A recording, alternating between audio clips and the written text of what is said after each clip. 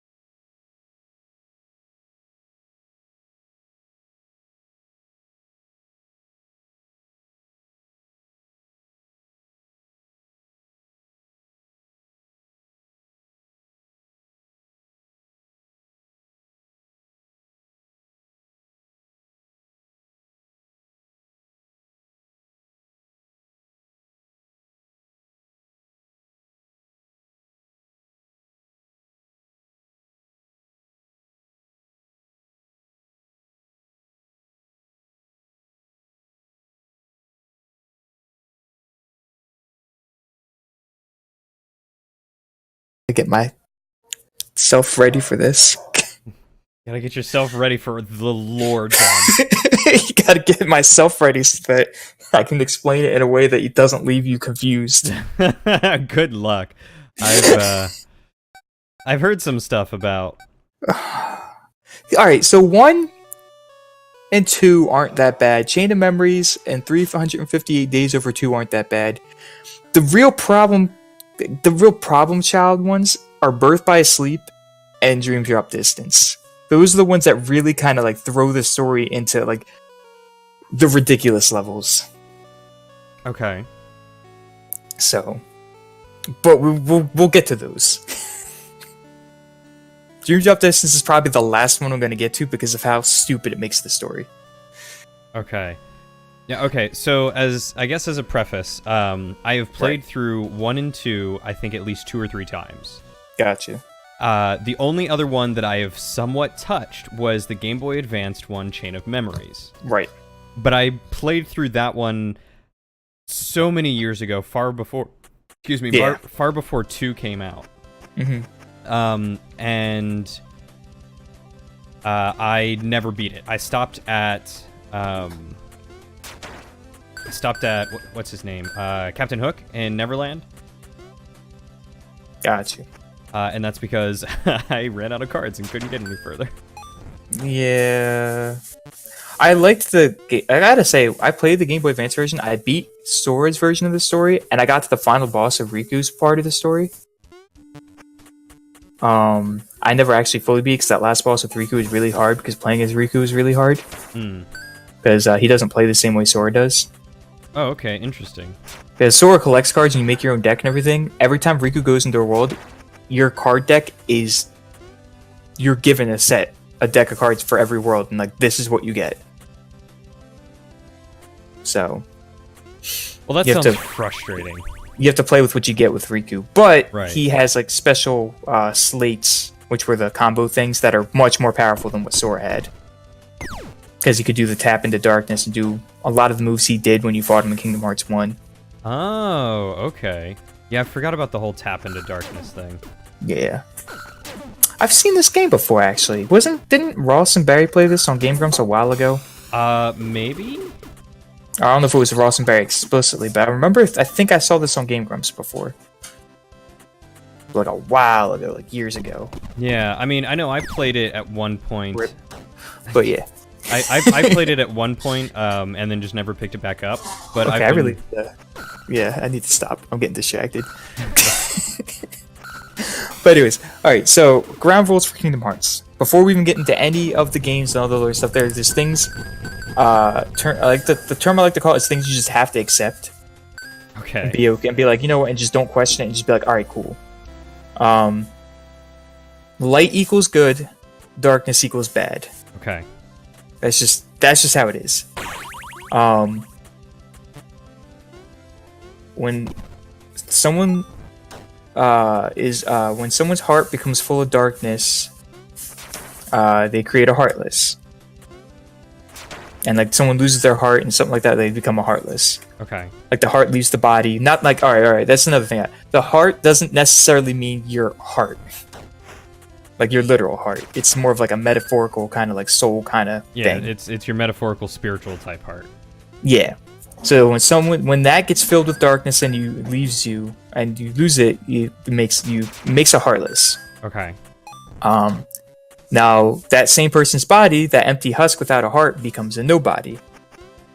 Right. Okay. And if that person's will or if that person's power was strong enough, then instead of becoming some sort of creature, their nobody form will resemble like a person. Ah. Okay. Which is where the organization comes into play. Right. The first Organization 13 that you get a brief glimpse of it at the end of Kingdom Hearts 1 with Mickey. And then you... Well, they don't even mention that at all in Kingdom Hearts 1. No, but they dress him up and everything. No, they don't mention anything at all about the organization in Kingdom Hearts 1. No, but they dress up Mickey, don't they? He's wearing the whole, like, Organization 13 black hoodie and stuff. That's in 2. Really? No, at the end of 1, he's not wearing a shirt and he just has pants on. Oh, so typical. And we'll get to why that's important in 0.2 of Fragmentary Passage. Oh, God, okay. I like how you have such a specific number. No, that's literally what the game's called. Kingdom Hearts 0.2 of Fragmentary Passage. Because when Birth by Sleep came out, it was supposed to be 0, but then Union Cross came out, and that's Kingdom Hearts 0. So now Birth by Sleep is like 0.1 in the storyline. God, that's absurd. Did they have to rebrand all these? It's more like a lot of stuff happened, and the more I didn't think he was going to get as far as he did with it and realize how much of a story he was going to make it. So he had to go back and retcon a lot of stuff from the original games. That's disappointing. It worked out in the end. Like, if you do enjoy it, like I enjoy, as much as I don't really care too much about the gameplay and a lot of the Disney stuff in it, I still like the story, like the main like Kingdom Hearts style of the story it is, but it's definitely hard to get into, mainly because of marketing and branding on these games is just terrible. Yeah. But anyway, so yeah, make the nobody, and if they're powerful enough, it looks and resembles a person. It's just they don't seem to have any emotions. Okay. I feel like Roxas had emotions, right? We'll get to that. You're gonna be hearing that a lot.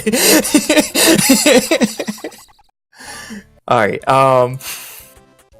Oh boy. So, yeah, boy. Now here's where I'm gonna tell you this now, and it's a major spoiler for Dream Drop Distance and for the series later on. But I have to tell you it now because it's one of those things you just don't question, have to be okay with. Otherwise, you're gonna question it when it comes up. When you defeat someone's Heartless and you defeat someone's Nobody, the original person comes back to make their somebody. Okay. So just keep that in the back of your mind. Okay. So if you defeat their Heartless and their Nobody, their somebody comes back. They get their heart and their body back. Gotcha. Okay.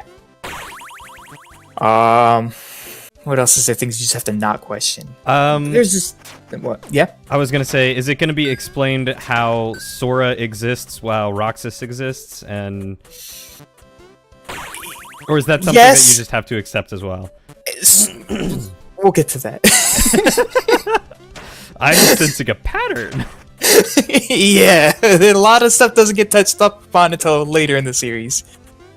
Okay, so we'll just start off now. So yeah, darkness bad, light good. Lose your heart, heartless. And then the empty husk of a body becomes a nobody. Strong enough, resembles a person. Doesn't have emotions but seems to. And then when you defeat them both, bam, there's somebody. It's so dumb that they call it a somebody, but you become a person again. I'm somebody. Yeah. Okay. Be somebody one day. Yeah. Really. So yeah. All right. Story starts off. Kingdom Hearts 1. So you got 3 kids on a beach. You got Destiny Islands. You got Sora, Riku, Kairi. And they're all, we're best friends with this, we're gonna build a raft and get off these islands. For some reason, Sora's mom's in one scene, never mentioned for the rest of the games. Yeah, I've always wondered that. I for a long time, I thought I imagined that. I was like, nope, that was totally a scene. God. And you find out later in Kingdom Hearts 2 that there's a whole other island with like a village and everything. Yep. Yeah, they're not shipwrecked on Destiny Island. Nope. That's just where they go to hang out during the summer. Yep. It's great. Yeah. Okay. So yeah, Destiny Island. So you got the 3 friends. You got Sora, Riku. They're like best friends. They're pretty much brothers. They've known each other since they were like born. They're best friends. They're also rivals because, like, who better to be a rival than someone who's pretty much your brother? They got the Naruto Sasuke going on. Or, like, except not really the Naruto Sasuke because they actually, are friends. Right. But at the same time, they want to beat each other and stuff. And Riku's a bit older, so Sora's just like, Riku's better, but, like, I want to prove I'm better, too. Nice. Anyways, I was just watching you beat that dude. And then you have Kairi, who... It doesn't start off on the island. She comes in later, and then they kind of like fight because it's just like, Kairi, you girl, and this and that. And I love her, but though it's pretty much clear throughout the series that like Kairi is a blank slate of a character. Yeah. Has no personality or anything, which is a damn shame. And then you will find out if they actually change that in 3, maybe. Oh yeah, that's fair. So maybe I won't be going over 3 at all. Yeah, that's the other thing we should establish. You're not. Yeah, I'm not going over 3 at all. Just everything up until 3 because you want to play 3. Yes, and I don't think you could. Also, when you get a PS4, get all the other remixes and stuff like that. Though that's a lot of games to play through, but like you can still play them after I tell you the story. I'm just figuring this will get the story out the way so that when you can play 3 and not have to worry about having zero idea what is going on. Right. Yeah. Because chances are... Trust me, you will have no idea what's going on. Yep, and chances are I won't be able to play the remixes or the other ones for a long time. Like, I still have to get a PS4 eventually to be able to play. Right. So anyways, yeah. But anyways, alright, so...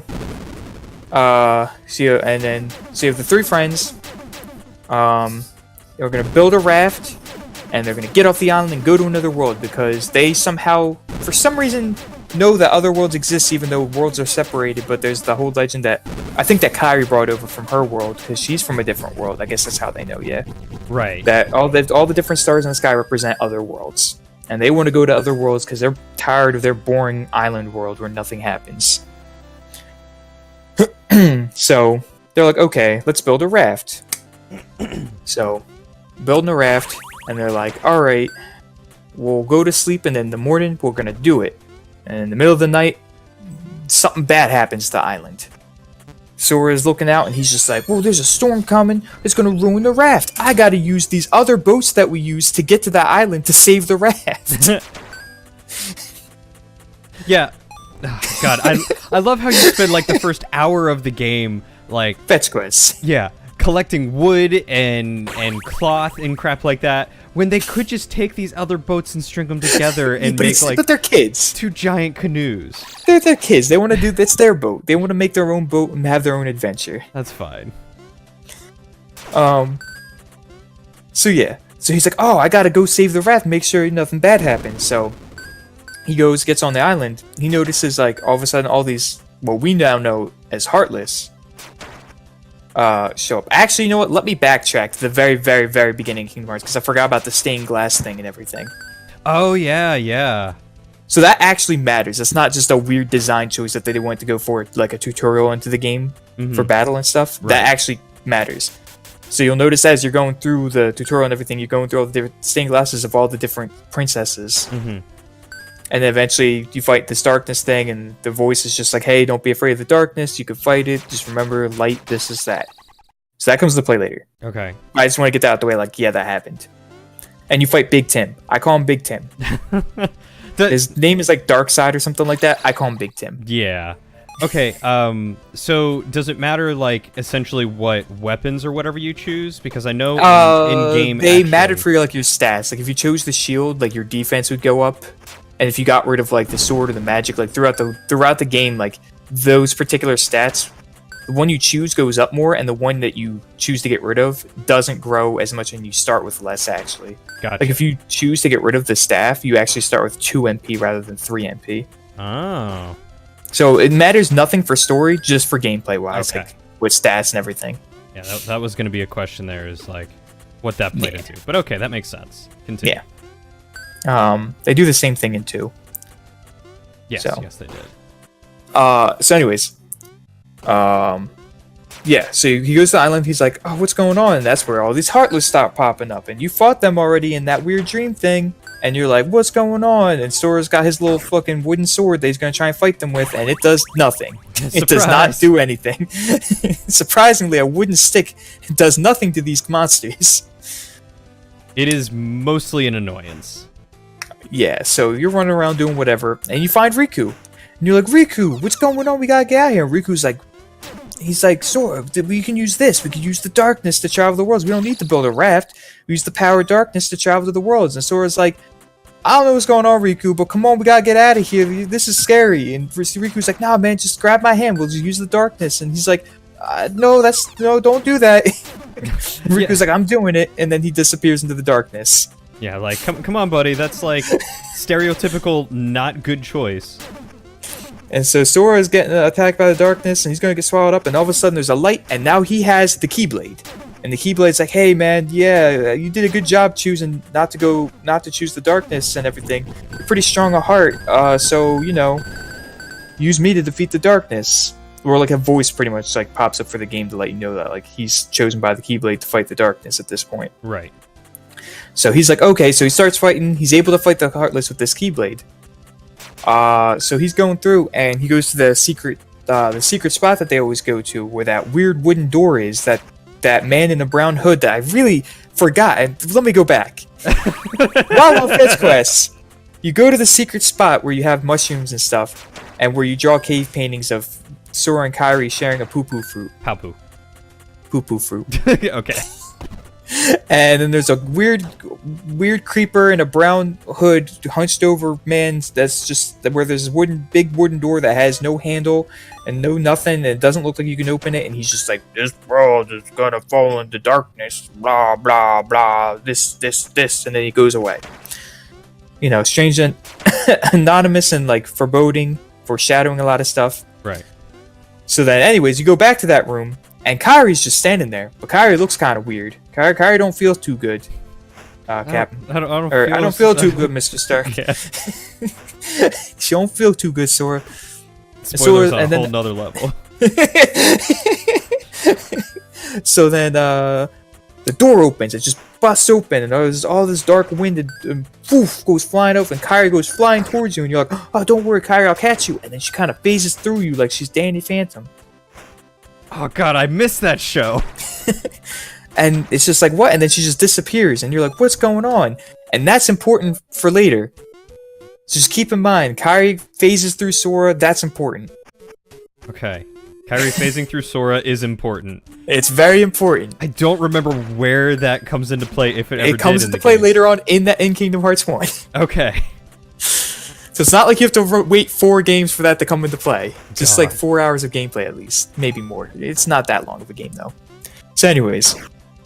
So Yeah, and then Sora's like, what's going on? And then he has a showdown with Giant Tim again as the island's pretty much getting destroyed by this darkness. And he beats him, but then you get sucked up into this big darkness thing, and then pretty much what happens is the darkness overtakes the world, and the world falls to darkness. But seeing as how you are strong of heart enough, you survive this, and ended up going to Traverse Town. Okay. Which, for reference sake, since it pops up in all these other games, Traverse Town is a unique world in the sense of it's not a world of its own. It's mainly, as you know, the name implies for Traverse, it is a in-between world kind of place where people who lose their worlds and who are lost kind of end up at. Mm-hmm. So that happens with Sora. Meanwhile, over at Disney Castle, because Disney, Mickey goes missing. Right. He leaves a letter for Donald and Goofy. He's like, hey, there's a lot of weird stuff going on, and darkness, and worlds disappearing, and I'm gonna go figure this stuff out. You guys need to go find the Keyblade wielder, and follow him and make sure you help him out. So Donald and Goofy are just like, what? We gotta go find this Keyblade wielder, and we gotta find the king, because even though the king said don't worry about him, like, they're gonna worry about him. He's the king. Of course, yeah. They're the royal guard. That's what best friends do. Makes sense. So they go to Chip and Dale, they get the gummy ship, and they go off. God, I love Chip and Dale in that gummy ship. And they land in Traverse Town. And they bring Pluto with them because... Why not? Pluto's an anomaly in Kingdom Hearts because I don't understand how Pluto does the things he does. Pluto's a plot device for Kingdom Hearts. Yes. I will say that. he shows up at the right time to do the right thing. Yeah. So Sora wakes up to Pluto looking him in Traverse Town, and then Pluto runs off. Meanwhile, so Traverse Town, the whole point of Traverse Town is you're playing a wild goose chase with Donald and Goofy. They're trying to find you, and you're trying to figure out what's going on. Right. During that, you run into Leon, or Squall. I prefer Leon. You run into Leon. I'm calling her Yuffie because I know that's not how you pronounce it. Oh god, Yiffy? So you had the Leon, Yuffie, and Aerith as Final Fantasy characters.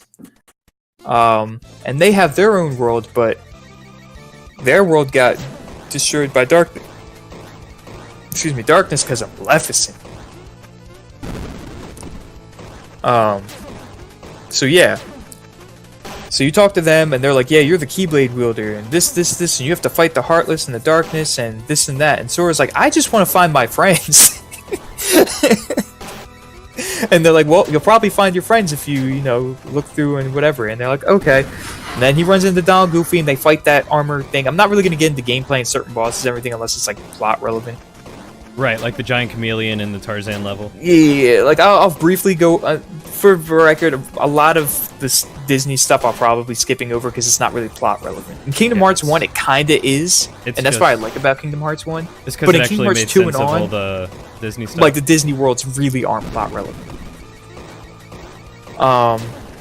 So yeah, like Traverse Town, they end up beating up, and they're just like, they see Sora, they see the Keyblade, they're like, oh, you're the guy we're looking for. And Sora's just like, okay. They're like, yeah, we need to go with you because we need to find the king. And Sora's like, well, I need to go find my friends. And they're just like, well, we could do that, both of those things together. Why not? Because that makes sense. They're not going to be in two completely different areas. Yeah, I mean, still, they were charged with following the Keyblade wielder anyway, so yeah. So like, okay, and they start their merry trio of adventures. And you can go to Alice in Wonderland, which has like no plot relevance whatsoever.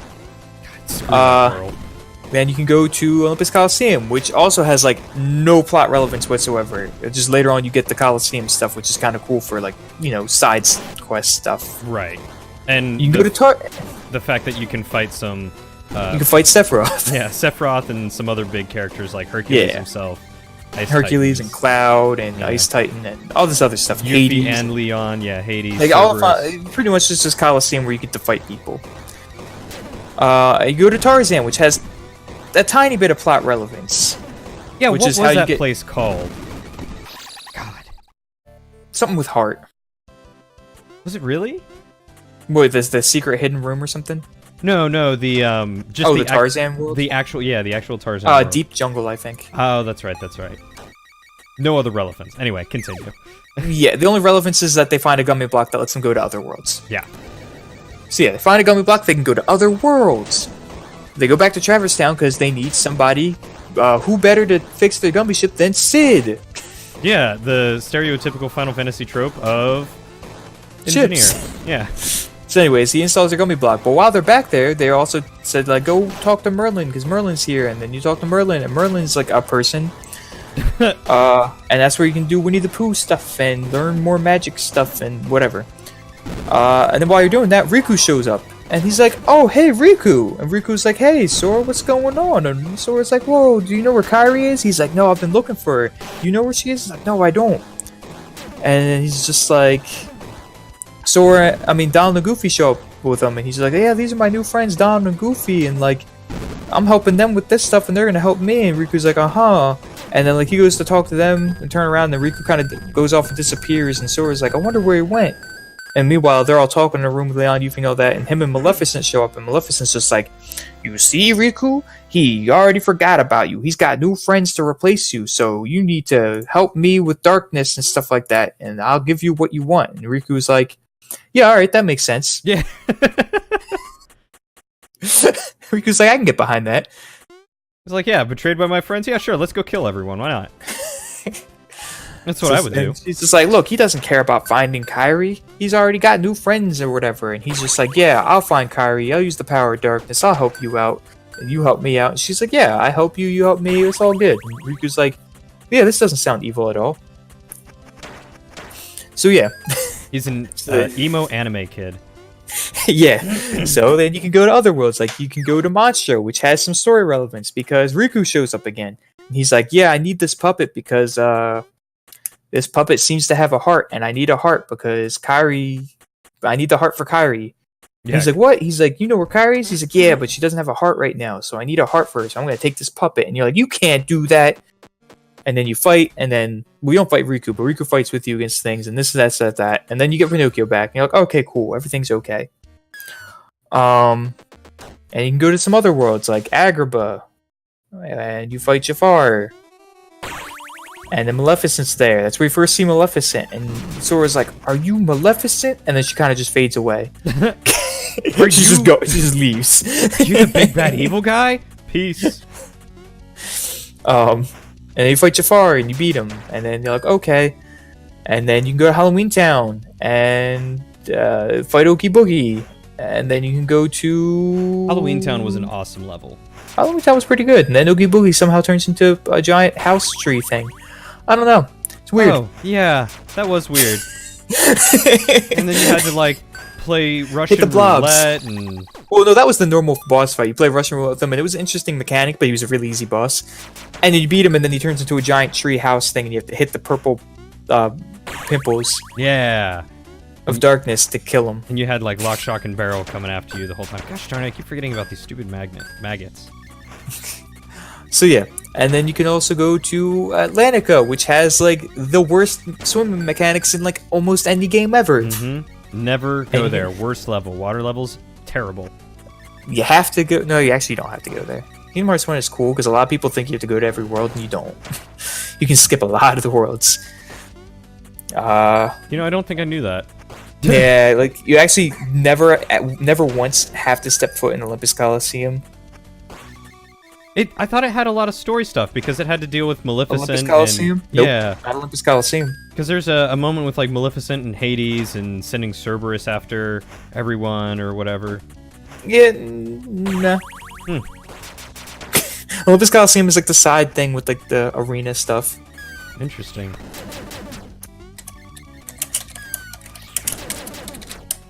Oh, hit 2.5 million. Anyways, that's awesome. Yeah, good for them. Yeah, it's ridiculous how fast that thing's going. Hey, Anon. I'm really not surprised, though. They've got such a huge fan base that loves what they do so much. Oh, yeah. I'm surprised no one, at least when I looked, no one had picked up, like, the 20,000 one.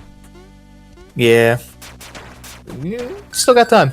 It's only been a few hours. Maybe not everybody knows yet. That's true. The people on the other side of the world who are sleeping. Yeah. So yeah, Atlantica, No real story relevance except for the fact that King Triton knows about Keyblade Wielder and knowing about traveling different worlds and the secrecy and everything like that. But yeah. Hey Jay, hey Anon. Yeah, hi. Welcome to the confusion. Yeah. We're about halfway through Kingdom Hearts 1. Yeah, welcome, and we're only 30 minutes in, so I think we're making some good time. Making good time. But yeah, so Mike is explaining to me all of Kingdom Hearts lore in probably a few hours. Excluding 3. Hey, thanks Anon for the resub. Welcome back to the adventure, my friend. Yeah, excluding. Ooh, that is close to a holy number. Oh, that is close to a holy number. One more month and you get 2 2s. I'm really disappointed because this month's my birthday month, and you guys don't get the holy number in it. Yeah. So yeah. Alright, so Atlantica, no real story or anything. So the next story relevant is Neverland. Neverland is actually story relevant. Yes, and it's not really Neverland, it's really just Captain Hook's ship, and then like the clock tower at the end. Yeah, a really difficult boss fight. Which one? Clock tower. Well, that's optional. Yeah, but still very difficult. But yeah, that's a side secret boss thing, but yeah. That's actually the only secret boss I've beaten in that game. I don't think I ever beat that one. I can't recall. I've never beat Kurtziza, I never beat Sephiroth, I never beat the Ice Titan, only beat the Phantom. Never beat Sephiroth, did beat the Ice Titan and Gesundheit on the last, or the third one? Kurtziza, it's the one from Agrabah. I don't know if I... Oh, you know what? I think I maybe had... The one I have to talk to the magic carpet and go out to the desert, and he's that weird snake-armored scimitar-wielding dude. Yeah, I think I did fight that one. What happened was, like, there was a competition, and, like, a fan won an award, so they named a boss after him. Oh, that's cool. Mm-hmm. Wait, they had a fan of Kingdom Hearts in the first... What? Yeah, I don't know. Or it was some sort of competition, I think, with Squaresoft or Square Enix, whatever they were called back then. And he won, so he got a boss named after him. Oh, okay, cool. Anyway. Yeah. So anyways, you get to Neverland, and Peter Pan's there, and they get locked up with Peter Pan, and Peter Pan's like, hey, I can make you guys fly. And Donald's like, fuck, you can't make me fly.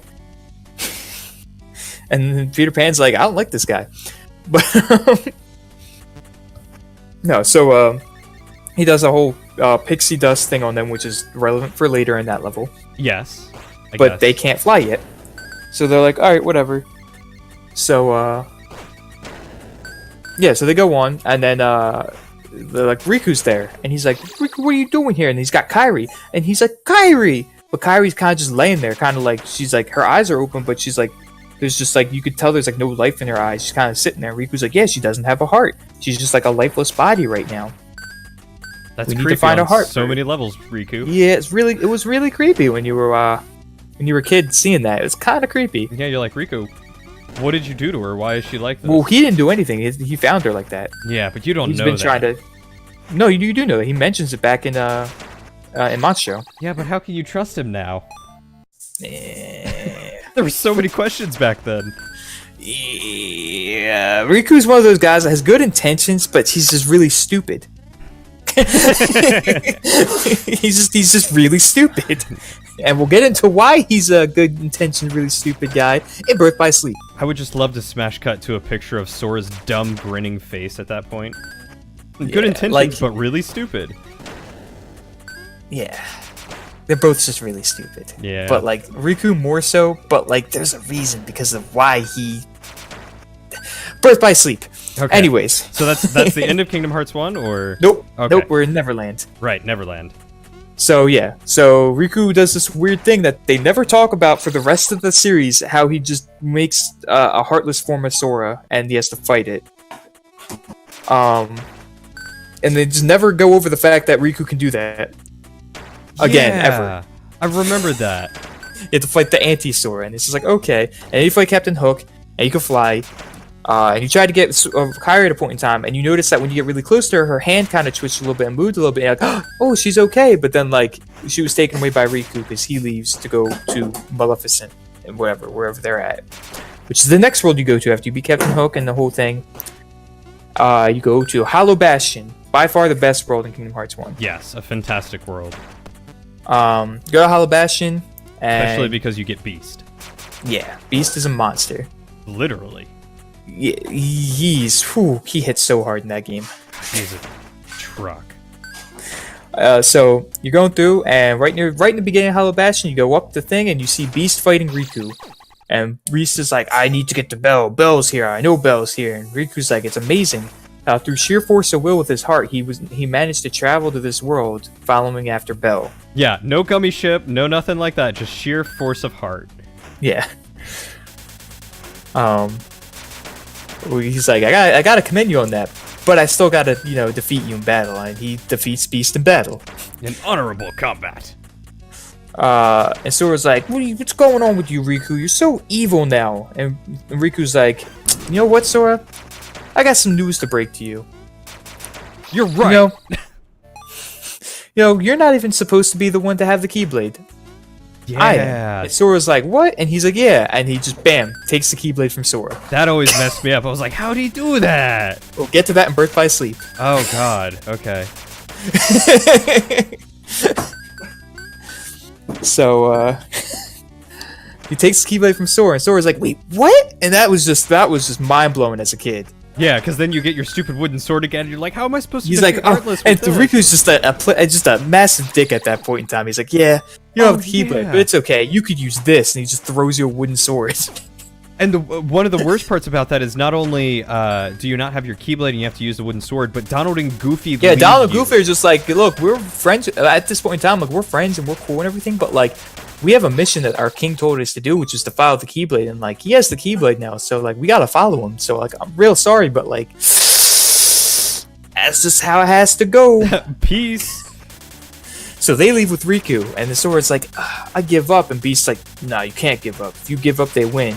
You just gotta keep fighting. And Beast stands up, and he's like, I'm gonna keep going in there and fighting for Bell. And Sora's like, yeah, you know what? Me too. So you go. I'll fight for Bell too. Let's do it. You party up with Beast, and you go into Hollow Bastion. And you get into the castle, and then there's a cutscene, and Riku's like, you're back, and then, like, somehow Beast is a fucking idiot. And he sees, like, what's clearly an illusion of Bell made by, like, Riku with the power of darkness, and he runs after it, and the door closes, and now you don't have Beast. Yep. And Sora's like, oh, man. And Riku's like, kind of tired of you chasing after me, Sora. This, that, and, like, you don't have this, you don't have the Keyblade, this, that. And Sora makes, like, a friendship monologue, and then Riku goes to attack him, and Goofy protects him, and he's like, you know what? Yeah, friends. And Donald's like, yeah, you're right. Donald, the guy who will never heal you throughout the entire game, is like, yeah, my friends, I want to care for them. And then Riku's like, whatever. And then Sora's like, yeah, friendship. And then the Keyblade's like, you know what? You're right. Why'd I choose this emo kid? And he goes back to Sora. So now Sora's got the Keyblade again. And then Riku's like, whatever am I to do? And then he pulls out his own weapon, and then you fight him. And then you beat him, and he runs away. And then you gotta solve a series of complex puzzles that aren't that complex, and then you go and you fight Maleficent. And Maleficent's just like, I'm kind of really tired of you getting in the way of me doing this stuff.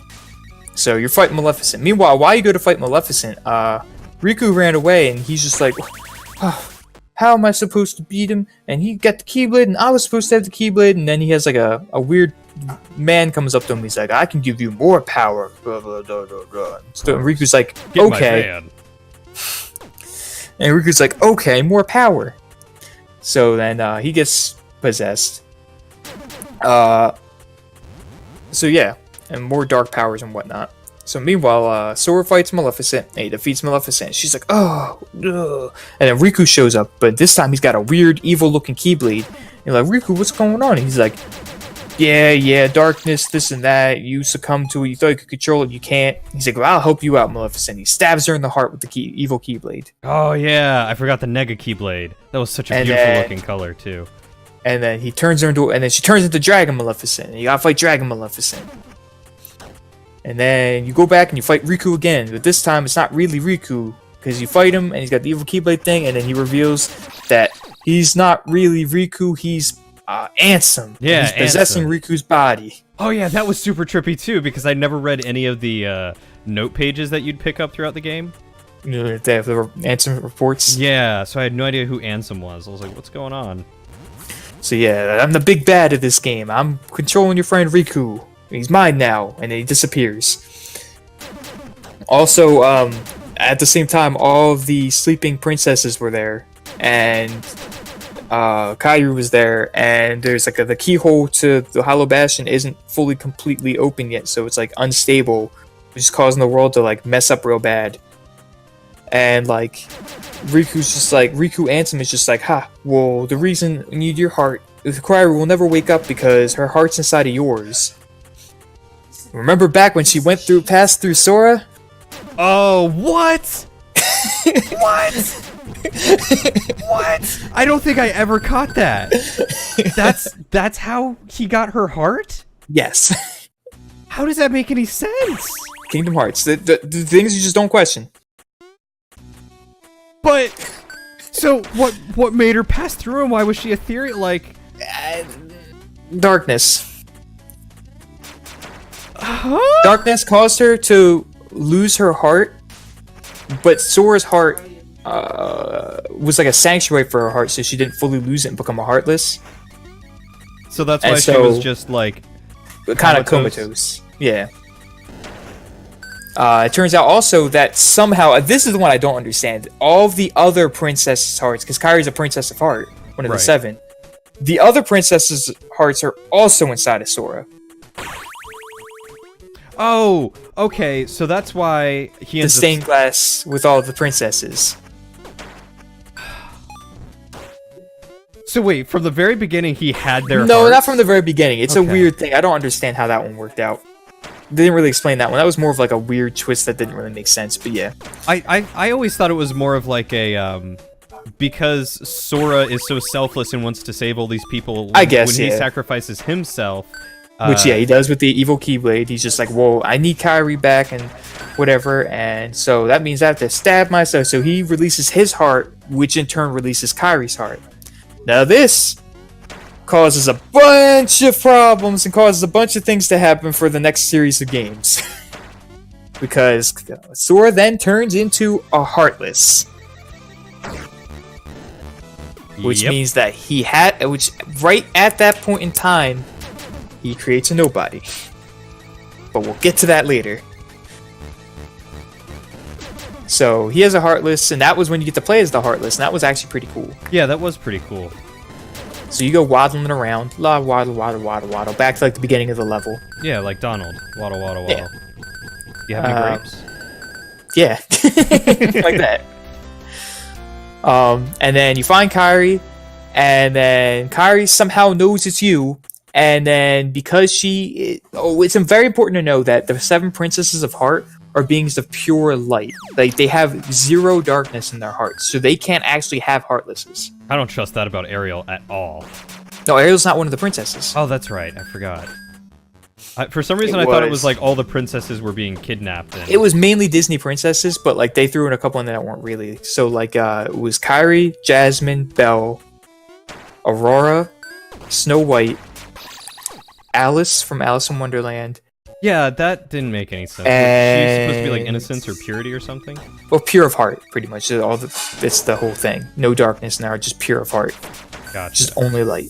Interesting, okay. And another princess, who was it? Belle? It's gonna kill me, and Cinderella. Oh, Cinderella. Yeah. So that was the 7 princesses of heart. But yeah, so you Sacrificer wakes them all up, and they all get out of there because the world's kind of like falling apart. Because the unstable key thing, and it's letting Heartless just come into the world, and that's where like Maleficent had been working on it and like causing a bunch of stuff. So everybody's going to leave. So you catch up to everybody as your Heartless thing, and then bam, Kairi, you turn back into Sora somehow through the power of pure princess light, whatever. They've really never explained how that worked, but whatever. Oh, it's because she's so pure of heart that she returned you back to your original state. Sure, why not? Even though you don't have your heart anymore. But you do.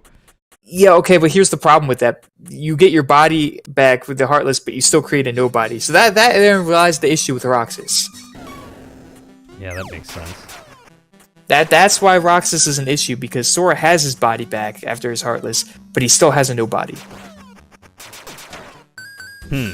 So... Which no one knew it was really an issue until in Dream Drop Distance, when they do the whole reveal of once you beat a Heartless and Nobody, the person comes back, and everybody's like, but wait, Sora did that, but he never had to have the. So that's why the whole Roxas can like exist while Sora exists at the same time, kind of deal. Oh, so typically Typically original that body- can't happen. Gotcha. So And the same deal with Kairi and Naminé. gosh. So really, it was just so Naminé was Kairi's Nobody. Oh, okay, because her Yeah, heart but was because gone. she never can't create a Heartless, when her heart was lost, she went comatose, and there's other things. She also created a Nobody when her heart went into Sora's. I will say Naminé is great at drawing. Naminé is an actual character. What? Like the actual character is in like not like Kairi. Has like a personality and everything. Oh yeah. Well, so what you're saying is Kairi is actually the Nobody. Yeah, Kairi's the Nobody. There are 4 female characters in Kingdom Hearts, and like Kairi's the worst of them all. So, well, female main protagonists of It's the like series. Shauna all But yeah, over again. don't even get me started. Anyways, so, yeah, so you get your ride back, bam, everything's all cool, yeah. So you go back to Hello Bastion because it's just like, look, that we need to set things right. We need to stop Ansem. And we need to, fix this world. So you go back. All the princesses are like, we're here holding on to this, keeping this world from falling apart. We need you to seal the keyhole. You can't seal the keyhole because it's not complete. Well, it was complete when you released all the hearts, so you have to go back to it now. And then that's where you fight that weird behemoth horn dude. Oh, and then, I love that behemoth. That's such a fun fight. yeah, he's really easy, but he's really cool. Yeah. So yeah, you do that, and then you beat Hollow Bastion, and that's when you have to follow Ansem to the final world of Kingdom Hearts 1, the end of the world. Which is really just, you go through a bunch of stuff, and then like you eventually, for some reason, fight Chernobog? Yeah, who is Chernobog and what was he from again? He's from Fantasia. He's supposed to be like an evil devil thing. Gotcha. He's supposed to be like Disney's version of like the devil. Okay. Yeah, because I noticed that it was just like this weird gargoyle thing that came out of nowhere. I was like, I don't understand this monster. Yeah. So anyways, yeah. And then you eventually make your way through it all, and then you get to Destiny Islands, but it's not really normal Destiny Islands. It's all messed up. Hold up a second. Okay. So yeah, you get to Destiny Islands, but it's all kind of messed up, and you realize that it's the Destiny Islands after it fell to darkness. And you're pretty much at the end of Destiny Islands, pretty much. Like, it's in darkness and whatnot. Right. So you're like, alright, well, here's the final showdown. So you fight Ansem. He's got his stand. His Heartless dude. And you fight it, and then things happen, and then he becomes a ship thing with a weird face. It's weird. Oh, yeah. God.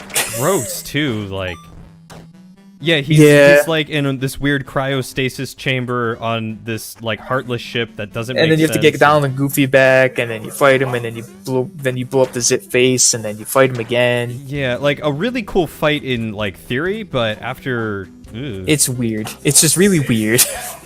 It's very Final Fantasy-esque of like weird ass like final boss multiple Without a phase doubt, kind yeah. of thing. Nomura, man. Anyways, so gosh darn it. so yeah, so you fight him and you beat him, and he's just like, yeah. Neither It's have I, been- Jay. Luckily, within the past year or so, I've replayed 1 and 2 with the final remix, so it's a lot fresher in my mind. God, is Kingdom Hearts 1 really 15 years old? 2003, I think. Jeez. I think. Let me look it up. Kingdom Hearts 1. No.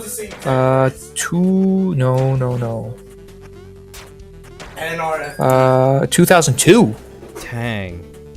Holy Oh, in crap. Japan. In Japan. Oh, okay. Oh, no, also in America. September 17th, 2002. God. It is an old game. I was 7 when that came out. Yeah. So, the time to learn. All right, and then you beat Ansem, and he's just like, well, you know what? I'm gonna open Kingdom Hearts, Oh, that's another thing to add to the list. Fuck. Things you just have to be. They're gonna say Kingdom Hearts a lot. There are multiple things in Kingdom Hearts, but none of them are the real Kingdom Hearts until they get to the point with the real Kingdom Hearts. But it's Real Kingdom Hearts? They mention Kingdom Hearts so many times, but nobody really knows what Kingdom Hearts is, and then you eventually find out later. So in Kingdom Hearts 1, you think that Kingdom Hearts is like this door that leads to everlasting darkness. Okay. And then Sora's like, no, it leads to light, and he shuts. Yeah, and then that's when it opens and the light banishes Ansem and he's defeated. And then what really is, it's not really Kingdom Hearts, it's just a gateway to the realm of darkness, which is a world in and of itself, of just darkness. Right. And on the other side of that door, Riku's there. All of a sudden, just somehow. Oh, it has something to do with like when he gets possessed by Ansem and he gets enveloped in darkness and he kind of himself falls into the realm of darkness. Oh, his so heart it's completely falls to darkness from being possessed by Ansem. gotcha. So it's Ansem's fault that he's there, and Riku Yeah. got trapped there, basically. Mm-hmm. Okay, that makes more sense. So, and he's just like, look, Sora, you can't. He's like, get on this side, we'll close the door. And Riku's like, we can't. We have people on both sides to close the door. So close it from that side. I close it from this side. And Sora's like, no, because then you're gonna be trapped. He's like, nah, don't worry, I'll find a way out of here. He's like, I'm not by myself. And then that's when Mickey shows up without a shirt on, and that's important. We'll get to that in 0.2. Okay. And he holds up his special golden keyblade, which is also important, and we'll get to why that's important in 0.2. Yeah, his golden keyblade. Okay. Which is actually not his original Keyblade, which you don't really figure that out about that until much later. You just think that that's his Keyblade, but no, it's not. It's not his original Keyblade. Oh, that's a big... Oh, I thought that was a turd. Yeah, it looks like the Digimon turds. So yeah. So together they close the door and seal the realm of darkness so that all the different worlds can't be, enveloped by darkness and fall and whatever, and they stop the flow of darkness that was being caused. But because of that, now Riku and Mickey are both trapped in the realm of darkness. And then Sora goes to Kairi, and Kairi's like, hey, what's going on? And then they have that, simple and clean. And It's the way you're making me feel tonight. it's hard to let it go. Because, the supply is anything but simple and clean. Yeah. And he's just like, you stay on the islands because you can't do anything and you have no personality and you would contribute nothing to the story, while I am going to go find Riku and the King with Donald and Goofy. Right. And that leads into Chain of Memories. Right, because Chain of Memories is between one and Chain of Memories takes place right after 1. So they waste no time. Immediately, get-go, you're in a field with Donald and Goofy. You've been looking for... Oh.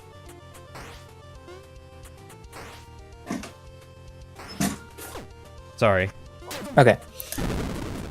Anyway, so yeah, you're on the search for Riku and the King. And so you're out in this field doing whatever, and then middle of the night, this dude in a black robe comes up to Sora, and he's just like, "Hey, we got what you're looking for. You gotta just keep going the way you're going, and you're gonna find what you're looking for." And Sora's like, "What?" And then he disappears. Jay's joining in on the singing. Yes. And then they eventually they keep going along the path and they find themselves at a place called Castle Oblivion. This place has important plot relevance, but we'll get to that later. Okay. I wish I could write down all the things that you're like, we'll get to that later, because I feel like we're gonna miss something. I mean, if you want to take notes, that's on you, but then you won't be able to focus on the game and whatnot. But no, totally not taking notes. I'm just gonna fight this giant poop crab. While I explain a giant poop game. No, I'm kidding. So, Chain of Memories, unique mechanics. A lot of people never got into it because of those mechanics. Yeah, the Kingdom Hearts 3 opens up with a bunch of openings, and the opening is a bunch of different cutscenes from different games. But trust me, it in no way, shape, or form will tell you what happened in those games or catch you up onto what's going on. You will be lost if you play that game and haven't played the other games. Trust me. You'll be like, who's this person? Who's that person? Why are we doing this? Who's this guy? What's going on? Yeah. Why are there 3 people standing in this? Oh, you've crossroad also of a only done desert 1 and with- 2? Oh, Jay, do I have wonderful news for you about to learn the Kingdom Hearts lore? Because 1 and 2 only scratch the surface. My wife has played them all. Okay. Well, you should get your wife to listen and make sure we're doing this right. Yeah, no, Eternal's right. This is important, but we'll get to that later. Kingdom Hearts in a nutshell. Yeah. It's literally Kingdom Hearts in a nutshell. Nomura's like, this is an important thing, but we'll get to that later. Okay. So anyways, yeah, Chain of Memories. So you go into this castle, you're like, what's going on? Dude in a black robe pops up, and he's just like, hey, yeah, you need to go through this castle to go through, but like, they had to implement the whole card system, so he gives you cards. Which, you know, when I think about it, it's really stupid that they held a whole card game system with it, and they didn't put Luciord into the fucking Castle Oblivion in that game. They didn't put what? Luciord, the guy from the organization that's all about gambling with the cards and the dice and everything. Oh yeah, yeah. But they didn't play him in Chain of Memories. It's a card game. I'm honestly surprised that they didn't do an American release of any trading card game. I don't know. Anyway. So anyways, yeah. But that's just my mini... I'm a little miffed about that. But I mean, I understand why it wasn't, because we'll get to that. We'll get to that later. We'll get to that in 358 days over 2. I almost bought that one family. A lot of trip people to don't Texas. like that one. I personally really like that one. I kind of Also because my favorite character is Roxas, so you got to play as him the entire game. I kind of regret not getting it because it was a choice between that or Locke's Quest, which Locke's Quest was fun and all, but that was a big Kingdom I'd Hearts say fan. you're not really missing out on a whole lot, but like, yeah. It's the gameplay wasn't very innovative or crazy or anything. I just enjoyed it myself. But yeah. Anyways, yeah. Back to Chain of Memories. Stop getting sidetracked. Anyways, Sorry. I want to get this done tonight, for your sake at least. So yeah, Chain of Memories. So yeah, he hands you a card. He's like, you're gonna go through these worlds. This is the Castle of Memories. As you go through, you're gonna remember a lot of things. You're gonna forget a lot of things. And you're gonna go through memories of worlds you've been to before. And Sora's like, what are you talking about? And then he disappears. So, yeah, pretty much, Chain of Memories is pretty easy to sum up for the sense of most of Chain of Memories is just revisiting Disney worlds. Okay. The only important, the only time that anything important pops up is when the different organization members. So you meet Axel, you meet Larxene, Who? you meet Marluxia, and I think that's everybody you meet as Sora. I think you only meet those 3 as Sora. Oh, and Vexen. I was so close. So, yeah, so you meet those as Sora. So while you're going through, everything's going through, they're being real cryptic with their, come on, this, that, like, you're almost there, this, that, and the whole time you're going through, you're forgetting, like, everything. You're just losing your memories as you go through this castle. But they keep enticing you. All the different organization members keep coming through and enticing you, being like, hey, keep going, you're almost there. You're gonna get what you want when you get to the end of this. And then they fight you a couple times, too. And then throughout that, you end up, as Sora, you defeat and actually destroy the nobody of Larxene. Who's Larxene? And then she's the lightning girl. I'll send you a picture of Larxene. Okay. Yeah, because these Organization 13 members are going to be, like, completely new to me. I'll know almost no one except for Roxas, Axel, and Card Guy I kind of remember, and then there's Old Gray So that's Man. Larxene. Oh, Ant Lady. Oh, yeah, with the little antenna hair. Yeah. Yeah, okay. She uses the kunai stuff, and she has a lot of lightning stuff. Okay. So you fight her, you fight Axel, and you know Marluxia, right? Maybe? Send me a That's picture. a I don't picture, recognize yeah. the name.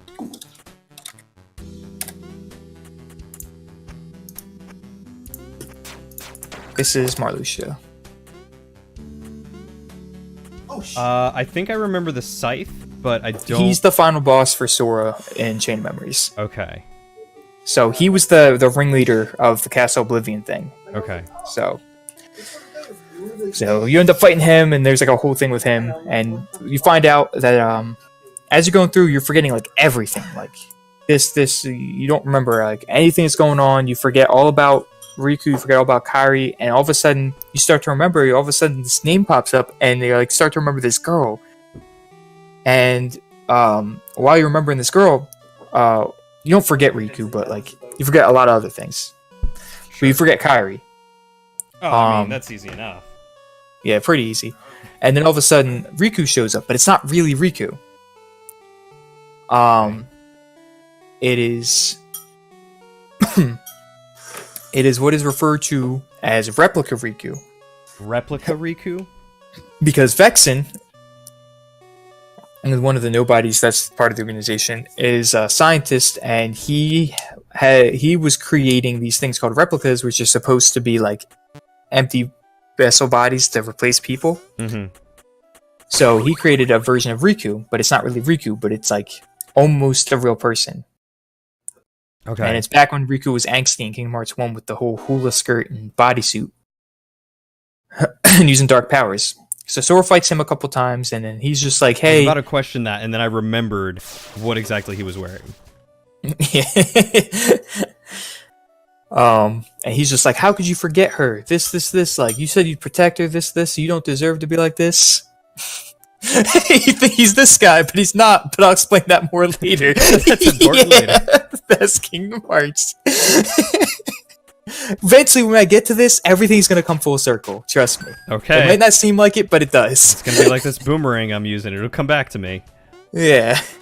Hopefully by the end of it, my goal is that you'll start to, if not fully understand, at least start to understand the lore. Look, man, I feel like you need a whiteboard, some red string, a bunch of pictures. Yeah. So yeah, Riku's like, the Riku replica is just like, how could you forget her? Like, you forgot her name, you forgot everything about her, you made a promise with her. And he's just saying, Sora's like, oh yeah, I forgot about Naminé. Now mind you, up until this point in time, this is a completely new person to you. You're like, who is this? Who the crap is Naminé? No, Kairi. You spelled Kairi wrong. Did they rewrite this? Yeah. So, and you're going through, and then Riku replica disappears or whatever. And then, eventually, the final world you go to is a world you've never been to before, and it's Twilight Town. Twilight Town. Why does that sound familiar? Is that in Kingdom 2? Hearts 2. Okay. Oh, right. Twilight Town is where Roxas is from. Mm-hmm. Okay. So, you end up in Twilight Town, and you're like, what is this place? What's going on? And then, that's where you have like a final showdown with the Riku replica, and then you beat him, and then you go and you have the final showdown with Marluxia. And you're just like, ha, we beat him. But then that's when you get to the end of it. And that's Scythe person, right? Marluxia? Yeah, Scythe guy. And then Axel shows up, and he's like, and you get to Naminé, and you find out that the organization's been kind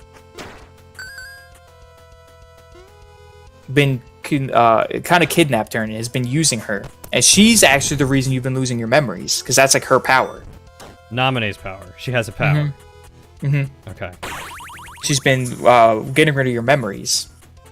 And she's like, look, I can fix you, but I need to put you into like a deep sleep for a while in order to go through and fix all your memories and crap. And Sora's like, okay. So that's why in Kingdom Hearts 2, when you find Sora or whatever, he's asleep and you have to wake him up or whatever. Gotcha. And there's more as to why that's important, but we'll get to that in 358 Days Over 2. But that'll come in later. Yeah. Well, we're not too far from that. We're pretty near the end of Chain of Memories. Okay. So Wow, now we go to game. Riku's side story. So Riku's in the Realm of Darkness. So after the whole events of Kingdom Hearts 1, him and Mickey are in the Realm of Darkness. He almost completely falls to darkness again. But the voice of Mickey kind of saves him and keeps the light in him. And meanwhile, the whole time this is going on throughout Wait, Chain of who, Memories. Riku or Huh? The voice of Mickey saves Riku or Sora? Saves Riku Oh, okay. from like falling to darkness. Gotcha. And, meanwhile, this whole time, like Ansem's not fully gone from him. Like part of like Ansem is still gonna like be part of him Right. because of that stuff. So and Ansem constantly in fight for control of Riku's body. Okay. So he keeps taunting him like and goading him like, come on, just use the power of darkness. You're too weak if you don't use the power of darkness. This. And so Mickey's voice is just like, no, don't give in. You're strong enough without the darkness. You don't need it. You can use the power of light or whatever. And Riku's like, yeah, all right. Yeah, whatever you say, Mouse Boy. He's just like, yeah, Mickey, you're right. And then like you go through like the B levels, like the underground, I guess, levels of Castle Oblivion is Riku, and there you fight Laxeus and Zexion, who are other organization members. And as Riku, you end up killing Laxeus in a fight. Killing? Like, you defeat his nobody, destroy his Oh, nobody. okay. With technically killing him because he's a nobody and we destroy it. And I'll send you a picture of Laxeus and Zexion because I know you don't know what they look like because you have to do the Riku side mission to even know who they are. Yep, and I never did that. That's for sure.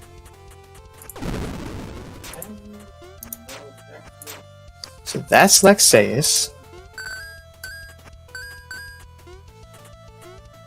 Big tough boy with big sword. Okay. Big tough boy, big sword. Yeah, you fight him, you beat him, and then Zexion's there. And Zexion is another scientist kind of guy. And he's a bit younger than the other members, and he's got a book. Oh, That's not his a weapon. book. Okay. All right, emo hair, book, gotcha. So yeah, Where they're is with his the- glasses? Is he a librarian? No. So yeah, so they're doing that thing, and so Riku's going up through it, and he meets Replica Riku because Vexen takes some data, some stuff from Riku, and creates Replica Riku from Riku. Oh yeah, Vexen. Let me send you a picture of what Vexen looks like. Oh yeah, I don't think you did that. Vexen's got a shield, and he uses ice stuff. Okay, that person looks somewhat familiar, but maybe I just saw pictures of him somewhere. He shows up in Chain of Memories here and there, so you probably remember him from that. So anyways, yeah. So, so Riku's going through that, and he's like, okay, and he's going through organization members and trying to, like, find Sora because he knows Sora's here. Okay, he figures out that Sora's here somewhere, so he's trying to find Sora. And he remembers Sora, right? Of course, yeah. Because Okay, Namine's only affecting Sora. Gotcha. Because it's not the castle, it's just Namine. Right, so Namine's power is just to affect Sora. No. Her powers to affect the memories and stuff like that, but she's being controlled by the organization to affect Sora's memories and wipe his memories because they want to use Sora as like a pawn for them. Okay. And if they wipe let me his memories guess, clean, that's then he's pretty important, much a but it'll blank come back slate. later. Hmm? I said that's important, but it'll come in later. Why they're wanting to use him as a pawn? Yes, actually. Yeah, it actually will. Multiple times, actually. Okay. So they want to use him as a pawn. They're using Namine to erase his memories, so that way he's a blank slate, and they can better control him. Yes. Gotcha. So Riku's going through the castle too, and he's just like, I gotta find Sora. So he's going through his whole thing, and there's the whole replica thing, and he's like, you're not me, I'm me. And the replica's like, I'm me, he says. That's so anime.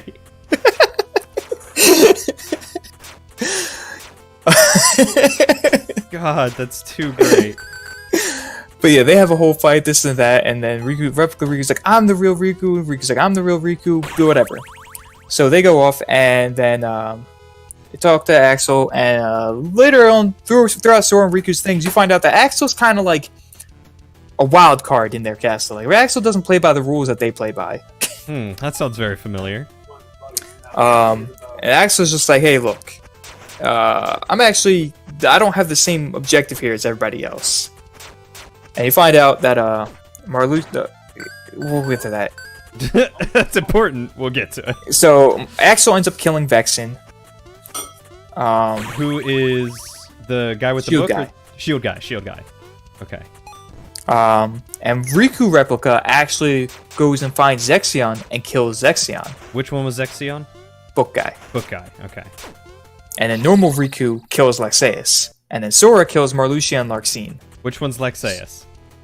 Laxeus is big guy, big sword. Big guy, big sword, and then Larxene is Ant Lightning Girl. okay, Antenna Girl. And Marluxia is Flower Petal Scythe guy. Gotcha. Okay, Flower Petal Scythe guy. Fascinating. Interesting. He's very fabulous. you should have included their names with the pictures. You know, I really should have. I can edit that, I think. Okay. Are we gonna reference them more later? Am I? Yeah, I am. Okay. Then yeah, go ahead and edit I it. thought about it and I'm like, yeah. It's actually, they become relevant later. Okay. All right, so Riku defeats a few people, Axel defeats a few people, and Sora defeats a few people. So, in terms of body count, everybody that was part of the organization but Axel dies at Castle Oblivion. Okay, so that knocks Organization 13 down to how many people? They lose 1, 2, 3, 4. 5? Or no, Replica Riku doesn't count, does it? Yeah, so they lose 4 members. Okay. So they're down to 9. But they also kind of lose Roxas in a sense, so they're down to 8. Okay, so is that... How do they lose Roxas in Chain of Memories? They don't. They lose them in 358 days over 2. We'll get to that. Oh, okay. Okay, there. I've added names. Cool, thank you. The names are above them, not below them. Above them, not below. Yes. Okay, that makes sense. Alright. So, yeah. So, Axel goes to the nominee, and he's just like, "Hey, look, Marluxia's defeated. Everything's going on. You could leave. No one would know." And she's like, "What are you talking about?" And Axel's like, "I'm just saying, like, Marluxia was the guy that was running this place, and he's gone now. So, like, if you wanted to leave, I mean, who's gonna stop you?" And she's just like, "I don't follow." And he's like, "Look, just get out of here." Oh, even when she's not Kairi, she's Kairi. So yeah. So that's how, like, Nominee's able to, like, the sword gets there, and she's like, "Oh, okay." And then Axel's like, "All right, well, I'm out of here. So if you guys want to leave, you guys are free to leave." So that's when Sora gets to Nominee, and Nominee's like, "Hey, I gotta, put your memories back together, but it's gonna take a while because your memories are, whoo boy." You got some baggage to unpack here. So we don't even know the half of it yet. Oh god. Sora is just a jumble of, what the fuck? Is that why his mom never reappeared? Sora's got a lot of issues in Kingdom Hearts, man. And mommy issues aren't one of them, huh? No. Identity crisis is one of them. Oh, okay. So anyways, so yeah, she's like, "I have put your memories and everything together because it's just crazy." And then Riku gets to the very end, and he runs into Naminé, who's helping Sora, and he also runs into this guy named Diz. And this guy is just like wrapped up in these red like robes or whatever, and you can only see just one eye, and he's standing there, and he's like, "Yeah, I'm with Naminé, and we're trying to get Sora's memories back." And Riku's like, "I can help," and he's like, "Good, because I'm gonna need your help." And he's like, "Okay," he's like, "Cause we need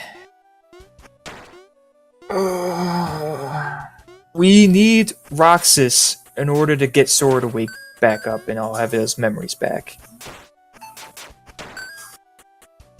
Oh. And we'll get to that later. 358 days over 2. Okay, so that's the end of Chain of Memories. So we've Yes. done one Chain of Memories now, 350. Also, at the end of Chain Memories, Riku has to fight Ansem again to gain control of his body again. And he's just like, "Oh, Power of Darkness." And then Mickey, even though Mickey told him in the beginning, "Don't use the Power of Darkness, you don't have to." Mickey's like, "Actually, you know what? You're strong enough where you could probably use the Power of Darkness and Light and have a good balance and be like the kind of guy who doesn't fall to it." And Riku's like, "You know what? I think you're right." And that's how Riku kind of can use the Power of Darkness but isn't evil. Fascinating. Okay, so And he's... that's Okay. Riku's Twilight Boy. He's the way. That's the Keyblade, the Way to Dawn, or something like that. Because it's like, instead of choosing the path of light, the path of darkness, Riku's like, "I'm gonna forge my own path," and he takes the Twilight path, where he balances both dark and light. Okay, I didn't realize that I had a tech tree I could go down. Now I regret many of my decisions. But yeah. So yeah. Now we get into 358 days over 2.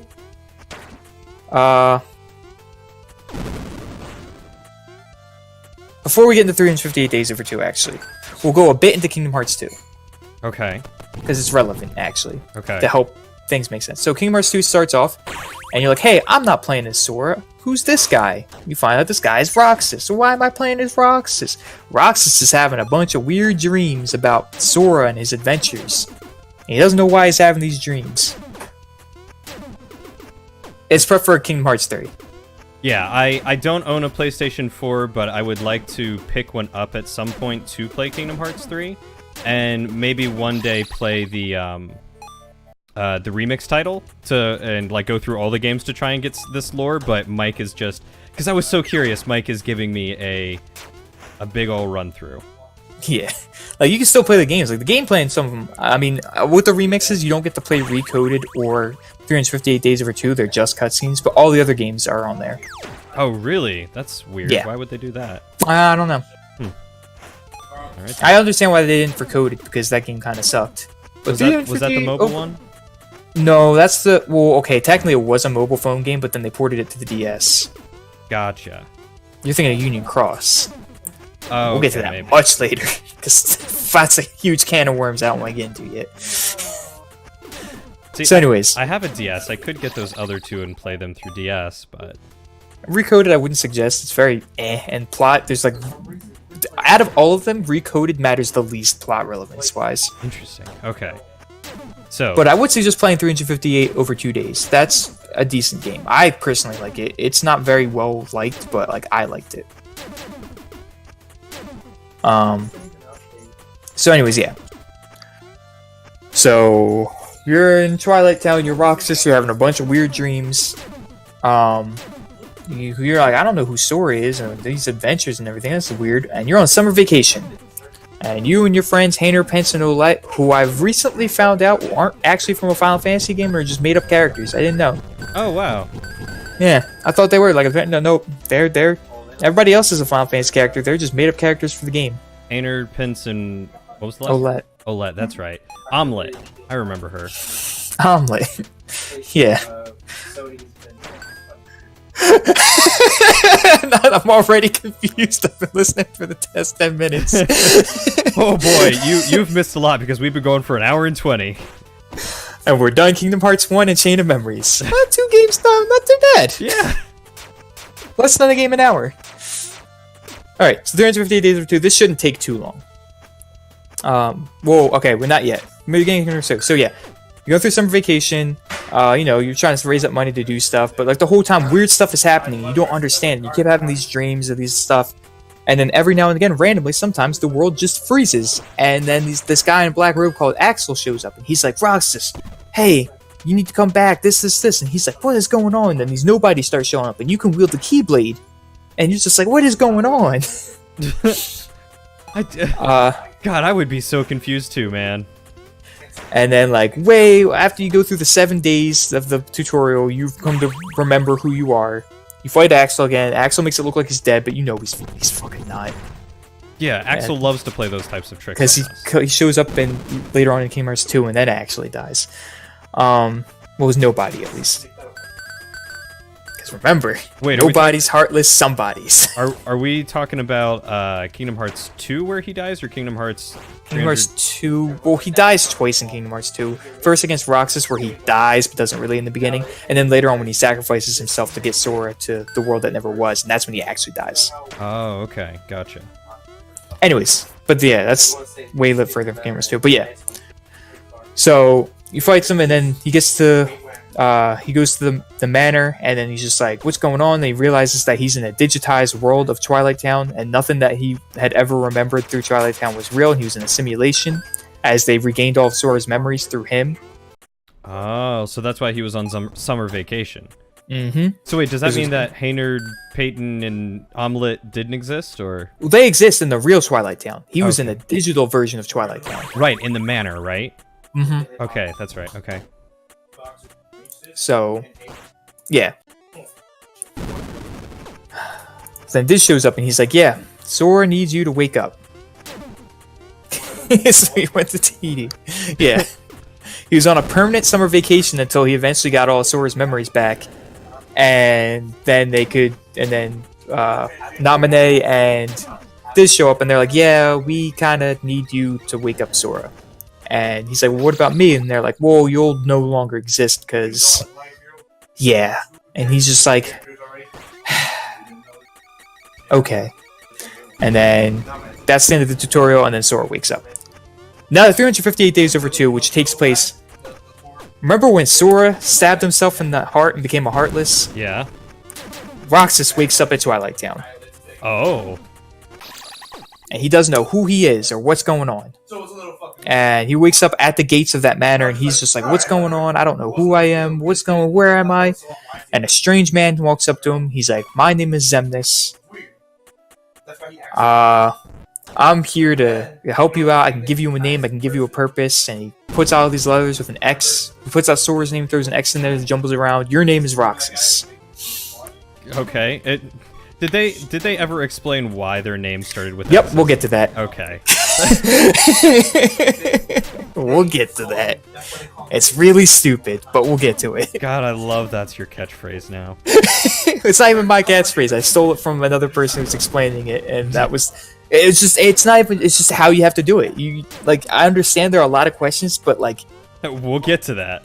we will get to it. It's just you got to go to it in a certain order, or else it really won't make sense. Okay. So yeah. So he's like, all right, and he joins the organization.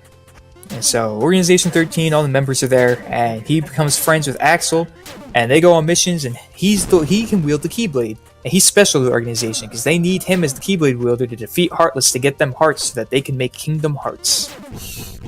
There's the Kingdom Hearts thing again. Mm-hmm. A thing that no one knows what it actually is. Not yet, at least. Yeah. Well, actually, no one really knows what it is. It's implied that somebody does, but who knows? So, God, okay, I just want to interrupt and say, you said the guy who made Kingdom Hearts did not expect to go as far as he did with the game, right? I don't think he did. That's just my theory. When he did Kingdom Hearts 1, he obviously meant to make more games, but I think it was during Kingdom Hearts 2 when he really realized that he could make an actual story out of this. So, yeah, Kingdom Hearts 2 was a bit iffy with the story, but after Kingdom Hearts 2, when we get to Birth by Sleep, that's when the story gets real out there. Jeez. Because I hope you like prequels. Yeah, there's nothing like episode 1, 2, and 3 of Star Wars. Yeah. So, anyways, you're the Keyblade wielder. You're helping out the organization by defeating Heartless. So the whole beginning of 358 over 2 days is you going out with different team members of the organization, defeating Heartless and getting to know them, pretty much. Oh, getting to know the members, not getting to know the Heartless. Gotcha. Yeah. And so you become friends with a couple of them, and then you and Axel become really good friends. You hang out all the time, blah, blah, blah, blah, blah. It's a dream come true. During that time, Axel's like, hey, I gotta go. I've been sent on a mission with a bunch of other guys to go to this place called Castle Oblivion. So I'll be back. So he disappears for a while, and you keep doing your mission. During this time, a new person shows up. The 14th member of Organization 13. Okay. And her name is Shion. Shion. I will send you a picture of Shion. Just spell her name too. Yeah, I will.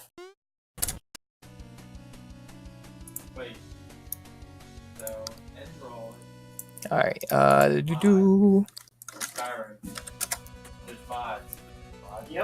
Okay. She looks like Yuffie. With a little bit of Kairi. You could also, yeah, that's important. Great. That she kind of looks like Kairi, but with black hair. We'll get to it. Also, her name is not S-H-E-O-N, it's Z. It's an X. X-I-O-N. There's that. Organization. God. We'll get to why her name's kind of funny in a little bit. Okay. So, yeah, so she shows up. And he's just like, hey, welcome the new member. Xemnas is like, welcome the new member of the organization. Her name's Shion. She can wield the Keyblade. She's going to be helping you out. She's Roxas member is like, 14. Mm-hmm. Wait a second. It's only 13 of them, I thought. We'll get to it. Okay. I'm not questioning. We'll just say, for all intents and purposes, Shion was like a backup plan for them. Okay. In case Roxas didn't work out. Gotcha. And also if they're playing with Sora and Castle Oblivion didn't work out. And there's a reason why the Castle Oblivion stuff at the same time as this is important to Shion because it matters extremely to her existence. Okay. And we'll get to that. So, this is that. So, Axel eventually comes back from his mission. He's the only one that lived, but you find out through cutscenes with Axel and Xemnas that his whole purpose, Axel's purpose for going there was to get rid of the traitors. Because Marluxia and Larxene and the rest of them were going to stage a coup and try to take over the organization. And Axel's whole purpose was to get rid of any traitors. Gotcha. And let me guess, we'll figure out why they wanted to stage a coup later. No, I never really explained it. What? Continue. I love how quiet you say that. They never really explain it. They don't. I mean, they don't. Like, but there's a reason why. Because if they did, it would. We'll get to it. Okay. Marluxia and Larxene are important, but they come, and so are a couple other. We'll get to it. Okay. It's really stupid. I hate Union Cross. So, yeah. So now Shion's part of the group of the Roxas and Axel, and they're all friends, and they go out and they eat ice cream all the time. And they're real good friends. They're best friends. They're nothing's gonna happen to them. Is it that sea salt ice cream? Yes. Ah, I've always wanted to try that. Then all of a sudden, Roxas isn't feeling too good a lot of the time. He starts kind of passing out a lot, and he's just incapacitated for a portion of time. I don't feel. I mean, Shion has to pick up the slack. Oh wait, Shion and Roxas become good friends. No, Roxas falls kind of like incapacitated for a while. Right, but you said that Shion and Roxas become good friends and go out on missions? Well, along with Axel and everything, yeah. Okay. They're all friends. Gotcha. So they're the trio of friends within the organization. And it's so kind of weird because they all seem like they kind of have feelings even though they don't. Or not supposed to, at least. So... Well, Axel doesn't, but Axel's like, it's kind of weird because Roxas seems like he actually has feelings, and so does Shion. It's kind of, it makes Axel feel like he has feelings too, in a way. So anyways. Okay, maybe not to answer this now, but they're all best friends. Does that make Axel's... Is Axel Riku, or is Axel someone completely different? Completely different. We'll get to him. Okay. Riku doesn't have a nobody. Was he ever heartless? Technically, no. Okay. That makes sense then, why he does not have a nobody. Okay, continue. Alright. So, he was possessed, but he never lost his heart. Got it. Okay. So, yeah. So, Roxas is gone for a while, and then Shion has to pick up the slack. And then, while Shion's picking up the slack and everything, all of a sudden this hooded figure comes up to her, and he's just like, I need you to come with me, and I need you to help me. And she's like, no, and so she fights him off, and he's just like, look, I need you, you shouldn't exist. I need to destroy you so that I can get my friend back. And then you find out that it's Riku. And you fight him off and you escape or whatever. And then a lot of weird stuff happens, and then Roxas wakes up, and then Riku goes to Roxas and stuff, and he's like, this, and that, and like, what's going on? And then Roxas finds out that Shion is also kind of a replica thing, and Shion is... The reason Shion exists is because they used all of Sora's memories that they took from him in Castle Oblivion, and they put them into her. Okay. And you find out that it's weird, and everybody sees her differently. So, like, Roxas sees her as how the picture is shown of her. How it's like, that's how she's supposed to look. Riku, when Riku looks at her, she looks like exactly like Sora. She looks like Sora. Okay. Because the thing about Shion is, you know how... So, quick tidbit to let you know. So, with the whole thing with the organization members, you know how it's somebody's name and you throw an X and then jumble it around? Right.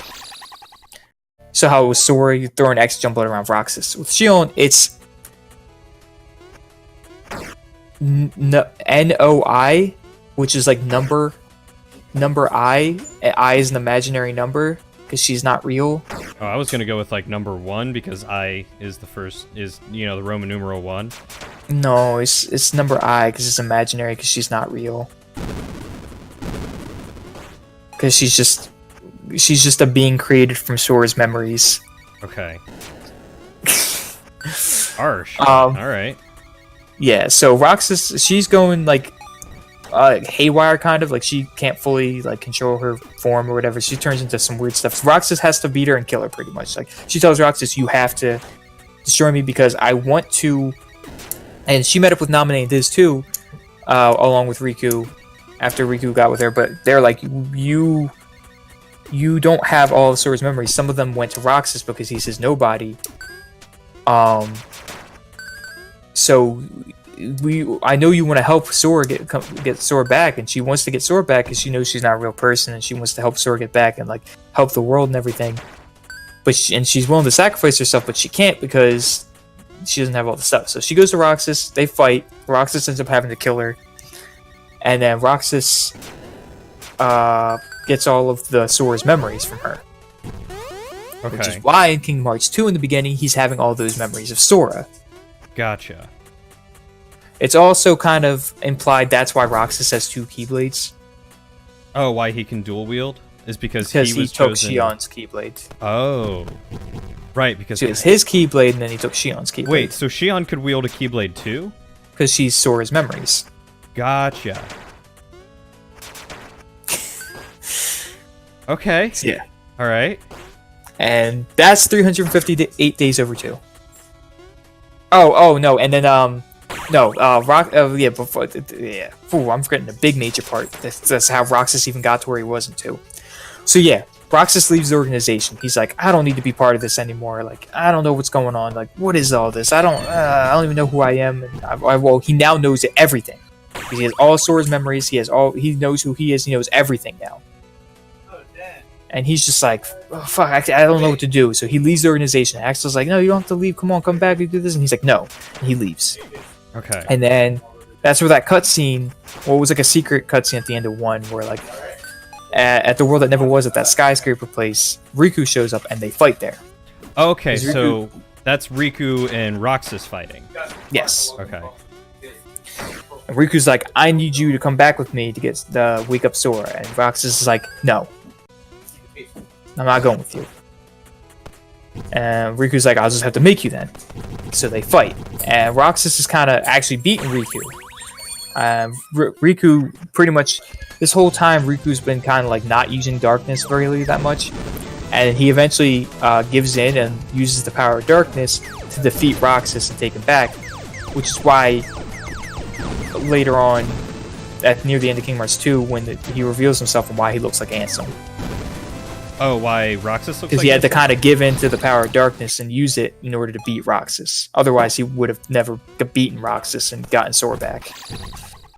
Okay, so the secret cutscene at the end of Kingdom Hearts 1, when they're at the world that never skyscraper thing, ends. they're and the fighting is skyscraper. Roxas and Riku fighting. Okay. Because Which doesn't even happen in 2. It's actually, so technically it's a cutscene for the end of 358 over 2 days, or days over 2. But like, it was meant for Kingdom Hearts 2. Okay. God. Okay, so when Riku lets the power So of darkness... Riku this whole time has been working with Naminé and Diz Okay, to get Sora's memories back and wake him back up. who's Diz? Like, I know you mentioned him, but We'll like, get to it in Kingdom Hearts 2. in Kingdom Hearts 2. Wait, do we meet him in 2? I don't recall. Yes.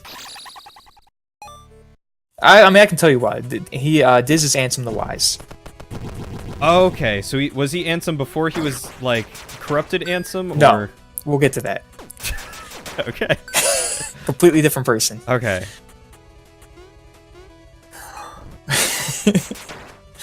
So yeah.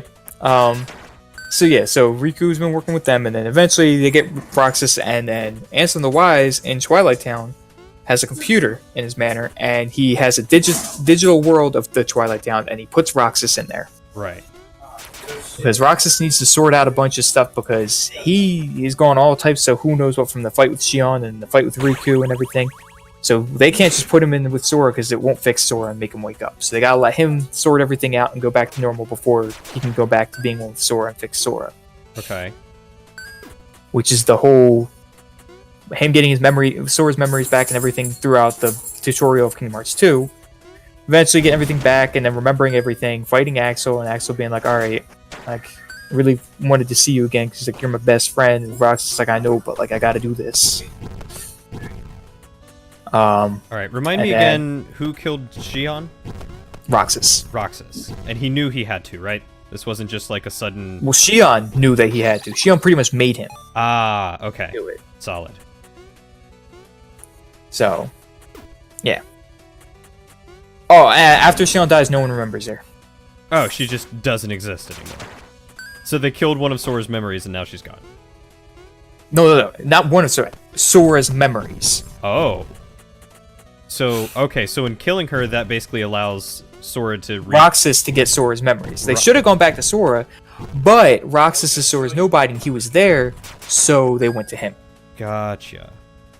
So they need Roxas in order to complete Sora and get his memories back. So yeah, it's confusing, I know, but like, it makes sense. Alright. Again, you know, whiteboards, diagrams, red string, let's do it. And that's 358 over 2 days. Okay. So we're now done 3 games. Out of 9. That's not bad. And only... It's not bad, we're a third of the way through. Yeah, hour and 30 minutes, too. We're a good time. Yeah. We're not to like the big ones of Birth by Sleep and Dream Drop Distance. Those will take some time, but we're through one Chain of Memories in 358 over 2 days. Okay. Or 358 days over 2. That's The the title of that is stupidest really title. confusing too, because it's just it's not even said that way. Most people say it 358 over 2 days, because the title is like a 358th number divided by 2 days. Right. Wait, that's not technically what it is, because it's 300. The game takes place within 358 days, but it's between 2 people of Roxas and Xion, which is why it's 358 days over 2, and not 358 over 2 days. Okay. Japan. Now the title of the game makes sense, because I was like, why in the world is it called this? Yeah. So yeah. So Kingdom Hearts 2, Sora wakes up. Sora's like, woo. And Sora's been asleep for a whole year. Yeah, and he grew like 6 feet.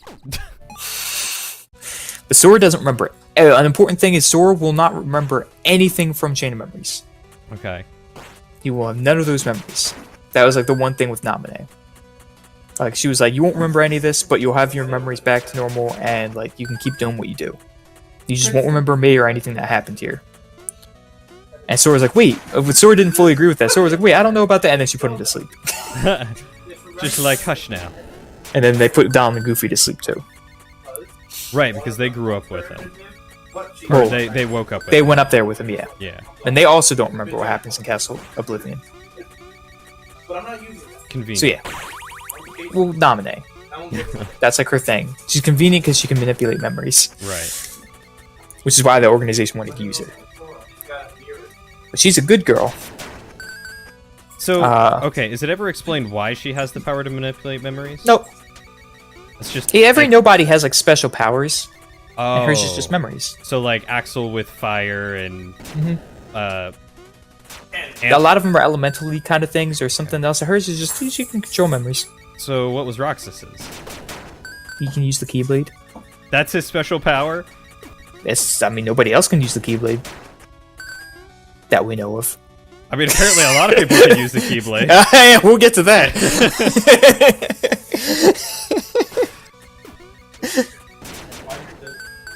So, yeah. Alright. Anyways, so, Kingdom Hearts 2, Sora wakes up. He's like, where are we at? And they're in the real Twilight Town. Not the digital one, because Roxas went back through the digital and like went back to the real one, broke the computer.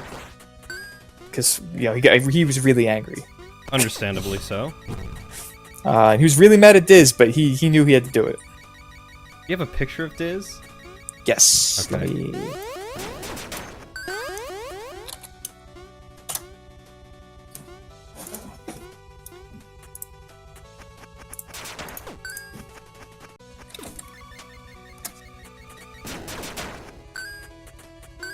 Oh, yes. Okay, Diz. That's Ansem the Wise. Okay, I recognize him now. Diz, short for Disney. Are you serious? God, I'm like not even mad because like that's a great pun, but I'm just so disappointed. That's not the only pun. Oh God, what am I missing? All right, so they wake up in Twilight Town. They meet Hayner Pencilette. And something's going on, and they're like, "Oh, da da da da da." And they're like, "We need to." They're like, "Oh, what's going on? We missed that. What's going on? Where are we at? We need to figure out what's going on. We need to find Riku and the King." They're like, "Yeah, all right." So they're gonna continue on their mission to find Riku and the King. And then Jiminy's like, "Hey, all our stuff from all my journal entry stuff from our adventures is all blank and gone. The only thing that's there says thank Naminé." Who's Naminé? Oh yeah, I do remember that. Yeah. They're just like, oh. And they just move on with it. They just accept it. Yep. Well, they knew they weren't gonna remember. So, anyways, yeah. So he wakes up, he goes, and goes throughout Twilight Town, meets some people. Like, oh yeah, this, and then he leaves. They meet up with King Mickey. And King Mickey shows up at Twilight Town. They're like, oh, Your Majesty. And Mickey's like looking around. That's where he has the hood, like the organization hood and everything. Gotcha. God, finally. And he looks around. He's just like, and this does not make any sense. Every time he pops up in 2, he keeps looking around. And he's just like, shh. Like Mickey thinks he's being secret, but like when you know the lore and stuff like that, no one was fucking looking for him. I don't know why he was doing that. I was about to say, so then why was he? I don't know. He thought he was being secretive with a bunch of stuff, but in reality, like, the bad guys knew where he was all the time. They didn't really care what he was doing. And yeah, so apparently he's like disguising himself as someone in Organization 13. I don't know. He just had the Organization 13. Look, when you get to a certain point, you realize that everyone just wears those coats. I don't know why, they just do. But like, that's so explicitly like Organization 13. Not exactly, but we'll get to that.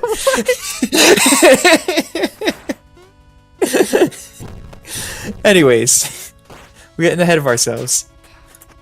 So Kingdom Hearts 2. God, I'm doing such a bad job of explaining this. I keep getting sidetracked. I'm sorry, this is mostly my fault. Nah, well, yeah. I mean, when you have questions, I don't want to just leave you like, no. I'm trying to like answer as many questions as I can, but like a lot of stuff, we'll get to it. I ask good questions because they're like, but yeah, why? Well, hold on. Yeah, I am okay with it. We'll get to it. So I think we've gotten to a couple of them already. I don't even remember. No, we got to Kairi passing through Sora. That's true. We did do that one. More fun stuff like that'll happen. God, how are you supposed to connect that in the original game? That's how You're we not. had her heart. Well, as a kid, you're not. Maybe if you're a smart kid, but yeah, like, and you're really paying attention. But like, most people didn't realize it until much later. Anyway, so yeah, King Hearts 2. So King Mickey's like, yeah,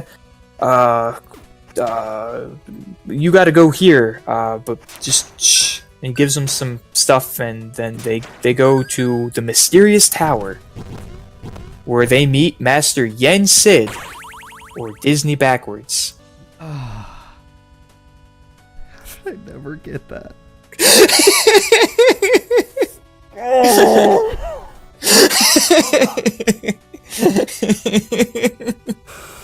You're kidding me! So, Master Disney. God, hold on. Let me look up a picture of this fool. Yen Sid, it's the wizard dude from the Sorcerer's Apprentice.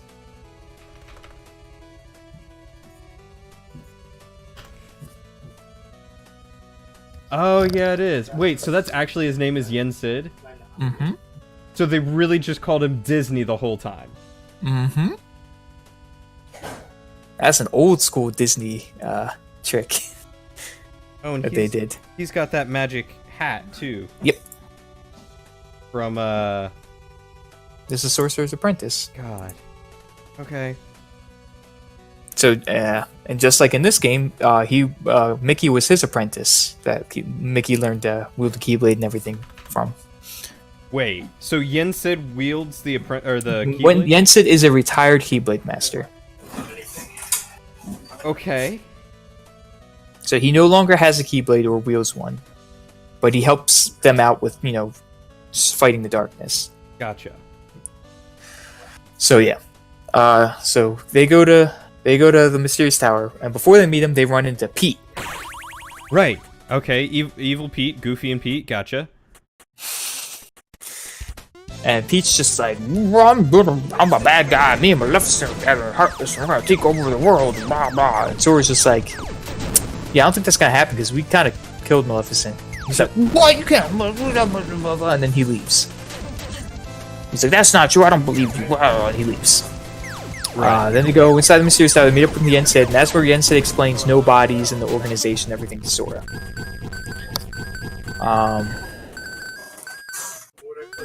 While that's going on, that's when that crow comes in on the Good Fairies. Then the whole Maleficent's power thing, where as long as someone remembers her or mentions her again, she can revive and come back. Oh, great! So because Sora remembered her, she just. Oh, it was just anyone. I think I think it was something like the Good Fairies were talking about her or mentioned her, or somebody like that mentioned her, and then the crow was just like, and had a piece of Maleficent or something, and brought her back to Hollow Bastion, and she revived. Gotcha. Okay, real quick, Yen Sid question. So if he was once a Keyblade master, Right. Where do you learn that? Because I don't remember learning that at all in... It's not really explicitly stated. It's just Mickey, it's more talked about in Birth by Sleep, but Mickey's pretty much like calls him Master and Master Yen Sid, and then he says that Master Yen Sid is the one who taught him how to wield the Keyblade. Oh, okay, and that you said that was in Birth by Sleep? Yeah. Okay. Okay, I accept that. So, yeah. Oh god. So, yeah, so they get the whole rundown, and they're like, oh, sorry, you gotta fight the organization now. And Sora's like, okay, that's fine. And he's like, am I gonna find Riku? Also, the king won't tell Sora where Riku is. And where is he at this point? Do we know? Oh, no, he met up with them in Twilight Town, and he's like, here, I can't be here for long, and he gives him the thing to get to the Mysterious Tower. And there's like a train he has to take and everything. And he's like, oh, where's Riku? And he's like, can't talk about that. And then he leaves. Okay. So, and they get to the Mysterious Tower, and then Yen Sid gives him the rundown on, organization, all that stuff. And he's like, you need new clothes. And he gets new clothes from the Good Fairies, and then that's where you get the limit forms. Like Valor and all the other cool stuff. Right. And like, okay, whatever. And so you continue on your adventure. Now, almost all of these Disney worlds don't matter in 2. Like, they really just don't matter. So I'm going to skip over a lot of them. Okay. But first, he goes to Hollow Bastion. We got Hollow Bastion, they got a restoration committee going on, this, that. Then while he's there, he runs into a bunch of hooded figures pop up in there. He's just like, hey, your organization, 13. And they're like, yes.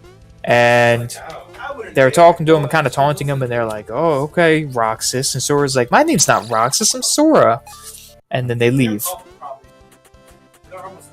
And then he goes to try and follow him, and the one dude pops up, and he's just like, whoa, whoa, whoa, whoa, this, and calls him Roxas again and taunts him and then leaves. And Sora's just like, why do they keep calling me Roxas? Who's this Roxas guy? They keep going through Disney Worlds. And Disney Worlds really have no plot relevance in this game. They're just like one that some of them did, but for the most part, they really don't in this one. So you keep going around until you eventually go back to Hollow Bastion. And there's like I'm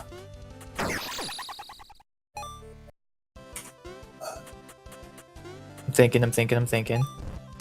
Alright, around the same time, I go back to Hollow Bastion because Maleficent's doing some crazy stuff, and there's like a bunch of Heartless. Like a lot of Heartless, and there's like the battle of the 1,000 Heartless or whatever. Or Right. 10,000 Heartless, or however much it was. It was a lot of Heartless. Probably the best battle in that entire game. Yeah, it was really cool.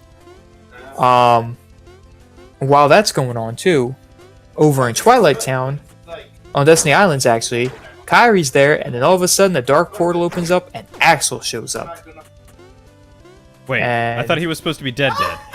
Not yet. Oh, okay. He will, but not yet. he shows up and he's like, Kyra, you gotta come with me. And Kyra's like, I'm not going with you. Who are you? He's like, just come with me. And she's like, no. And then another dark portal opens up, and you see Pluto. And you're just like, fucking Pluto. And then she just follows the dog into the other dark portal and gets away from Axel. Pluto's up to his old shenanigans again. You find out later it's not really Pluto, but when you first see it, you think it's Pluto, and you're just like, what? Pluto, how are you? Come on, what?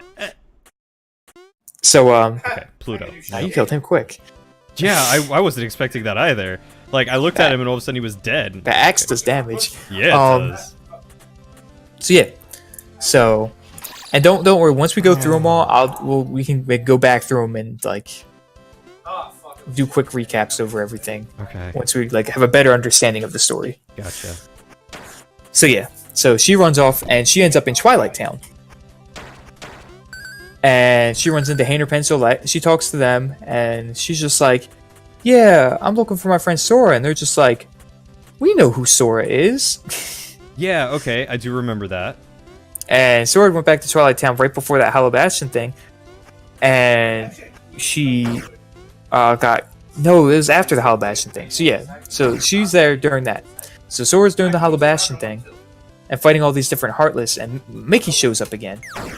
And they're like, "Your Majesty," and that's when the Tron thing, which is kind of important, actually. Wow, Tron's the only important one.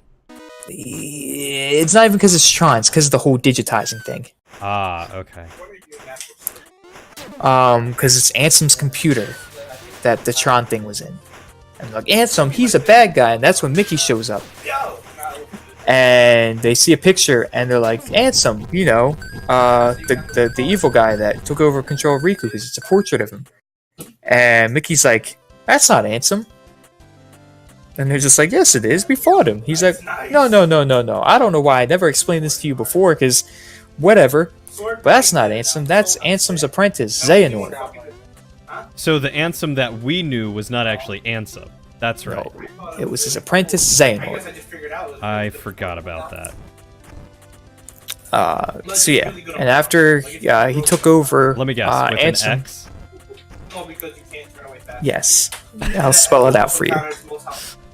I feel like this is going to be important later. I can't send a picture because it gets really confusing with that name in particular. Okay. And that's how it's spelled. Xehanort, yes. People have aptly found out that when you take out the X and switch it around, it's no heart. Huh. But it doesn't. The rule doesn't apply to him, and that's more of a ha ha ha that Nomura did for his name, rather than plot relevance. Gotcha. So that's just like here's a special little thing you discovered. Good idea on you. Yeah.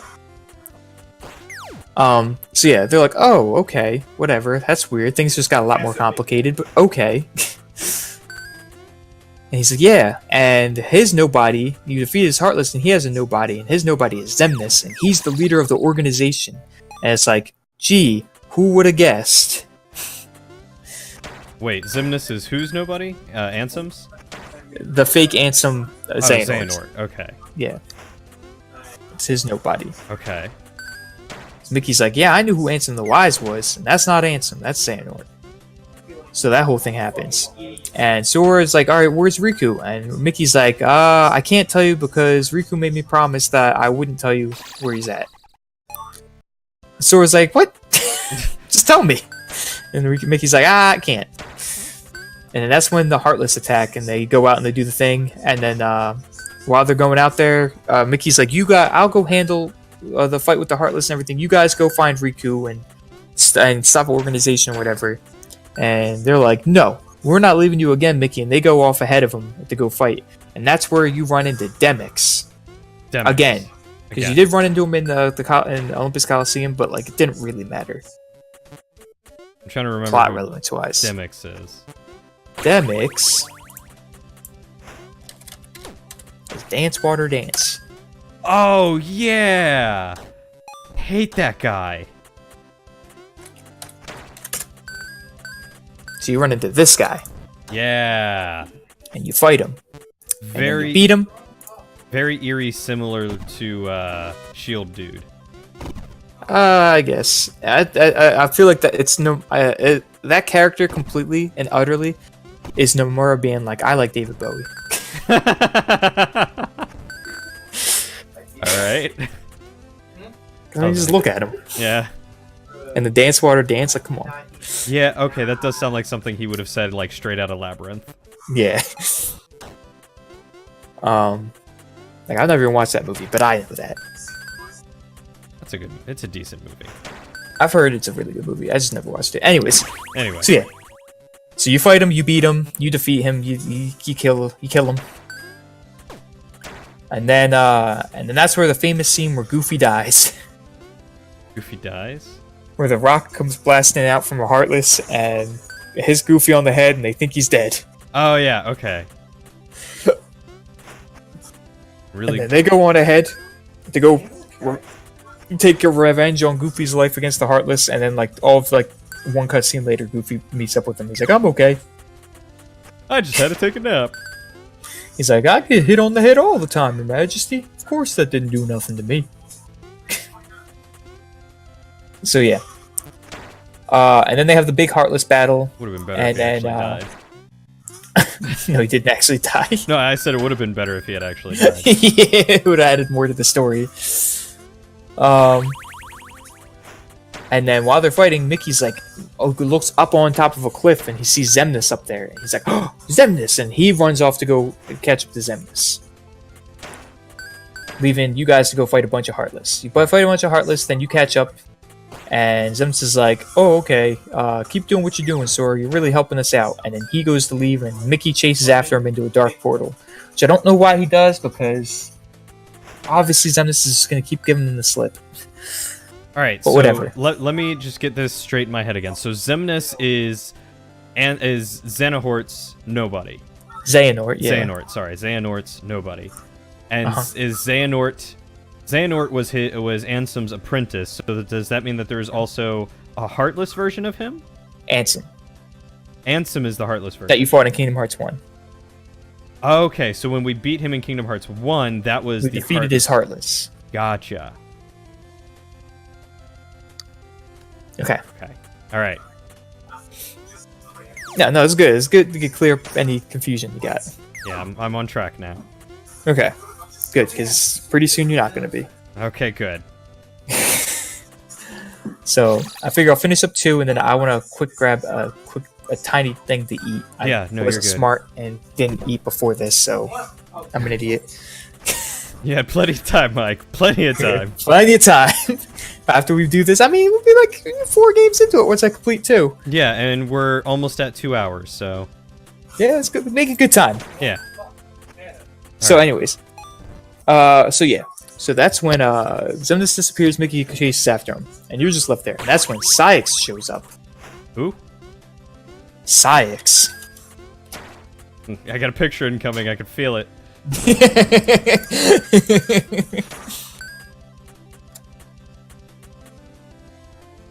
Okay. Wasn't that the guy that we fought in the Underworld? No, that was Demix. Oh, that's Dance Water Dance. Yeah. Okay. So this guy Saïx shows up, and he's just like, "Yes, Sora, keep doing what you were doing. Destroy the Heartless." And he's just like, "Why do you?" He's like, "I'm so confused. What do you mean? Like, you want me to keep doing this?" He's like, "Yes, because every time you kill a Heartless and free the heart, we take it and we collect all those hearts to make Kingdom Hearts." He's like, "So keep doing what you're doing, and don't stop." And They're just Sora's trying to like, fuck with Sora's okay. head. Right. And then Maleficent shows up and she's like, "No, you guys get out of here. I don't like these guys." And then like she buys them time and gets them out of there. And then Sora's all depressed. He's like, "What do I do now? Like, I have to defeat the Heartless because that's what I have to do. But like defeating the Heartless just helps them." And they're just like, Donald and Goofy are just like, I mean, we'll figure something out. I mean, it's not like you to be depressed anyway, so we'll figure it all out. And Sora's like, you know what, you guys are right. Let's just keep going. And that's when you do the whole return to all the worlds like a second time and do a bunch of others and do like side stuff. Right. which isn't as important. And they end up going back to Twilight Town. And you go there, and Hayden Prince is like, "Hey, your friend showed up here." And he's like, "My friend?" He's like, "Yeah, you know Kyrie?" And he's like, "Kyrie's here?" What? And he's like, "Where's she at?" And they're just like, "Well, about that." And it cuts to a flashback. She's there talking to them, telling them about, like, you know, what's going on, like how she knows Sora, this is that. I And how she's remember looking how for Sora aggravating that was. and her friend Riku. And all of a sudden, Axel shows up. Oh, right. And Axel's like, "Hey, come on." And he kind of just pushes past all of them and grabs Kyrie and kidnaps her, pretty much. Yeah, because Kyrie is helpless. For now. He can't do anything. So, Sora's like, "Oh man, what? They took Kyrie. We really got to get her back now. I still haven't found Riku." God, I'm just... Who's gonna be gone next? Donald? Goofy? So, Alright. that's when they go back to the Tron thing and they figure some stuff out about the mansion. They got to go to the mansion. Because that's where Ansem the Wise's computer is. Well, his other computer. His personal computer, not his lab computer. Right. So they go to the thing and they find a portal. That's where they find the digital Twilight Town. And they go into the digital Twilight Town. But Sora can't computer, so he gets Pence to do it. Right, because this random kid knows how to do everything. Well, computer stuff, because he's like a normal kid. Sora's not a normal kid. No, That's no right. shit about computers. That is very fair. So it goes into the digital Twilight Town, and there's a portal there in the digital Twilight Town. And they go into the portal, and it's like an in-between kind of place. And they get swarmed by a bunch, like an army of nobodies. And that's where Axel shows up. And Axel's like, "Hey, listen, kid, really sorry, but I don't have Kyrie." And he's just like, "What?" What do you He's mean? like, "Yeah, I kidnapped." He's like, "Look, the only reason I'm doing all this is because I just really want Roxas back. And I figured if I could get you to do whatever and get you back with the organization or something, I could just get Roxas back. This is all I really want." He just wants his best friend, man. That's all he wants. Yeah. That's why everybody likes Axel, because he's all he really wants to do is just get his friend back. So, and he's like, "You know, it's kind of weird because like you just remind me of him a lot." But he's like, "Yeah, Syx took her from me." Tyus. Hey. Okay. I quickly Hey. looked over and was like, wait, was that this guy? Yeah, so Syx took her from me, and they have her at the organization's hideout. He's like, this leads to this portal leads to it, but all these nobodies are in the way. He's like, "I'll take care of him. You go." And that's where he sacrifices himself and creates this huge thing and gets rid of all the nobodies. Gotcha. But in doing so, his body kind of like he used up all of his energy or whatever, and he kind of like fades away. And they have a heartfelt moment where it's just like, "You know, what's crazy? It's just you remind me a lot of Roxas. Like, yeah, I hope you do good, kid." Maybe we could have been friends in another life. Pretty much, yeah. We could have been friends. So yeah. Hold up one quick second. Sure. Okay. Anyways, so yeah. I had to make sure there's not going to be a bunch of noise. So yeah. So they go, and we're nearing the end of Kingdom Hearts 2 now. So now we're at the world that never was. Which is the final world. And it's the world where all the nobodies are, because, you know, the world that never was. Nobody's never existed. Right. So they're in there, and they're in the town part before they get to the big floaty castle that the organization's in.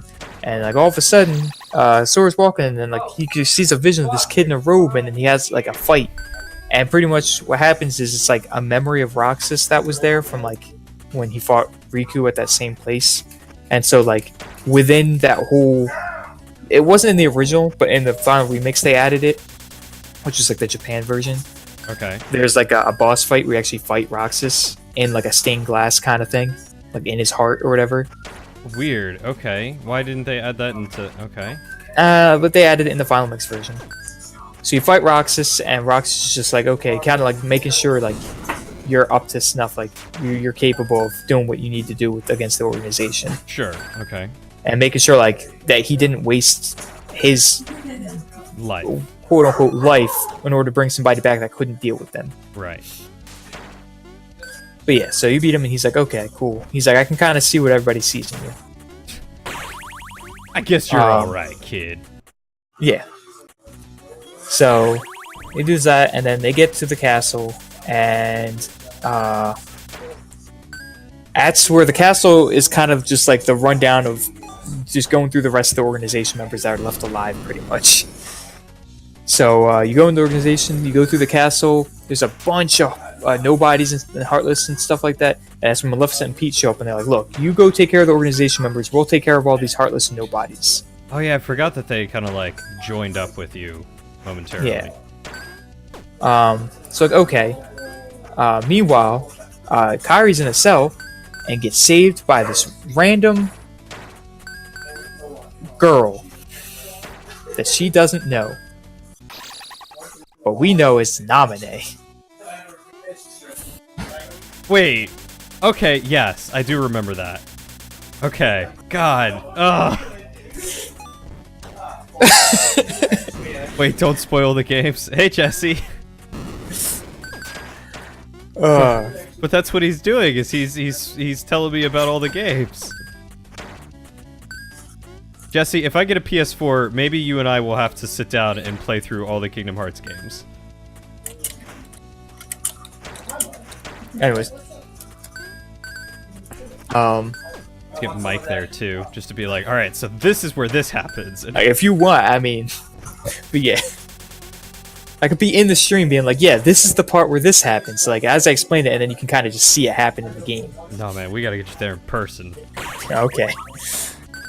It probably It would take a long time yeah. to get through the games. I mean, it would definitely take longer than me explaining the story, yes.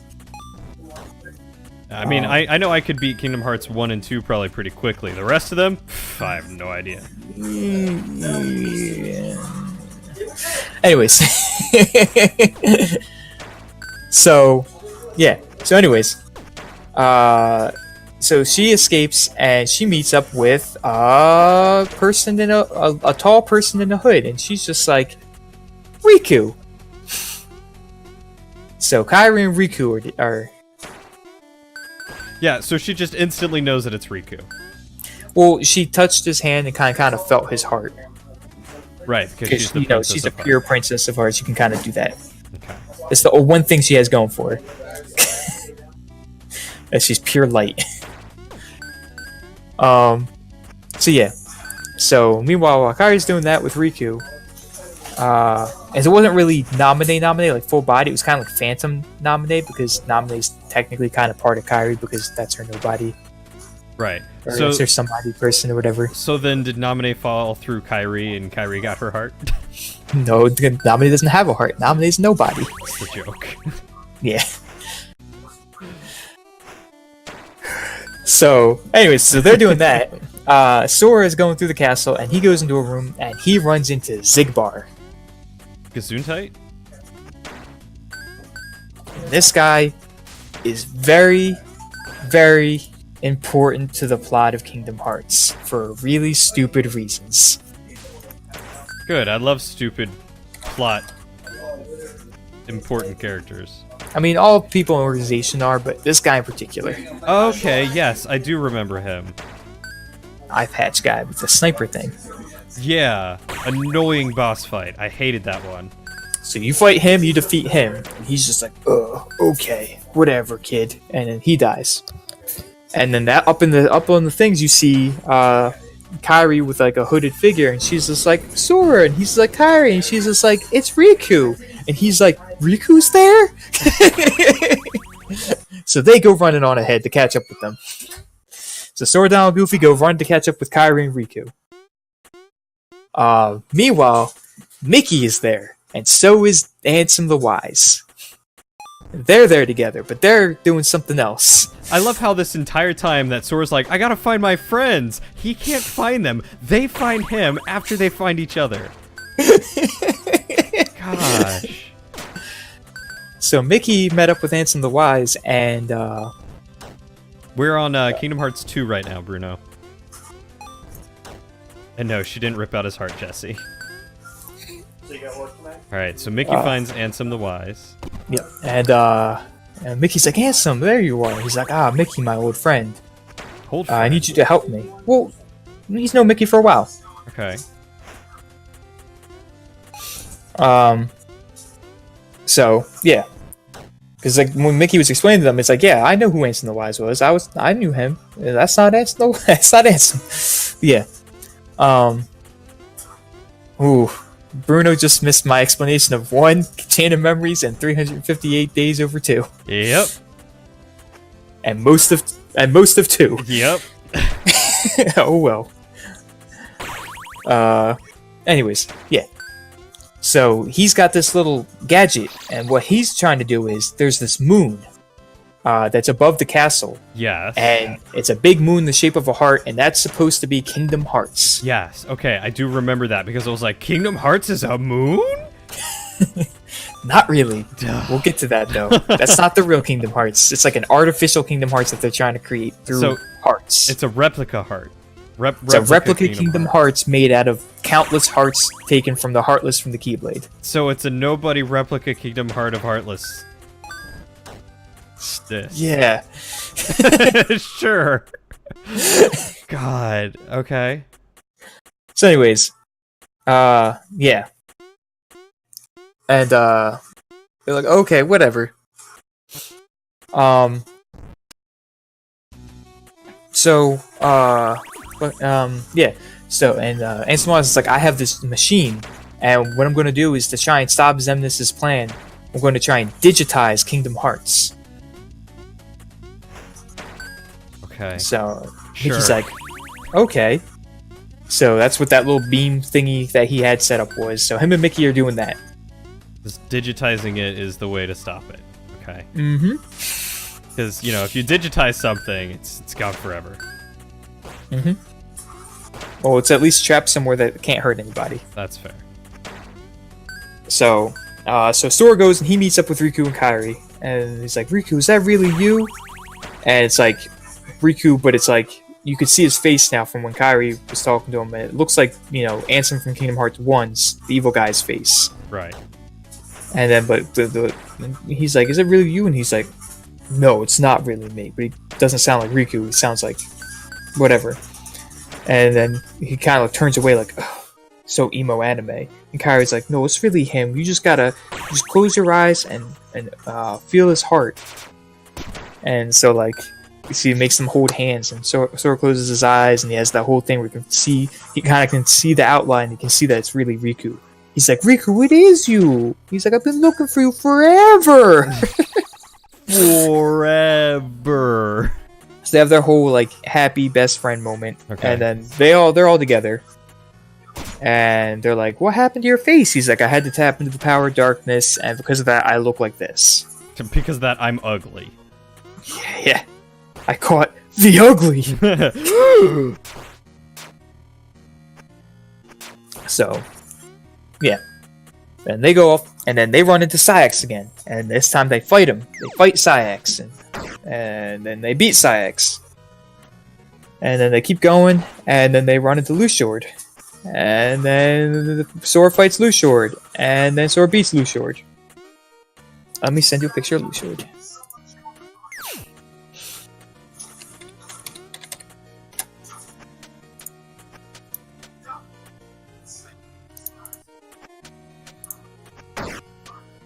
Whoops, let me edit that and put Lushord. Alright, card guy. Yeah. Okay. So yeah. So he beats him. So Sora's been going through and pretty much finishing off everybody else in the organization. The only person left now is Xemnas. Gotcha. So they all gather for the final fight against Xemnas. So they go Sora first. He pulls Sora into like an alternate, like through a portal back to like the skyscraper thing, and they have a quick 1v1 where he uses lightsabers. And then Sora beats him, and they go back to where it was, and then they all gather together to fight him. And then they go through a bunch of stuff, and he turns into a ship. big dragon ship thing. Am I actually gonna play this Kingdom Hearts? I would like to one day. I just need to get a PlayStation 4. Yeah. Oh well, I mean, the one that we're talking about right now is number 2, which I've already played.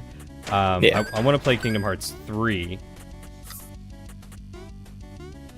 but I haven't played that. I haven't played 3 or the other 7 games. Yeah.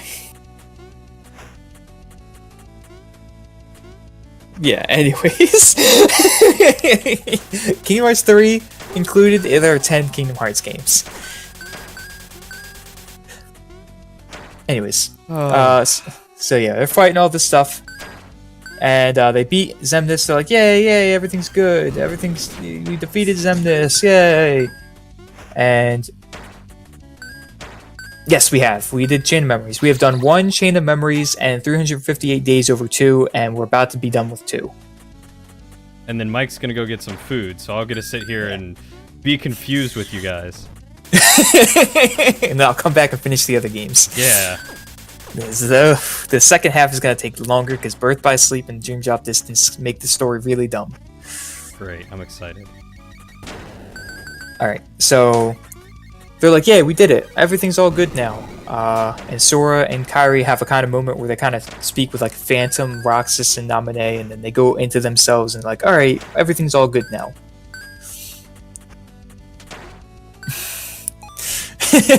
Don't worry, I've been sending him these names. Oh yeah. Do you want me to send you Naminé? Yeah, you know what? Send me Naminé real quick. I'm gonna do something for the stream, so that way they can see the goodness that is what you have gone through for me.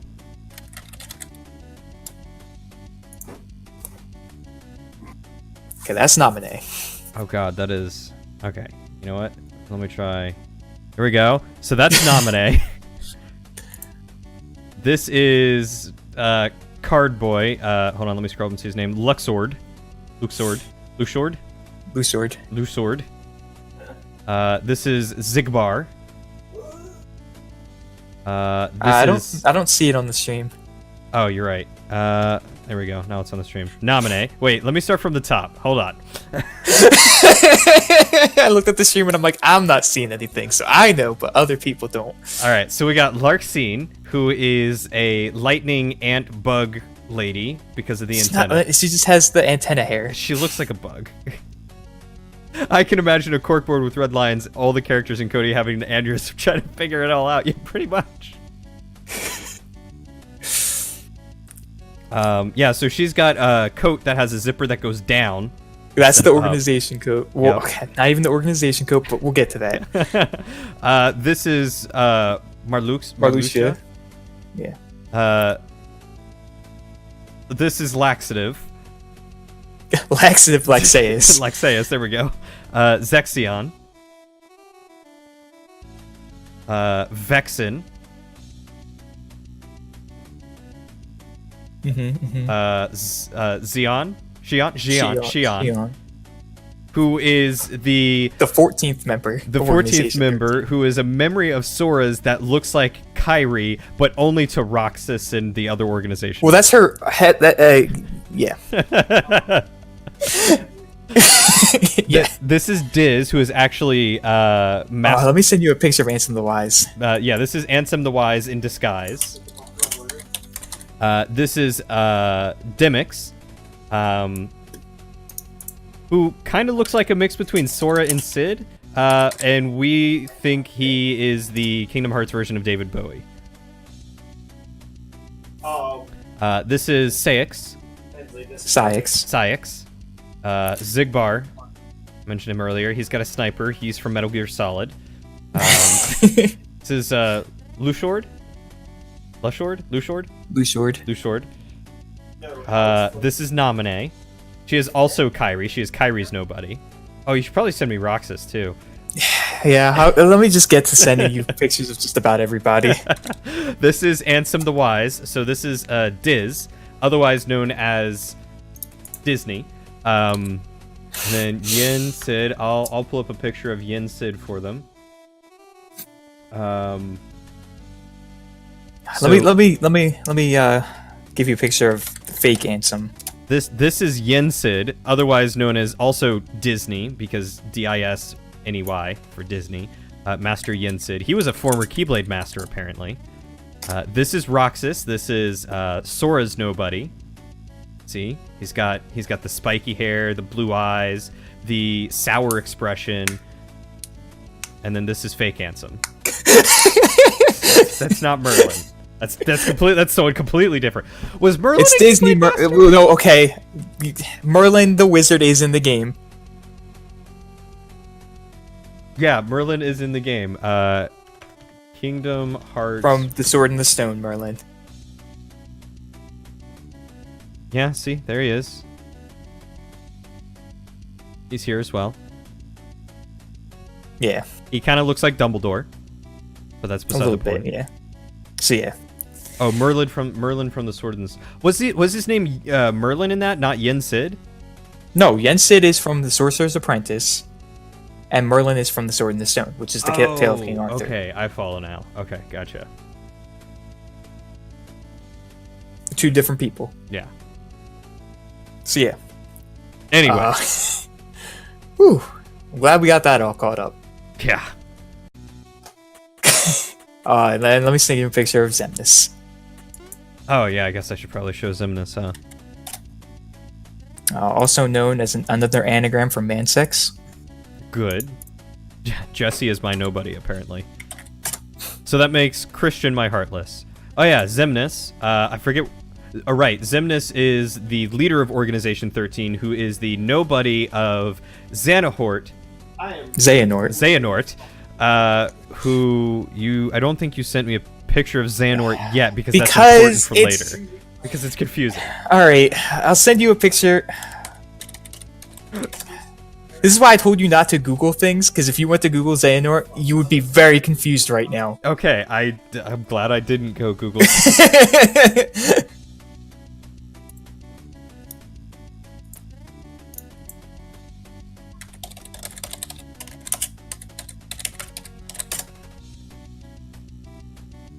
Okay, so Apprentice Xehanort, aka Schoolboy, Ansem is Xehanort's Heartless, Xemnas is Xehanort's Nobody, and this is Xehanort, apprentice to Ansem the Wise, or Diz. They don't matter to the story, Bruno.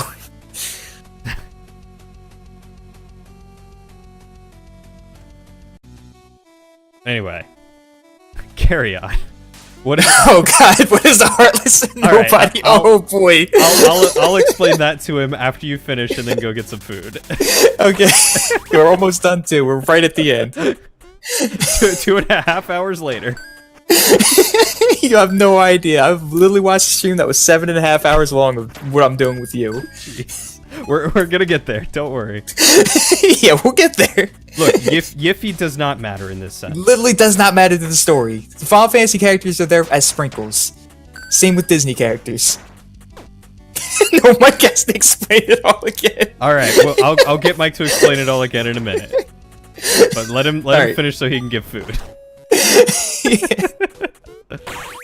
Oh, I knew it was gonna go like this. This is why I was hoping that people were gonna join the stream. They would be there for the beginning because I knew I was gonna have to backtrack and explain stuff. Hopefully, I can get you to the point where you can at least explain the simple things to people who want to know. We'll see. You're gonna get Like Heartless Nobodies. You're gonna get back and hear me try to explain like Heartless Nobodies, and then like that's what I start at. And next thing you know, I'm talking about. Bruno, we kind of need a quick recap before starting again. Next thing you know, I'm gonna be talking about Pluto going through dark portals. I can really sum it up really fast when I come back from food for the 4 games. Not a problem. Oh God. Okay.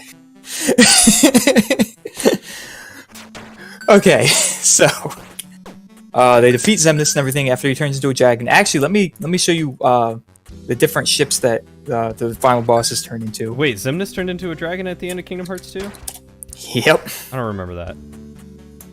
All right, here's the Kingdom Hearts 1 Ansem boat ship thing. Okay. Yep. That's ringing bells. Do it in rhyme, though.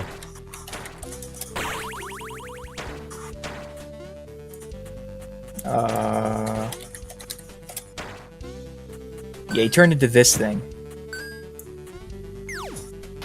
There's a good picture of it. That's a good picture of it. Oh, yeah, okay, I do remember that dragon.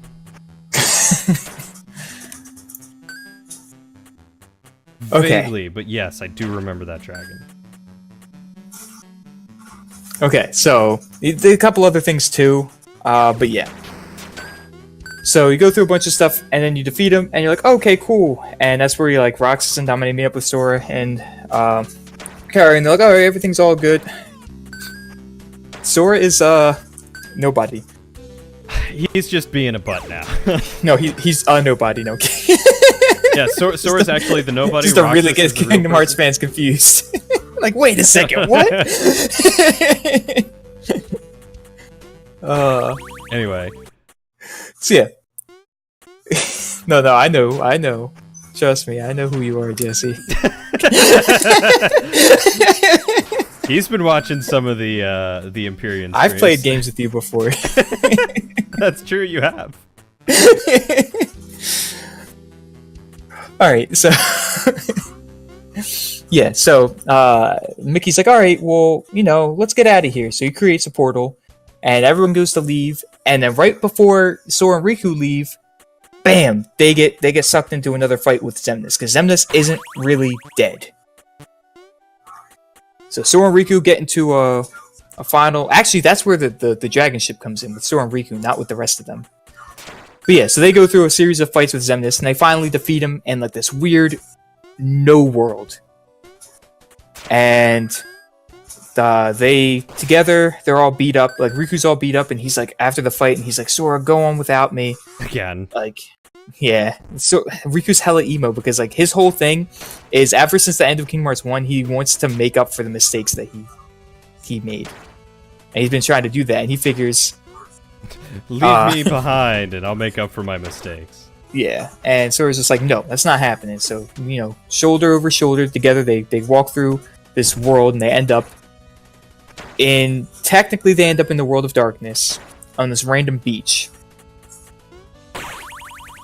And on this beach, they're sitting there for a while and talking and this and this and that. And then all of a sudden, there's a bright light out in like the ocean, and they go into it, and bam, they're back on Destiny Islands, and everybody's there waiting for them. You know what? I think I do remember that. It's like the very end of Kingdom Hearts 2. So Kairi's there, Donald, Goofy, Mickey are there, and they're all just like, yeah, woo, yeah, everything's all great and dandy.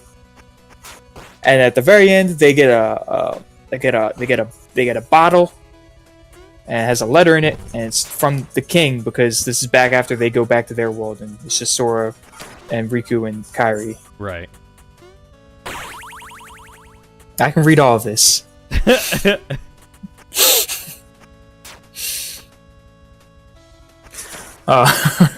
I have the Twitch open. He's been watching me struggle. And that's Kingdom Hearts 2. Okay, so we end Kingdom Hearts 2 with the gang receiving a A bottle. letter from the king. Yeah, in a bottle on the shore of Destiny Islands, where the first game started, essentially. Yes. So we've come full circle. Mm-hmm. And now Mike goes to get food. And now I will be back. I need food. And I will attempt to explain Heartless and Nobody. Yeah, go recap everything I told you. God. Okay, guys. All right. Let's see if I can remember everything that Mike has told me. All right. So, let me look up a picture of Sora, Riku, and Kairi.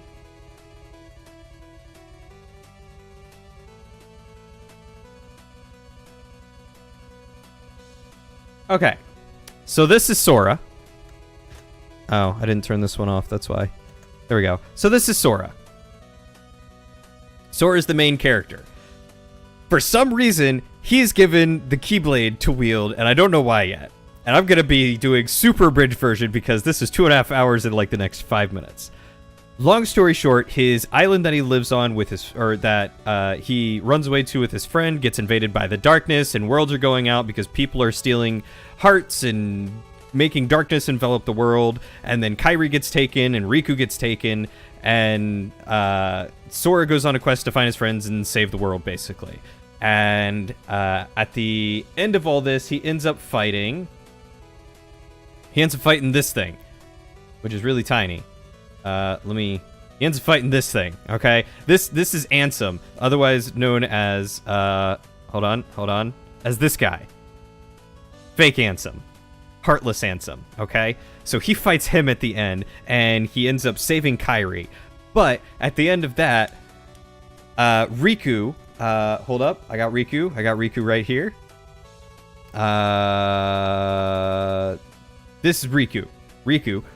Riku gets himself trapped in the world of darkness, I think is what it was. Oh, I should probably show you Kairi too. Kingdom Hearts 1 Kairi. There you go. This is Kingdom Hearts 1 Kairi right here. This is Kingdom Hearts 2 Kairi. 1 and 2. There you go. So anyway, Riku gets stuck in the world of darkness, and Sora, how did he get sucked into the Chain of Memories thing? I don't rightly remember how he did that. So somewhere between 1 and 2, Sora basically gets, like, taken to something called the Castle of Oblivion, where Organization 13 is trying to erase his memory so that way they can use him, because he is one of the only people who can wield the Keyblade for some grand scheme of theirs to make the Kingdom Hearts, right? Wow, I didn't even explain what Heartless were. Okay, so Heartless. When a normal person with a soul dies, their soul basically gets turned into a Heartless. But at the same time, their body basically becomes a nobody. I think it's like the split, the diversion there. Right? And typically when someone dies, a Heartless is made and a nobody is made. Yeah, I'm pretty sure that's solid. If you defeat the Heartless and the nobody, supposedly their body comes back. It's weird, but that's, I guess, how it works. So, Heartless. These are the Heartless things. And then Kingdom Hearts nobody.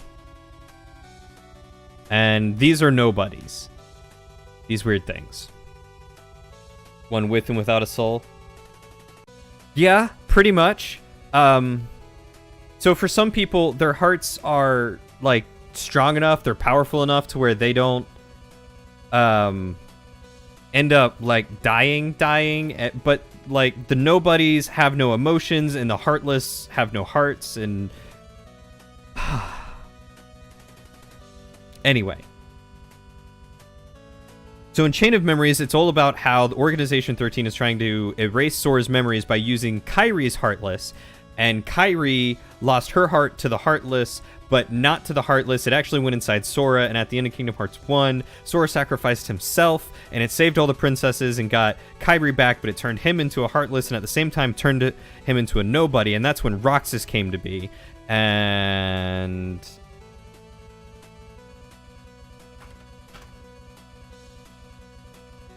And this is Roxas. Looks very much like Sora, and there's a reason for that. Anyway.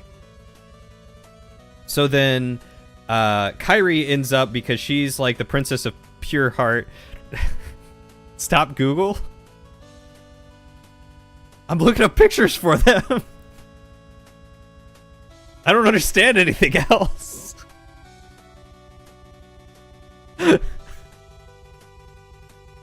They need faces. They don't understand.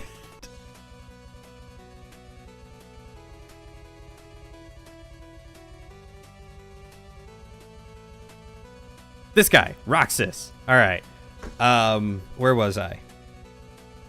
So yeah, Organization 13 tries to erase Sora's memory so that way they can use him, and then they also use Naminé, who is Kairi's nobody, to erase the memories of Sora.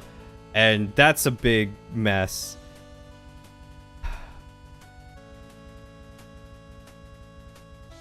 Okay. And so eventually a guy named Axel, who is not on here, I don't think. And now I'm not allowed to use Google anymore, so just imagine Axel-a-myth, because that's pretty much Axel. He basically helps to defeat some traitors that were planning a coup against Xemnas, and then he freed Naminé, and then Naminé was like, "We'll wake up Sora again." And then there's Riku's story in Chain of Memories, where Riku goes through and fights a whole bunch of people, and he isn't losing his memories. And I really don't remember why Riku being in Chain of Memories is important right now, but I guess it's part of his redemption story. We'll just go with that, the anime redemption arc. So then we jump into 358 and a half days, or 358 over 2 days. Yeah, 358 over 2 days. And that's a story about Roxas, this dude, and Axel, who, again, you just gotta imagine Axel because I don't have a picture of him, and Xion, who looks like Kairi because she has the memories of Sora. The more I get wrong, Mike has to do more damage control. Just mind you. Good, that's important. So Xion is Sora's memories embodied. And she's got really crazy heels and long toes. It doesn't make any sense, but I dig her jacket. She becomes best friends with Roxas and Axel, and they go off and do their things, and then somehow, I forget how, she finds out that she's basically Sora's memories, and is like, "We gotta wake up Sora! Roxas, kill me!" So Roxas kills her, and then he gets the memories after killing her instead of Sora getting the memories. So then we go into this whole quest where Roxas has to sacrifice himself in order to save Sora and wake him up, and I think that's part of Kingdom Hearts 2, and yeah, so in Kingdom Hearts 2, you wake up as Roxas, who doesn't remember anything because somehow he lost his memories. Oh, right, he's in a digitized version of Twilight Town. That's how that happened. And that's why he doesn't remember his memories, is because he had a lot of, like, angst and stuff, and he just wasn't right with himself, and he had to go on, like, this whole spiritual journey to get right with himself before he could return to Sora, and he basically eventually ends up causing Sora to wake up, and he no longer exists. And that makes Axel really sad because Roxas was his best friend. Oh boy. And I should probably mention that Larxene and Marluxia and Lexaeus and Zexion and Vexen were all in, like, Chain of Memories. And 358 over 2 days. It's a lot, guys. It's a whole lot. Yeah, so, and then you end up fighting Dance Water Dance Boy here, Demyx. I don't remember where Saix comes in. I think you fight him too. Xigbar, he was a pain in the butt. His thing is basically a sniper. Blueshort is alright. He was a cool guy. He did some magic tricks. This is Naminé again. She's Kairi's nobody with blonde hair instead of brown hair, and she erases memories, and she's really good at drawing. So this is Ansem the Wise, and he has an apprentice named Xehanort, who, for some reason, I don't think has been explained to me yet, wants to... Wait, have we encountered Xehanort? I don't know if Mike's talked about Xehanort yet. Okay, so fake Ansem wanted to open up the door to darkness to let darkness take over the world, and then Xemnas wants to collect all the hearts from the Heartless that are being killed by Sora to create the Kingdom Hearts. And you're enjoying chicken noodle soup in a mug, thinking, DBZ Kai Abridged is more coherent than this, and that was trying to crush down 35 episodes of Dragon Ball Z into 2 minutes. Yeah, well, this is 10 games of nonsense into hours. So yeah, Xemnas is the leader of Organization 13, and they wanna make the Kingdom Hearts, and then Ansem the Wise and Mickey, Mickey Mouse, like Disney Mickey Mouse, find a way to stop it by digitizing Kingdom Hearts, and then we end up fighting Xemnas, and that was the end. That was where we left off, was Sora fought Xemnas. Real quick. And yes. There's Axel. This is Axel. Digitizing the Kingdom Hearts doesn't work. Okay, so... I actually never got to that point. That's actually really important. Let me go back to that. Wow, I can't believe I missed a really actually important part like that. Okay, well, hold on. So, turning Kingdom Hearts into a Digimon does not work, so we're going to figure out why. Oh, it didn't work because it don't work like that.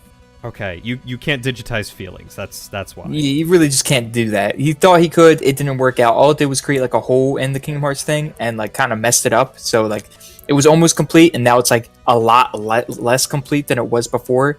And Xemnas is like, well, you guys are gonna have to go and get me more hearts. And they're just like, no. But no, when that happened, he overloaded his computer thing. He's like, oh no, you guys got to get away. This is gonna blow up. And then he covers it, and everybody goes to run away. And Riku body covers everybody else, and there's an explosion of light.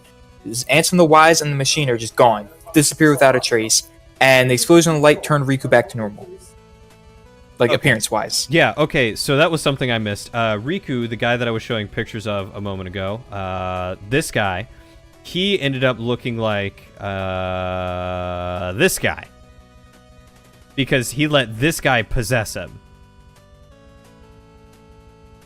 And yeah, so at the end, the fight, he was just saying, we fought this dragon thing, which was actually this guy. So this guy must transform into like a real dragon or something, or maybe just like a spaceship. I'm not sure. It was just like a spaceship thing, and he was inside of it. Wait, what? Why do they have to turn into Digimons? Because they're trying to digitize it. They're trying to go to the digital world. Because science and research and stuff. I don't fucking know. Nomura.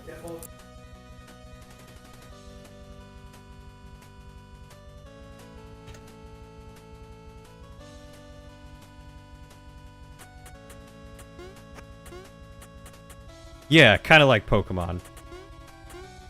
Except digital.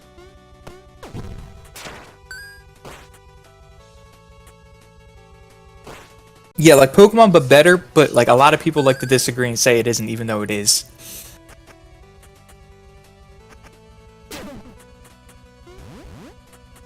Well, I mean, Tron was in the game, yes. And it's like implied that Tron was like a... We'll get to it.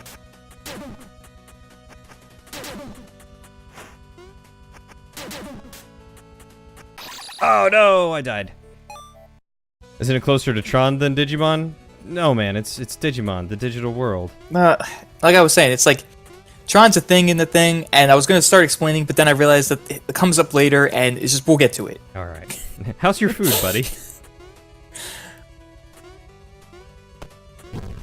How did I do catching them up on 2.5 hours of?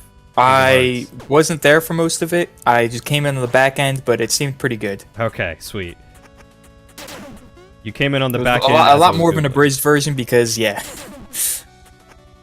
there's a lot of just pointless stuff that's not story at all within these games. So yeah, that's why it technically can be condensed into hours.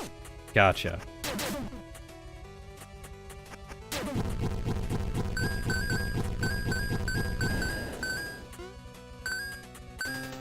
He chokes on his food, yelling about how much I got wrong.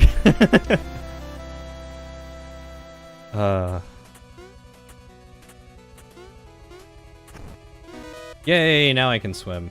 I don't even think I'm supposed to have this yet. I don't even know where I'm supposed to go right now. I'm just making things work.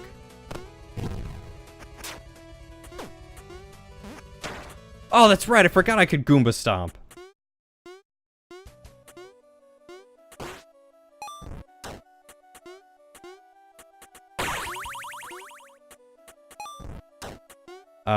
But yeah, okay, so, any questions? This will be on the test. Yes, it will. So can you remind me of the importance of Riku being in Chain of Memories? He was looking for Sora. Okay, so he went to Castle Oblivion to look for Sora, and Well, he just ended up there. Oh, He was okay. in the darkness. He almost lost himself to the darkness. Mickey's voice saved him with like light or something like that, and then he found himself in Castle Oblivion. Gotcha. Am I playing Empyrean? Not tonight.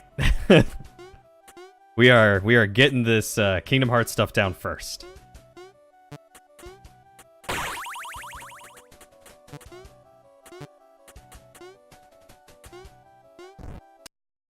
Okay, so and Sora got there. How did Sora get to Castle Oblivion? Him, Donald, and Goofy were kind of just wandering around, and they kind of just met a hooded figure who was like, "Keep going this way," and like, you'll find out what you want. And then they ended up at Castle Oblivion. Gotcha. Okay. Yeah, I couldn't remember how they just like made it there. It was just like, and they're here now.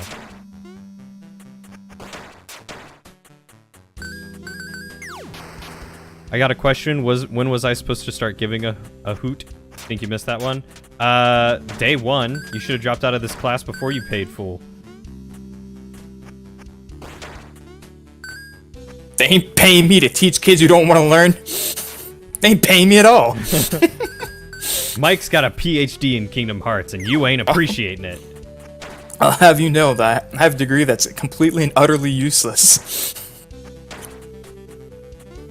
My friend Sean would disagree. He's a big fan of Kingdom Hearts. I have a question. What is the significance of the Disney characters in the game? Or they're just there? Some of them have significance, like I think Besides significance? Sora, Donald, Goofy, and Mickey, and Yen Sid, and kind of the princesses. Don't forget Zero. about Chip and Dale. Alright, Chippendale, I guess. Yeah, because they're the engineers. But yeah, everything else, Yeah, they make the gummy ship. But Simply anybody the else, setting. any Disney world they go to has like no plot relevance. It's just there because Disney, it sells.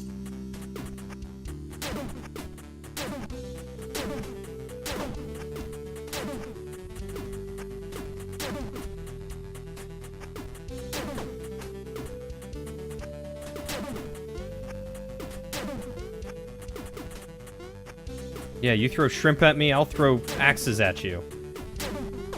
Ow.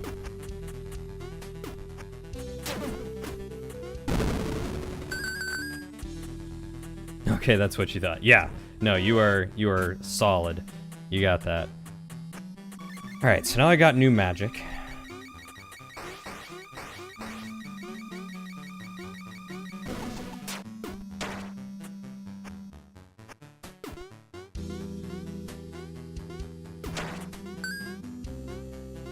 Oh yes, another question. Is the test open note? The test is multiple choice. And one essay question. Yeah. And the essay question is, what is the lore of Kingdom Hearts?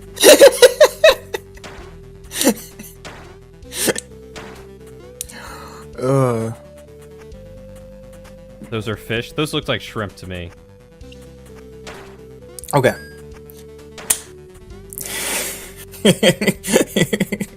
Is it open? Oh yeah. Okay. Sure. Though the essay part is going to be pretty much you have to write all your notes for the answer.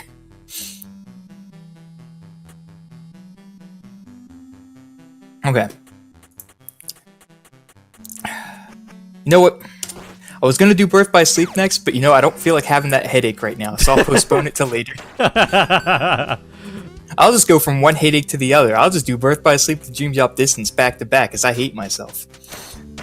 So instead, we'll go to Recoded. Okay.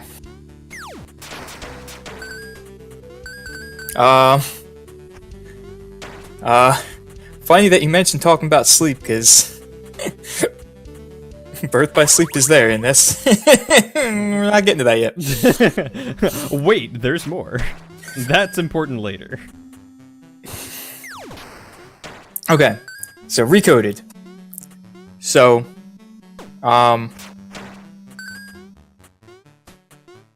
yeah. So remember how Mickey sent them a letter?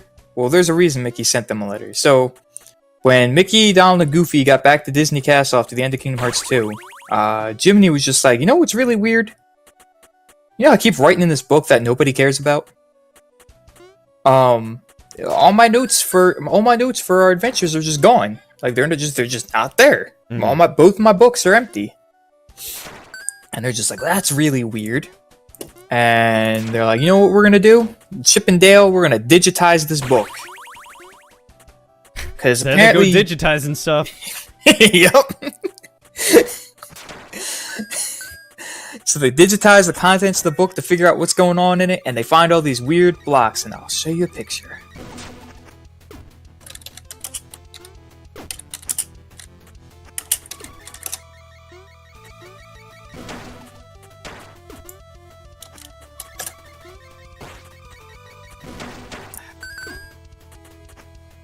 God, where...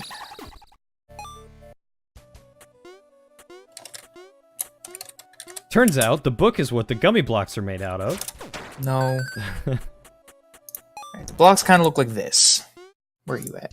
There you are. Okay. So they're all over. Like in the data version of this book, they're like all over, and it's like some sort of like virus. And they got to figure out what's going on with this book, but to do that, they're going to need somebody to go through it. And they're like, you know what? Why don't we make a data version of Sora to go through this book? And all Recoded really is just a rehash of Kingdom Hearts 1. Really? Yeah. It's really all it is. Is that because like you're replaying through his journal that like Yes. doesn't exist or whatever? Yeah. So it's a rehash of like the Kingdom Hearts games, the recent Kingdom Hearts like 1 and I think maybe 2, a little bit, mainly 1. And then you get near the end, and pretty much during that, Maleficent shows up, and she sees the journal, and she's like, oh, this reminds me of a book I'm looking for called the Book of Prophecies. I'm really mad that I have to mention this now. Don't ask me about it. We'll get to it. Okay. Trust me, that's a headache in and of itself. Okay. I trust you, Mike. And the reason Maleficent even knows about it is a headache in and of itself. God. Good, perfect. So anyways, then Maleficent leaves. Whatever. So they get through and they finish this, they solve this notebook, and pretty much what it is it's a message from Ansem the Wise and Naminé in the data version, telling them that Roxas and Xion are suffering. Like, it's not all happy-go-lucky, everyone's okay. They don't have a body, they still exist, but they exist in nothing, and they don't have a body to go to, and they're suffering, and they need your help. Great. Fantastic. That's not terrifyingly creepy at all.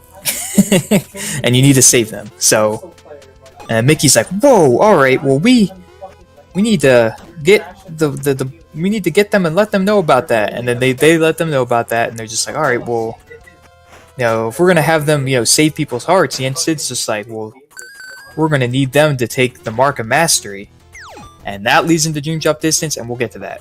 Okay. I love the start of all these. It's that leads to this, and we'll get to it, and that leads to this, and we'll get to it. So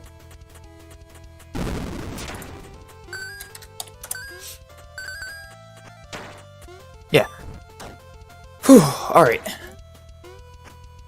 So, Birth by Sleep. 10 years before the start of Kingdom Hearts 1. What? Yes. Okay. God, I feel like I'm in Axel's D&D world right now. This is why I wanted to save Birth by Sleep for later. Okay, well. Carry on, my wayward son. So 10 years before Kingdom Hearts 1. Scene opens up. There's an old man carrying what seems like a body wrapped up in a towel on Destiny Islands. Okay. He opens up the you get a good look inside the blankets, and you see Ventus. He's sending me more pictures, guys.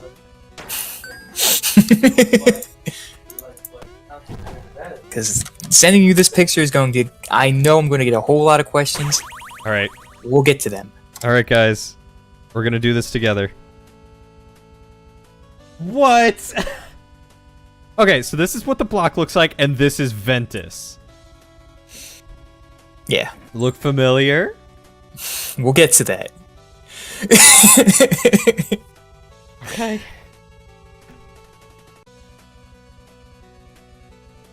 Alright.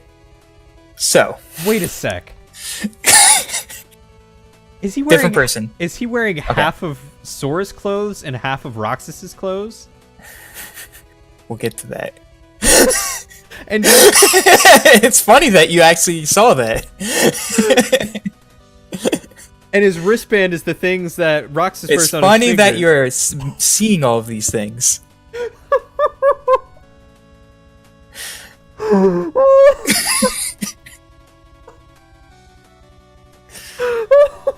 Birth by Sleep is really where Nomura took off on the whole. This plot line is complicated as fuck for no reason. Oh god, I love it. And is that? This is the PSP one. Is that the nobody crest on his chest, or? No, I think that's like the Heartless crest. Okay, it's hard to sure. tell. Yeah. But yeah. So yeah, that's Ventus. Okay, so that's Ventus, the not Roxas, not. Yeah, he's a completely and utterly different person. Yeah. This isn't so much a storyline as a story fishing day. Alright, so yeah. So this old man is with Ventus. Just know that something weird's going on with that. Just keep that in mind. And then the game starts. Now there are these three friends: Ventus, Aqua, and Terra. Okay. I will send you Aqua and Terra. Oh god. Alright. I have a sneaking suspicion and I'm waiting to see if it comes true. That's Aqua. Okay. I know where this is going. You know what, guys? I'm just going to keep this on desktop capture. You just want to switch it to just chatting? No, I'm still going to play the game, but I'm, Okay. I'm switching it over to desktop capture so that way I can just like throw these things on. So that's Aqua. And that's Terra. Oop, no. Like that, please. She's got stylish boots too. Aqua is the best female character in Kingdom Hearts, by far. I dig her Keyblade. Okay, so this guy looks well, technically, that's not... Technically, I grabbed the wrong picture. That's not her Keyblade, but that doesn't really matter. like... We'll get to that later. We'll get to that in a second. Well, actually... That is definitely not the Heartless symbol, by the way. I now remember what it looks like, and that is not the Heartless one. It's like Oh, a yeah. mix of the Heartless one and the Nobody one. Yeah. So this guy looks like Squall. I don't have a comparison for Aqua. Because it's not supposed to be. Okay.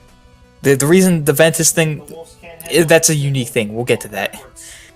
That's important. We'll get to that. It is important, and we will get to it. But for now, just wait. Yep. I'm right there with you, buddy. So, as you can tell, Ventus is a little younger than the other two. A little? He looks like a baby. So, yeah. So they're all friends, and they are in this place called the Land of Departure. And they train under Master Ericus. I thought you were about to say Yen Sid, and I was about to be like, what? No. This is Master Ericus, who is voiced by Mark Hamill. Oh, no way! Yep.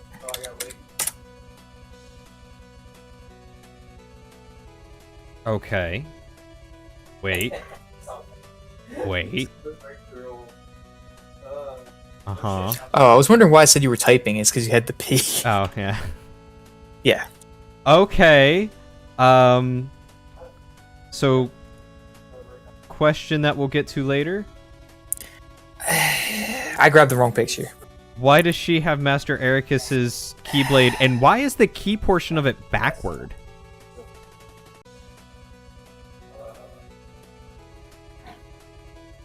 I think it's just a weird lighting thing. It's not supposed to be backward. No, like this is the L shape at the front, right? And then this one has the L shape at the back. I think they just fucked up on the picture. I don't know. Okay. Well, it's not really an L, it's an E. Well, no, I Ericus. just meant like the space in it looks like an L. Oh, okay. Okay, so the E stands for Ericus for his. No, but I like to think it does. Oh, okay. I was about to be like, what? Well, actually, it doesn't matter. We'll get to the point. We'll get to the reason why she had Master Ericus' Keyblade. Okay. So, yeah, they're all training under Master Ericus, and they're all friends. They're all like la la la la la. So Master Ericus is a Keyblade master, and they are all Keyblade apprentices. Mm-hmm. Okay. So, the Mark of Master exam is coming up for Terra and Aqua, where they will take the test to see if they are worthy to become Keyblade Masters themselves. And pretty much the whole now Birth by Sleep is unique because you get to play as all three characters. All three have their own storyline that you can play as. Oh, fascinating. Okay, so just as another hint to people in chat, I believe that these three Ventus, Aqua, and Terra were all in the hidden scene at the end of Kingdom Hearts 2. Is that correct? Yes. Okay. Yes, that is them. And for those of you who have been here a while, that was when I alluded to people being lost in a desert at a crossroads of Keyblades. We'll get to that. Yeah. It's very, very important plot Yeah. stuff. All right.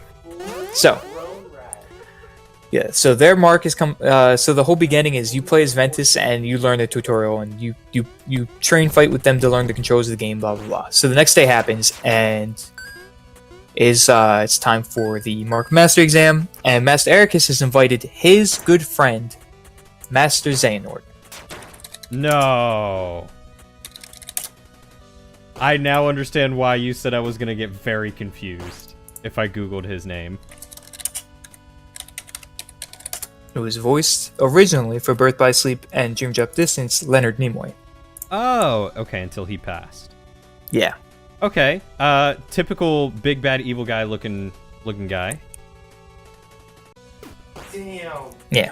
So he's the guy you saw with Ventus in the very beginning. Okay. Right. So, you find out that Ventus was brought to the Land of Departure by Master Xehanort, who said he found him all kind of like messed up and stuff, and asked Master Ericus to take him in as one of his pupils along with Aqua and Terra. I'm sorry, where did you call this place? The Land of Departure. The Land of Departure. Okay. That's what their world is called. Gotcha. But yeah. So, Master Xehanort is really good friends with Master Ericus, and he came to help oversee the Mark Master exam. Makes sense. So, Master Xehanort seems a little off because he doesn't seem like a really good guy. Master Ericus is kind of like, seems like a good guy, and Master Xehanort kind of doesn't seem like a great guy. Kind of seems, kind of evil. Yeah, he looks the part of an evil guy. So yeah. So anyways, the Mark Master exam goes on, and for Dream Drop Distance, the completely and utterly different Mark Master exams. Like the one in Birth by Sleep does not even compare to the one they have to go through in Dream Drop Distance. It's really stupid. So Wait, Mark Master exam, As in it's worse or better? it's not even comparable. So the one in The one on Dream Drop Distance seems like an actual kind of thing, and Birth by Sleep, Terra and Aqua fight these bubbles. Oh. That's it. They're just these bubbles, and they fight them. Jeez. Okay. So, Stupid Yeah. frog stealing all my equipment.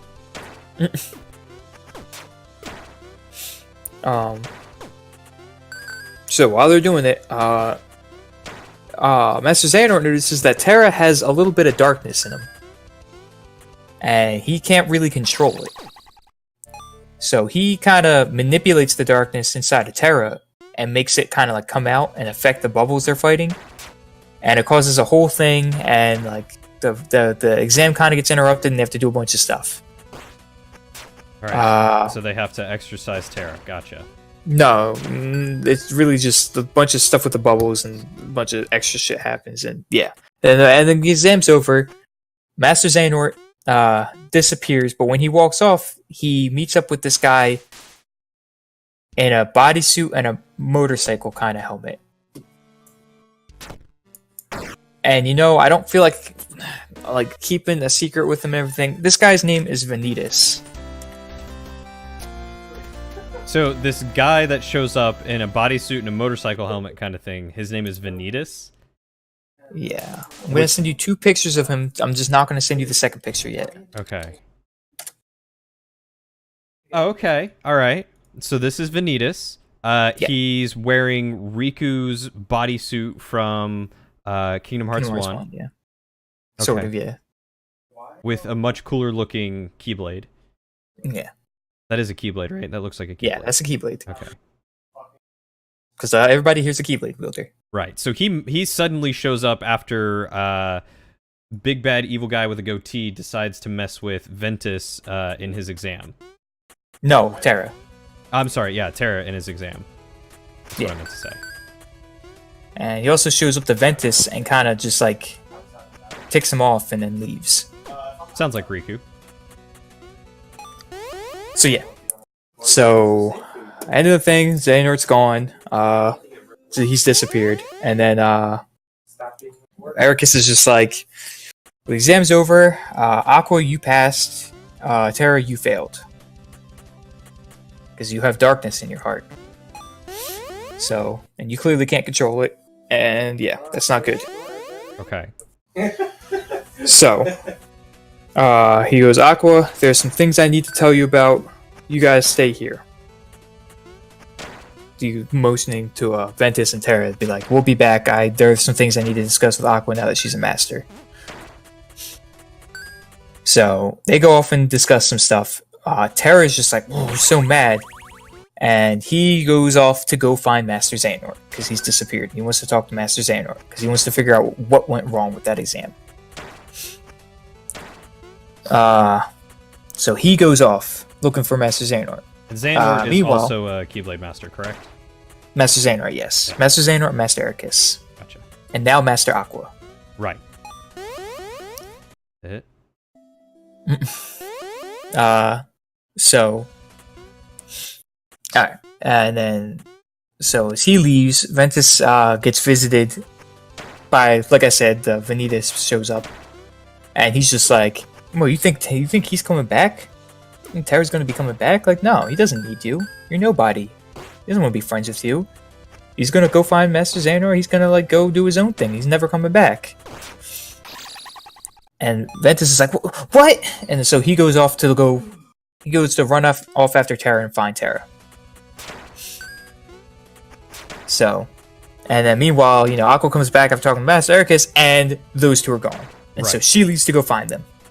So this is the whole storyline. Everybody has their own storylines.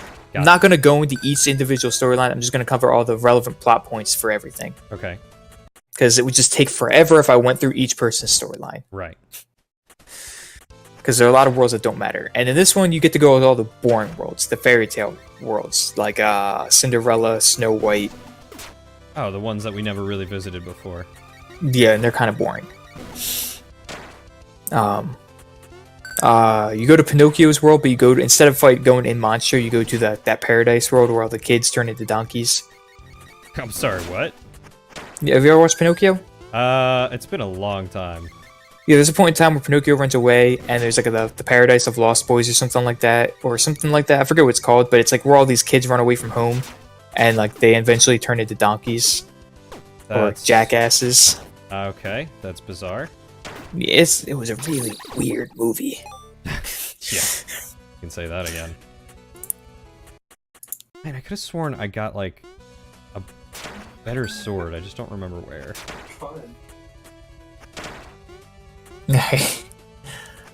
Oh man, I gotta finish up quick because apparently, they're streaming Critical Role people are, I guess, streaming their thank yous about everything that's going on. Oh. I'm not interested in that. Yeah, okay. I mean, if you are, by all means, finish and you No, can not go really. watch it. But They're just gonna say a bunch of thank yous. There's nothing. I'm still way back on episode 5 of Campaign 2 anyway, so it's not Thursday anyway. So yeah. But yeah. Anyways,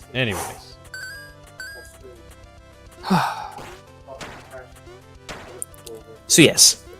So Ventus goes after Aqua. And again, they also go to like Neverland, which is like the actual Neverland, not like Captain Hook's pirate ship or the Clock Tower. Like they go to Neverland. gotcha.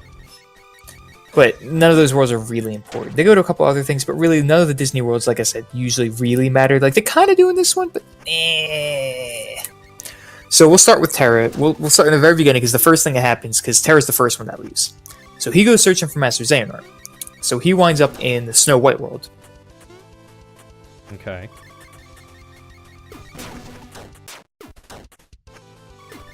Wait, I'm thinking. Does he end up in the Snow White world? Yes, he ends up in the Snow White world. I had to think about it for a second. Alright, full disclosure, I never really played a lot of Birth by Sleep, mainly because I wasn't a huge fan of the gameplay itself. I played it a little bit, but I know the full story. It's just that one's a little hard for me to remember because I never actually played it Okay. fully. Same with Recoded. Those are the only two I haven't really played, along with Kind of Union, but that's different. That's important, but we'll get to it later. So anyways, yeah. So he goes to the Snow White thing. Evil Queen's like, hey, do this thing for me. He's like, oh, I'm not evil. I'm not going to do evil stuff. Some stuff happens. He eventually finds Aurora, who's sleeping. Sleeping Beauty and whatnot. Right. I don't know. It's not in the same world as Snow White, but he ends up, I forget how, but he ends up finding Aurora. He goes to that world there. Like, he meets Maleficent, and he sees Aurora, and Maleficent's just like, hey, you have a Keyblade. Could you do me a favor? Can you get me her heart? And Terra's like, no. Why would I do that? And she's like, cuz she's the princess of pure heart. I need it. And he's like, I'm not evil. And she's like, well, I can see darkness in you. And he's like, yeah, but I'm not going to do that. And she's just like, yeah, sure you will for me. And he's like, no, I won't. And she's like, well, if you're not going to do it, I'll make you do it. And she kind of uses the darkness in him and kind of makes him do it. Mm-hmm. And you find out the only reason she knows about all this stuff is because she has met up with Master Xehanort and he's talked to her about this kind of stuff. So Gotcha. she's already starting her plot that goes into Kingdom Hearts 1, Gotcha. capturing the 7 princesses of heart. So he's breeding the darkness for all this to happen. Gotcha. Yeah, pretty much. So they go on, and so he keeps going. He's like, oh, that was weird. Why did I do that? I didn't do that. What's going on? I gotta find Master Xehanort. So he keeps going. And he eventually makes it to... Oh my gosh. I'm so sorry. There's another huge plot point I missed in Kingdom Hearts 2. Oh, yeah? Hollow Bastion used to be called Radiant Garden. That was its original world name. Okay. Yeah, and that That's was... it. That was That's the... what... yeah. Oh, Radiant Garden? Radiant Garden. Yeah, and that's where Kairi was princess. That's where Kairi's from. Okay. Now I got that out of the way. Now when I say this, it won't be confusing. So eventually, Terra makes his way to Radiant Garden. Okay. And he's looking for Master Xehanort.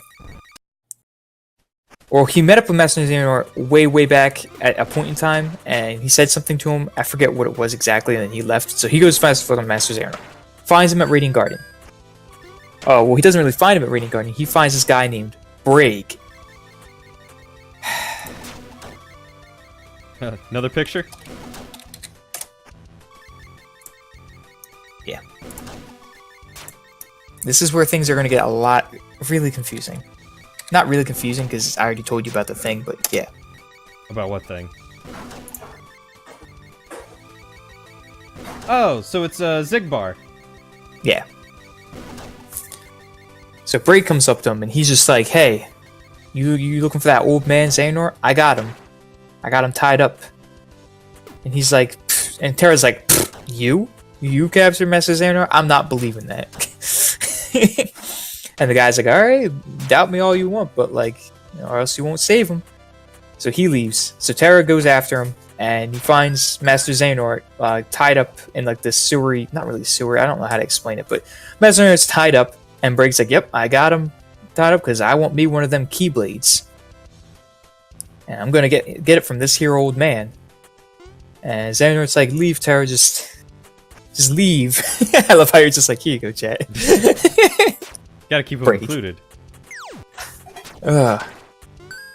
Birth by sleep is where things get real fucky. Oh, yeah. So, Xehanort's like, no, Terra, just leave. You don't need to, just leave me. You don't, And Terra's like, no. So he fights Braig, and he messes up Braig, and gives him a scar, which is how Xigbar gets that scar. Oh, okay. And frees Master Xehanort. And he's like, oh, thank you, Terra. This, and something like that. And you need to meet up with your friends or something. And Terra's like, yeah, okay, whatever. And I'm just glad you're safe. And then Xehanort disappears. Okay. Meanwhile, Braig meets up with Master Xehanort. And he's like, what was that all about? You know how I didn't sign up for this. I didn't sign up to get, attacked or whatever. You told me you'd get me a Keyblade. And Xehanort's like, all in due time. We'll get to it. Hey, that sounds familiar. So Braig's like, alright, but like, I ain't in this to like fight.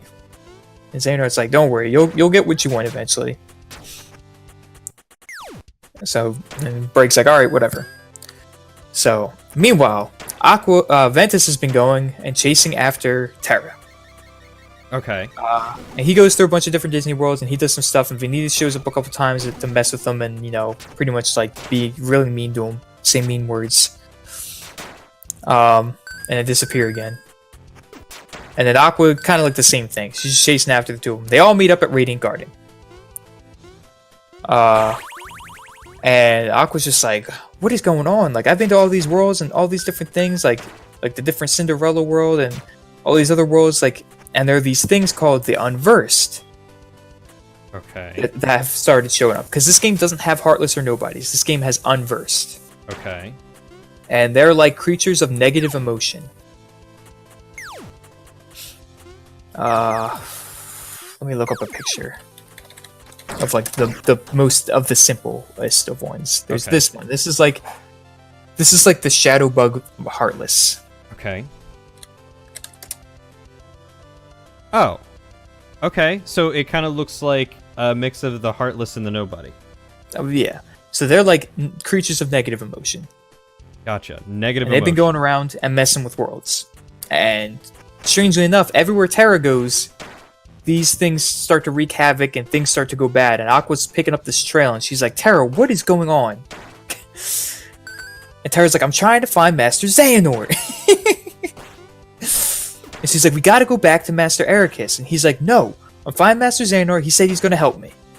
And she's like, no, come on. And he's like, and Ven's like, yeah, come on, because they call him Ven for short instead of Ventus. Sure.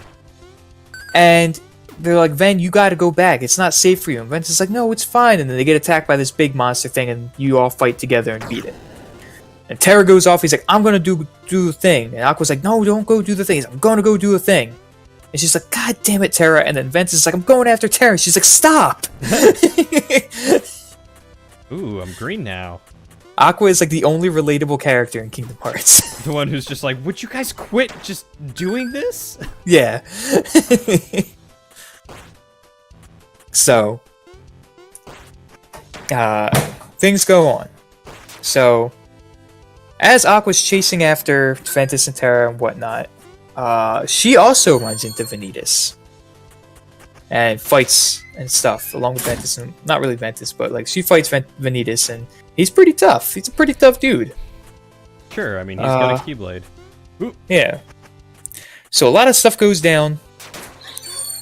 And now we get to the real important part. The final, the big thing. So they find out, they eventually figure out that Master Xehanort isn't a good guy. Yeah, he's a pretty bad guy. Surprise.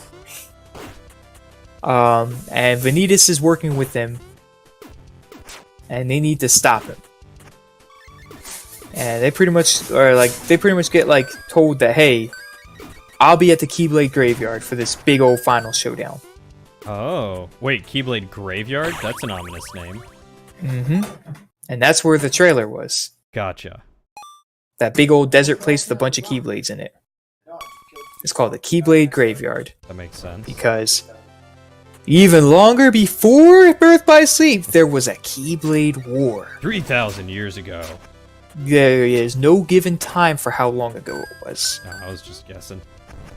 So it could be 3,000 years. It could have been like 40. That's fair. It's longer than that because Master Xehanort and Master Ericus weren't part of it. They just stated, as the legends say, there was a Keyblade War. And that's where the whole Kingdom Hearts thing comes from. Because the Keyblade War, back in the day, there was one world. All the worlds were connected. And they're all connected under Kingdom Hearts. And Kingdom Hearts was all light. There was nothing but darkness, and then came Kingdom Hearts, and there was light, and then from the light there came people, and with people came hearts, and with hearts came more darkness. Okay. And eventually the people fought over the light. And Keyblade War, and then Kingdom Hearts disappeared. Okay, so let me just rehash this. So there was something about a bunch of people, and then there was light, and then there was darkness in the people. That's not really important to the plot of Birth by Sleep. We'll get to that in Union Cross, but yeah. Okay, but no, just like real quick rehash that again for me, just so I have that straight. So the whole legend is that the Kingdom Hearts was pure light, where light came from. Okay. Because the world was nothing but darkness, and then Kingdom Hearts, and there was light. And then there were people from that light. People lived in the light, and the people from the light had hearts, and from those hearts, people started to bear darkness. Gotcha. Negative emotions and darkness. And then people began to fight over the light that was given by Kingdom Hearts, and then, it's classic Paradise stuff. Okay, so Kingdom Hearts is God. Got it. Supposedly it's the source of all light, supposedly. According to those legends. Right. But even... whatever. I don't even know what Kingdom Hearts is supposed to be at this point. I've played the third one and I still don't know. Yeah, no idea. So, so they go to this final showdown. Now this is where a lot of heavy stuff gets dropped on you. So, Xehanort found Ventus. And because it was told that, Xehanort brought Ventus to Master Ericus and them because he said he found him. Well, that's true. He did find him. Now, what he did not tell Master Ericus or anybody else was that he... Here we go. He took all of the darkness from inside of Ventus out of him. Okay. So Ventus is a being of pure light. You mean this guy that's in the dark biker suit and has been wreaking No, havoc? that's Vanitas. Oh, that's Vanitas. Oh, Ventus. Okay. So he took all the light out of, or all the darkness out of Ventus or Vanitas? Ventus, and created Vanitas. Okay. And now I can show you a picture of what Vanitas looks like underneath that helmet. I swear to God, if it's Riku. Even better. Oh, it's gonna be Sora, isn't it? It's Darks! It's Emo Sora!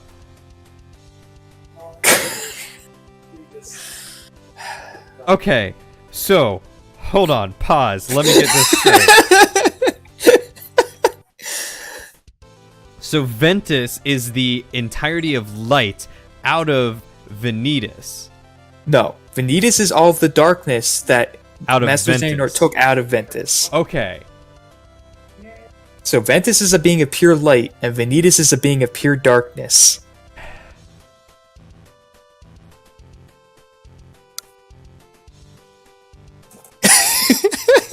I can just see you on stream trying to wrap your head around this. So, Ventus. Yes. Vanitas was from Ventus. Uh-huh. And then somehow I'm guessing Sora from Vanitas and then Roxas from Sora. No. No? Not related? Okay. We'll get to it. Okay. Now, alright, we'll get to it now. Okay. So, when he did this to Ventus, this was a bad thing. This almost killed him. Okay.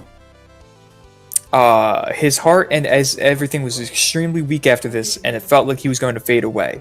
And this was on Destiny Islands. And his heart heard a voice that was just like, "Hey, are you okay? If you need some help, you can hide away here with me, and I'll help you out." So Ventus's heart went to Sora's heart to get healed. So a piece of Ventus's heart is in Sora at this point in time in Birth by Sleep. Okay, and where does Birth by Sleep coincide with... Oh shit, I forgot a really important part. Whew, wow, thank God I said this and reminded. During this, not Ventus, but Aqua and Terra also both end up on Destiny Islands. Okay. Or no, Terra does. I don't know if Aqua... No, yeah, Aqua did too. And then Aqua did some stuff in Radiant Garden and met young Kairi. And kind of protected her from some stuff. And helped her out and gave her a pendant. Oh, is that the Palpu pendant? The what's it? It's just a little silver pendant thing. Oh, okay. It doesn't really look like anything, but it's just a pendant that Aqua had and she gave it to Kairi to help protect her. Gotcha. Now, when Terra went to Destiny Islands, he found Riku and Sora. And same thing with Aqua. When she went to Destiny Islands, she met Riku and Sora. Holy shit. And also when they went to Radiant Garden, they met a bunch of other people that I will link to you in a minute. Okay. Man, I'm so bad at explaining this stuff. Keep forgetting all these important details. Yeah, so when Terra went to Destiny Islands, he found Riku and Sora, and he talked to Riku, and he's like, "You got a really strong heart, and you're all about protecting your friend." Riku's like, "Yeah, I need to protect Sora, because he's kind of a baby, and I need to make sure that he doesn't get hurt." And Terra's like, "You know what? You got what it takes to eventually become a Keyblade wielder."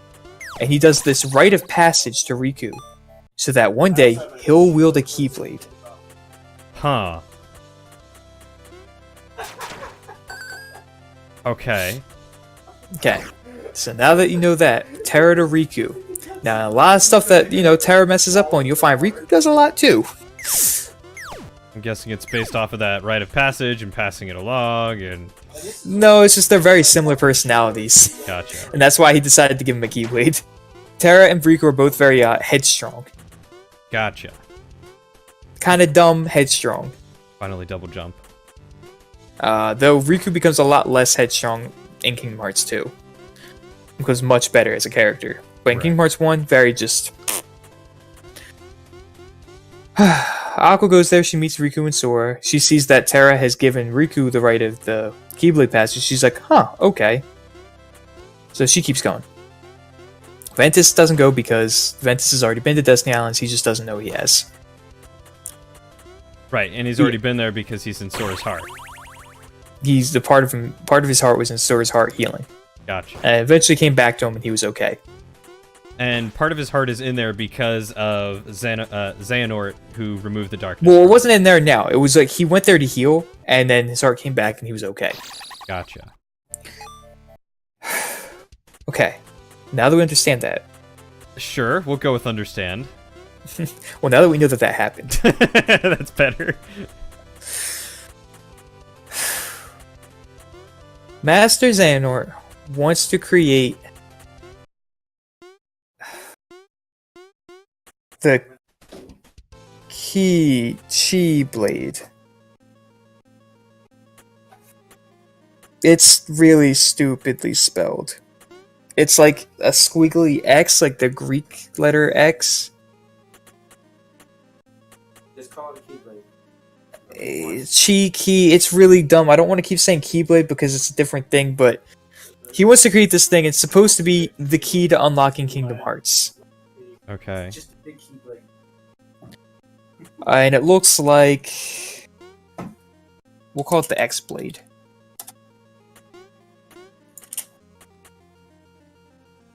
It looks like this. I broke the game. Yeah, I was about to say, is this supposed to look like that? I think it is, because it says Glitch World. Yeah, I just don't know how to get out of... Oh, I died.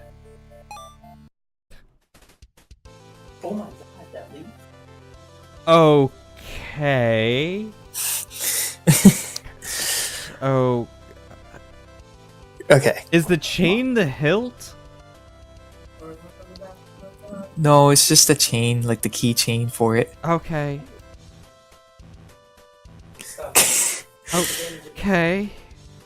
Yeah, so that's the X Blade, or the Chi Blade, or the Key Blade, or whatever. Gotcha. So, Ki blade, right? Essentially, or Chi It's blade. X.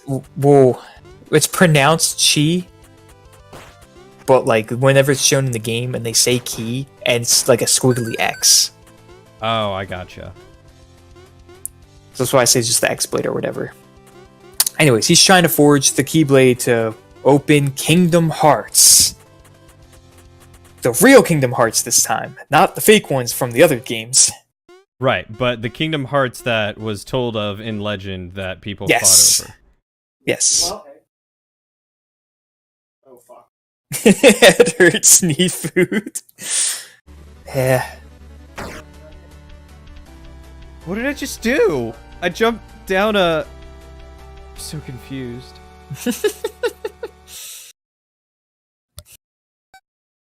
Kingdom Hearts is confusing. This game is confusing. Anyways, so yeah. So, alright, so, and in order to form this Keyblade, he needs a being of pure light and a being of pure darkness. It just took me back to the intro. Okay. Okay, so in order to forge the Keyblade, or X-Blade, or Chi-Blade, or whatever, he needs a being of pure light and of pure darkness. So, essentially, Yes. Ventus and Vanitas. Yes. So he's trying to forge that using those two. So fight starts, and there's like a whole opening cutscene animation. So eventually it comes down to, it's a 3v2, but eventually turns to 3v3 because good old Braig shows up. So Terra goes off to fight Master Xehanort.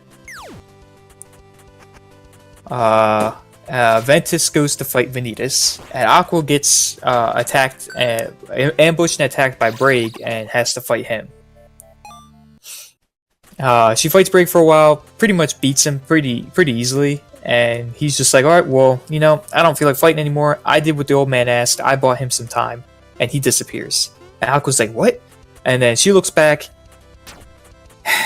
and Ventus is Ventanitas? Because him and Vanitas fused. Oh, so they rejoined. Yeah. Okay. But Vanitas is in control. And he's wielding the Keyblade, but it doesn't look like as nice and prim and proper as that one. It's kind of like rusted here and there.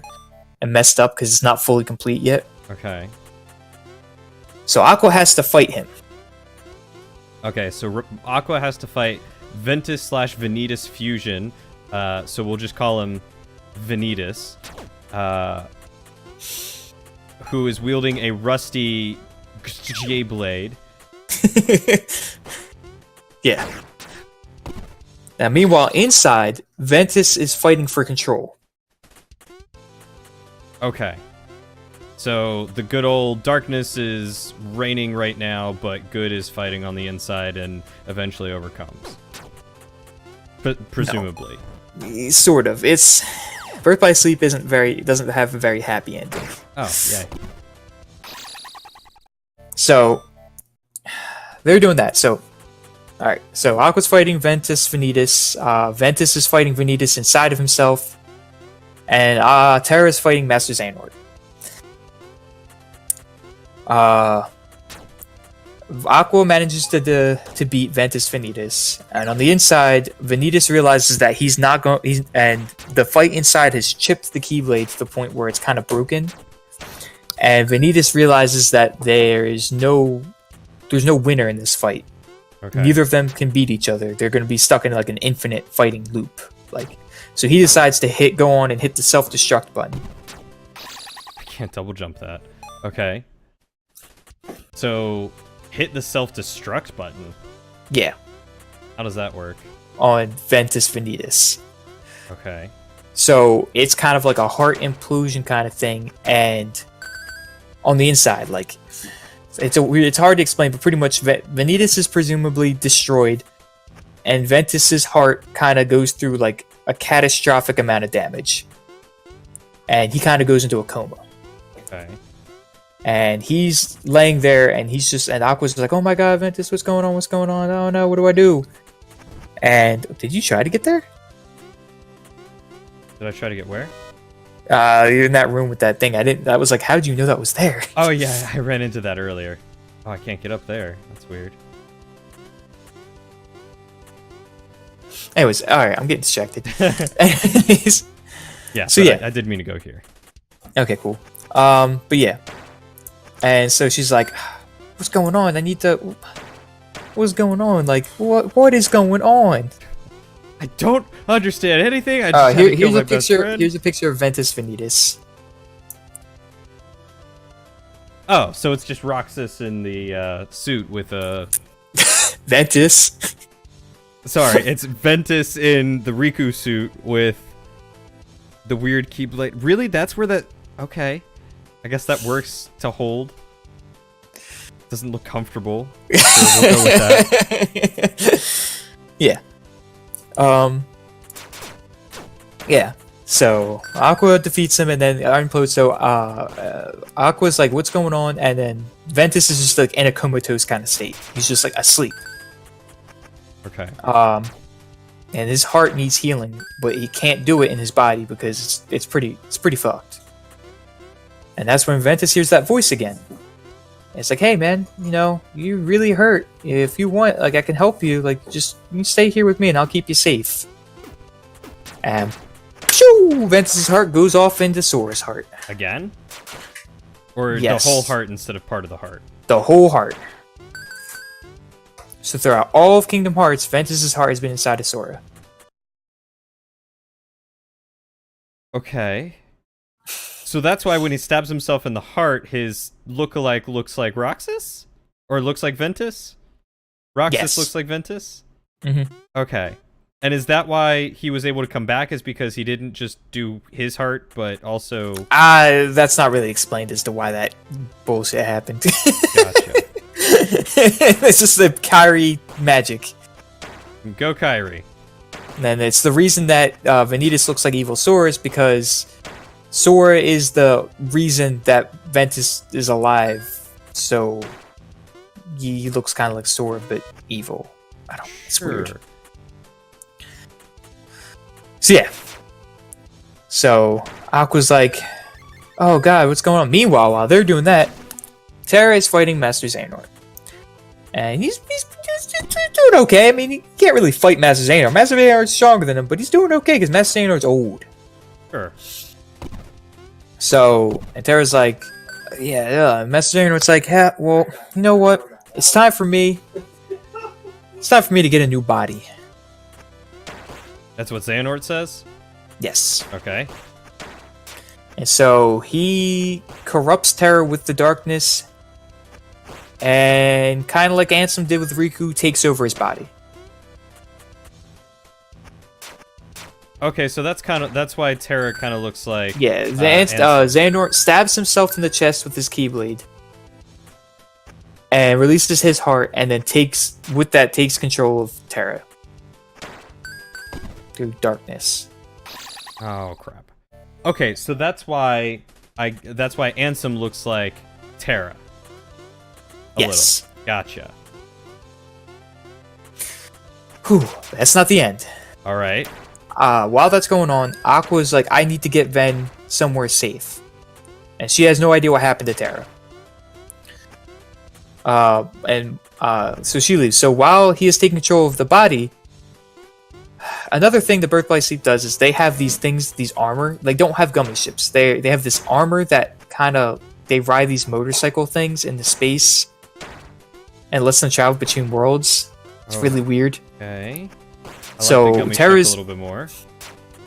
Terra's suit of armor has his as is with the secret boss in Kingdom Hearts 2, Lingering Will. I think it was like only in the final mix or something.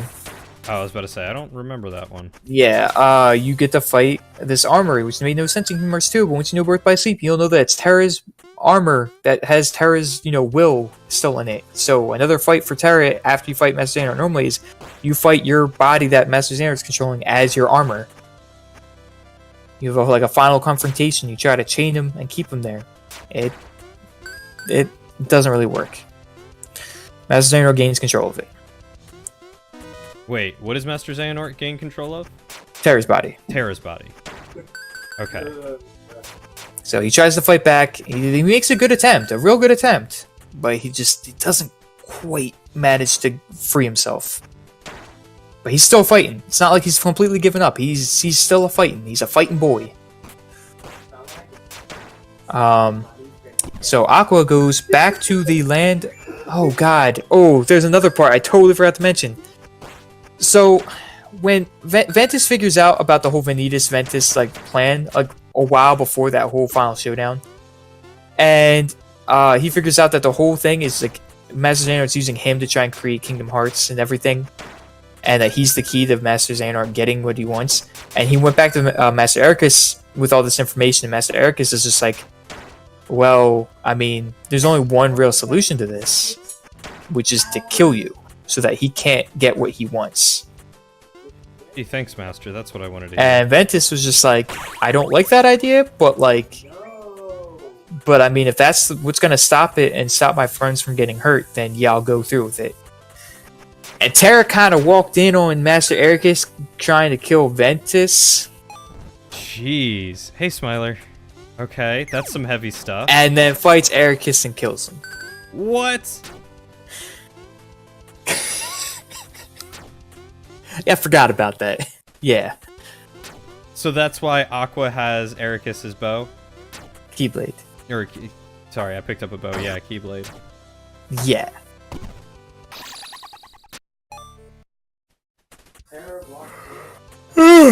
Okay. Now, back to Aqua and Ventus. Sure. So, Master Ericus had taught Aqua how to lock the world if something bad ever happened. Lock the world. Lock the world. So, Aqua takes Ventus back to the land of departure, goes back into the room, puts him on the throne inside, throne chair thing that Master Ericus would sit in, and then proceeds to use the Keyblade and a secret thing, or the keyhole of the world, to lock the world so that nobody can get to where that Ventus is at. Only she can. Okay. Because she doesn't know what's wrong with Ventus. She doesn't know about the whole Sora heart thing. Gotcha. She just knows that Ventus is sleeping and she can't wake him up. So then she needs to go find Terra, because she knows something's up with Terra and whatnot. So she locks the world, and the land of departure transforms. Oh, wait. So when she became a master, is that what? Ericus taught her. Yes. Oh, okay. Gotcha. To lock the world. Mm-hmm. So yeah, and so you lock the world, and the land of departure transforms and turns into Castle Oblivion. What? Okay.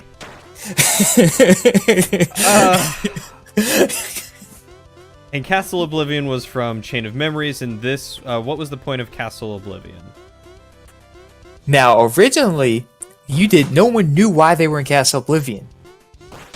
When in reality, Xemnas is Xehanort's nobody. He knew that Ventus was somewhere around there. Ah, so that's why they wanted Sora. No. They wanted Sora for hearts and Oh. their Kingdom Hearts things.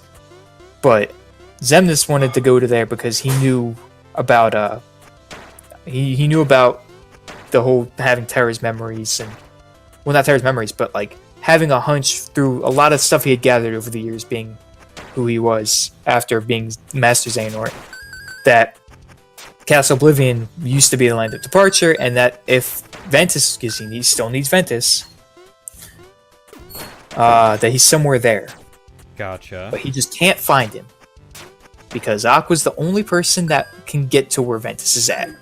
Even though Master Xehanort would know the secret to locking the world, unless He that's would not.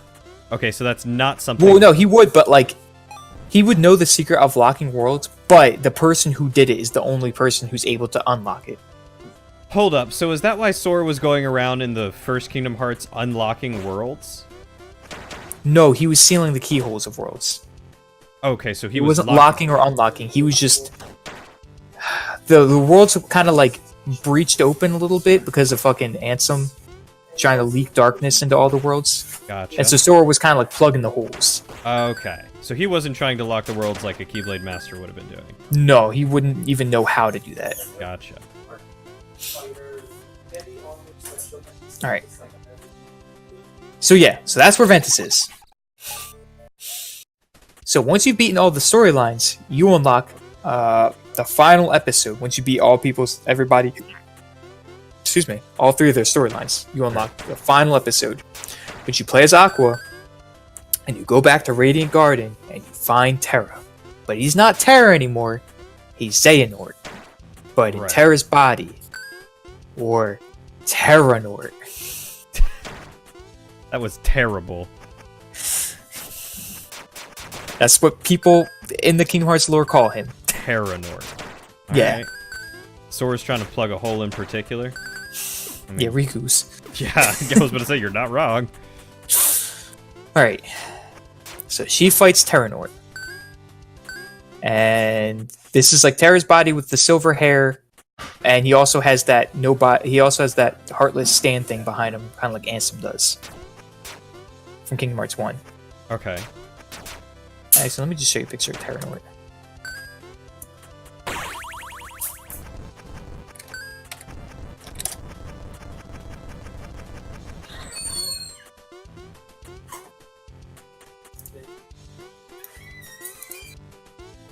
Terranort and his stand.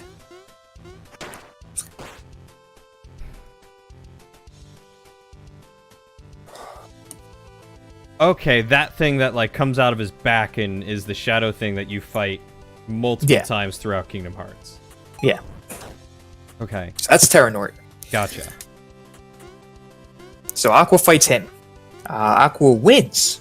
And Xehanort realizes that he's not going to win this fight because Aqua is a master and Aqua's actually pretty strong. Also, the fact that Terra's also still fighting him on the inside. Right. Oh no, no food.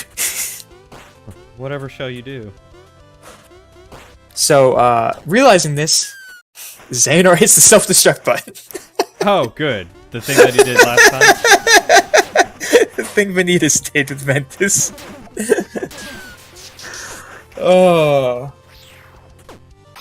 So, hits the self-destruct button, when in reality all it does is like, there's like a sort of darkness explosion, and Terra, and it kind of like releases Terra's heart in a way, in a weird thing, and Terra's body starts to sink into darkness.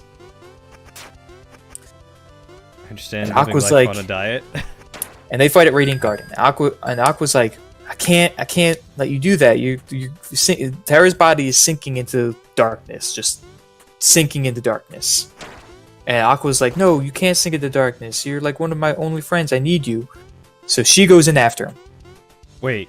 Okay, so where does she go exactly? They're at Radiant Garden. That's where Okay. she finds Terra, or Terranort. Gotcha. They fight, and then Aqua wins, but then Xehanort kind of like is like, haha, but I do this, and then causes Terra's heart to like mess up, and then cause him to start to fall into darkness, kind of like sink in the puddle of darkness, mud stuff. Okay. And Aqua's like, no, so she dives in after him, and in order to save Terra, she sacrifices herself by giving Terra her Keyblade.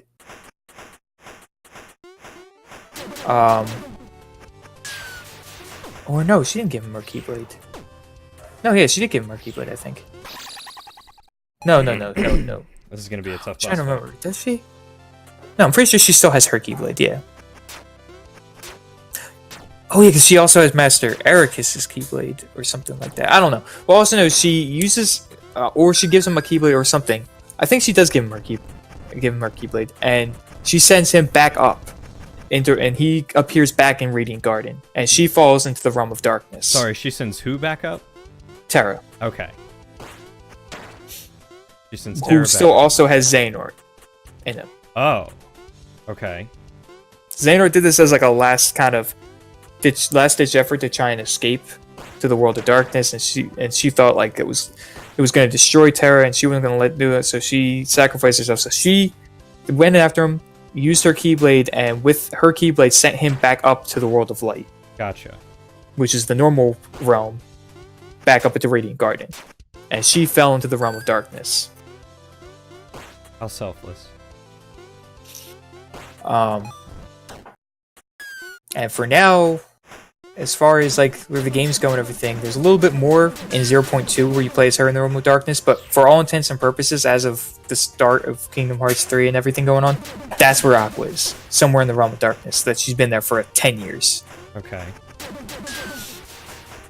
No, Aqua literally is probably like the true... Her and Riku are like the true heroes, but Riku messed up first. Aqua never really messed up. Gosh darn it. Anyways, now there's another secret episode where you get to play as Aqua in the Realm of Darkness, and you get to fight some Shadow Beast stuff in there, but like it's nothing really story relevant. Not until 0.2 came out. Okay, and now the end of it. Aqua Terranort wakes up in Radiant Garden, and he has no memory of who he is. Wait, did you say Aqua Terranort? I mean, Terranort. I mean, Terranort. I don't know why I said Aqua. So Terranort wakes up and Radiant Garden, still gray haired and everything. Looking like Terra, but with some gray hair, looking a little bit like Xehanort, sort of. No memory of who he is. He has no idea who he is or where he's at. Okay. And he is found by Ansem the Wise and his group of researchers, scientists, and the people that live there, which all resemble, not all, but a large majority of the people who eventually become members of Organization 13. Gotcha. And also, the person who brought them all there to help them was Braig. And then at the Okay. end of Birth by Sleep, Braig kind of goes up to Xehanort and he kind of puts his hand on his shoulder. He's like, and he's like, hey, you're still you, right? You're still Xehanort. Like, we're still going along with the plan, right? And he kind of just gives him a look. And he's just like, yeah, sure. That's the end of Birth by Sleep. Okay. And then that leads into the whole thing where, like, Ansem the Wise was studying hearts. Xehanort named himself Xehanort because that's what Braid called him, and clearly knew what his name was. And it was slowly but surely through Ansem's research of hearts and then him researching hearts and the darkness and stuff, regained all of his memories of, being Xehanort and all this other stuff. Gotcha. And then that's what started the whole... He overthrew Ansem the Wise, turned everybody against Ansem the Wise, stole his name pretty much in the name of the research and stuff. And then the group eventually, with his Heartless, did all that stuff with the world, Realm of Darkness, and then with his Nobody, the organization, and all that stuff. Okay. Whew. That's Birth by Sleep. Okay, so there is now a Terranort out there alongside the Nobody and Heartless Xehanort. Well, he would technically be the somebody of Ansem. Well, okay, yeah, for all intents and purposes, yes. Just add Terranort to the list of things along with Xemnas and Ansem. Okay. And Master Xehanort. And Master Xehanort. Yeah. Okay, so Master Xehanort's still alive somehow? We'll get to that. Okay. I think I needed alcohol. Because that's where things get real fucky and dream drop distance.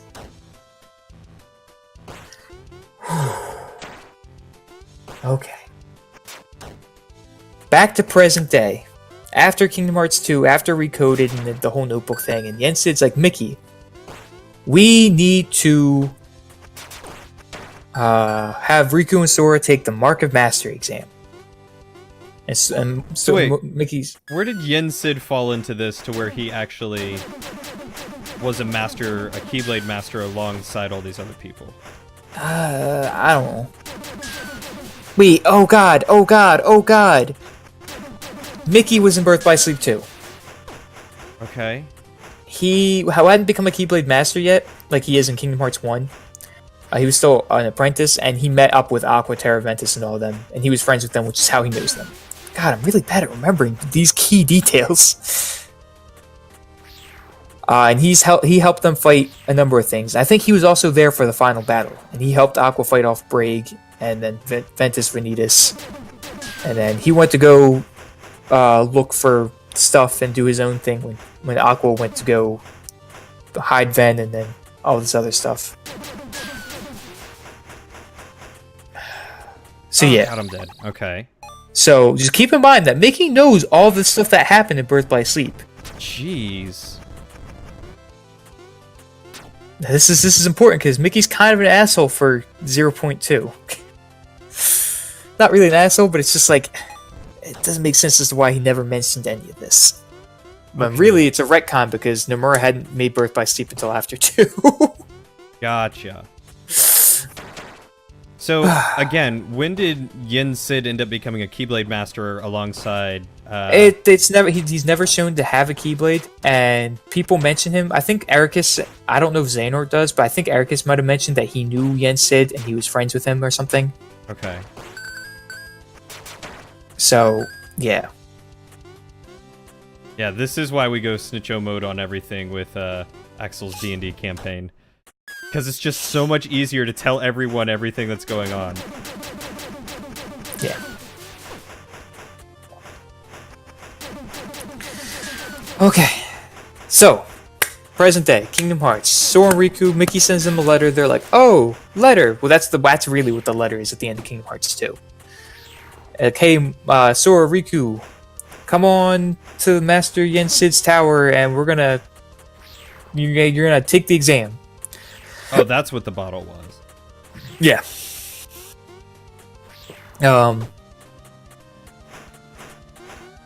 Oh yeah, I said I would tell you people somebodies. Okay, so at Radiant Garden, you met Braig. I showed you Braig. You also meet Lee. Who is Axel, I'm guessing? Yes.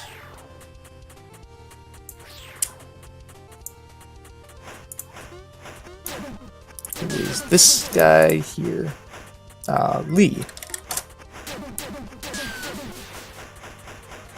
Take a look at it in a second. Yeah. You meet Issa, who is Lee's best friend.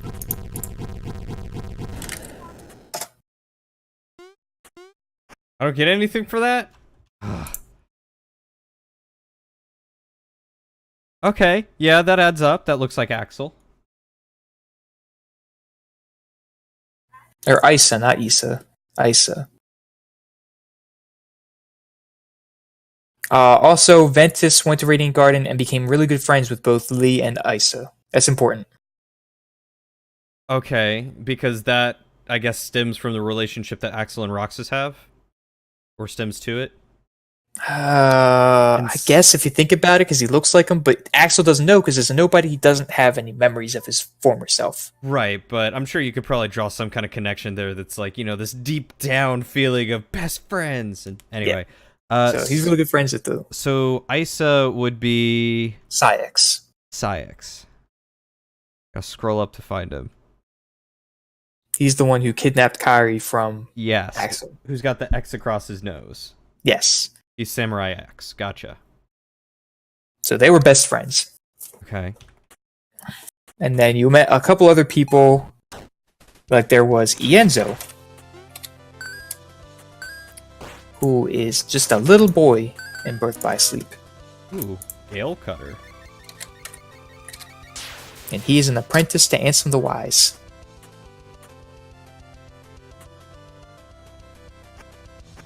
There's also Evan, who was another apprentice to Ansem the Wise. Oh, you've got to be kidding me. There's no way down from there?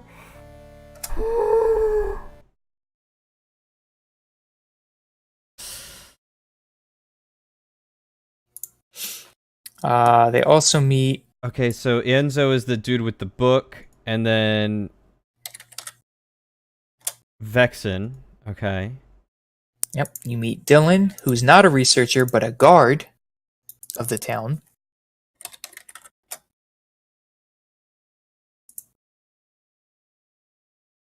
Who's he?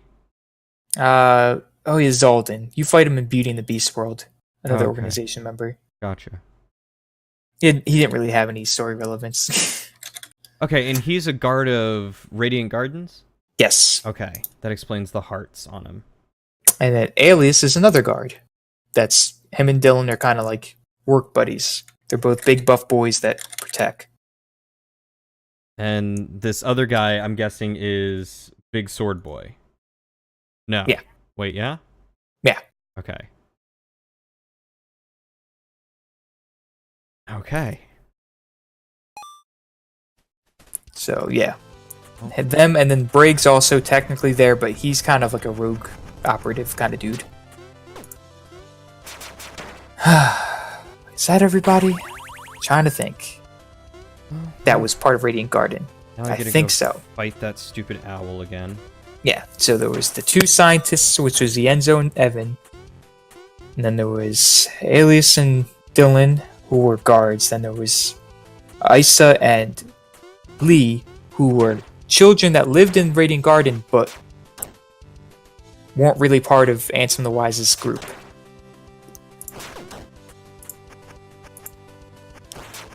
Okay. As for anybody else that's part of the organization, you don't really know their backstory at all. Gotcha. Yet. That's right. Union Cross comes in. Oh! Woo! Is that where we are now? Is Union Cross? Nope, we're at Dream Drop Distance. Oh, okay, that's right. You did Birth by Sleep, then Dream Drop Distance. Okay. This is gonna get really, really, really, really dumb. Like, dumber than Birth by Sleep got. Okay. Just be prepared. So, Sora and Riku go to Yens's tower. Because they have to take the Mark of Master exam to become Keyblade Masters. Because they're going to need to, because they know some stuff is up.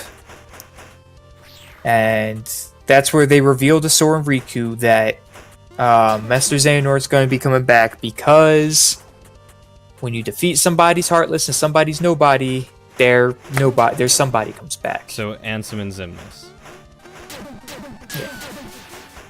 Cut to back at Radiant Garden in Ansem the Wise's research lab. Lee wakes up. Wakes up. Yes. Because Because his Lee is back into a person now. because his nobody was defeated. Who was his Heartless? It's just the Heartless don't necessarily have to be people. They're just things. It could have been any Heartless that Sora defeated at any point in time, or any Keyblade wielder defeated. Gotcha. So it's just assumed he was defeated at some time. Yes.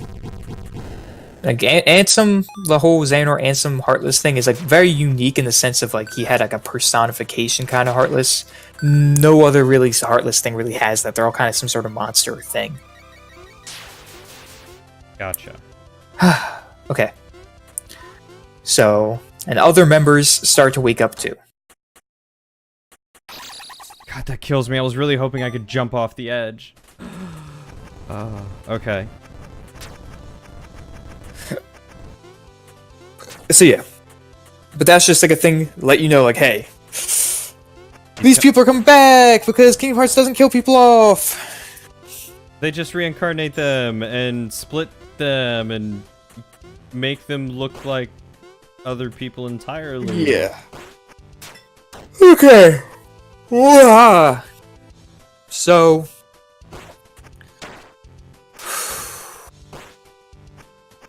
they have to take the Mark Master exam. Yes. So Master Yin says, like, you need to take the Mark Master exam to get the power of waking. So you need to learn how to wake up after a nap. It's important. Yes. After all that birth by sleep, you need to wake up. So, there are these things called the sleeping worlds. Worlds that have fallen into darkness and need to be reawoken, like brought back. Sure. And that's what they're learning, the power of waking. So their goal is to go to these 7 different sleeping worlds and, you know, rescue them, wake them, whatever. So Sora and Riku look a little bit different in this game.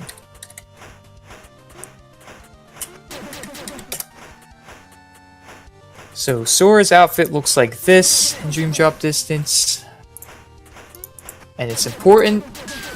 His outfit is important for a really stupid reason. We'll get to it. I can't wait to take a look at it and just be like, wait a second. Alright, I just defeated that boss.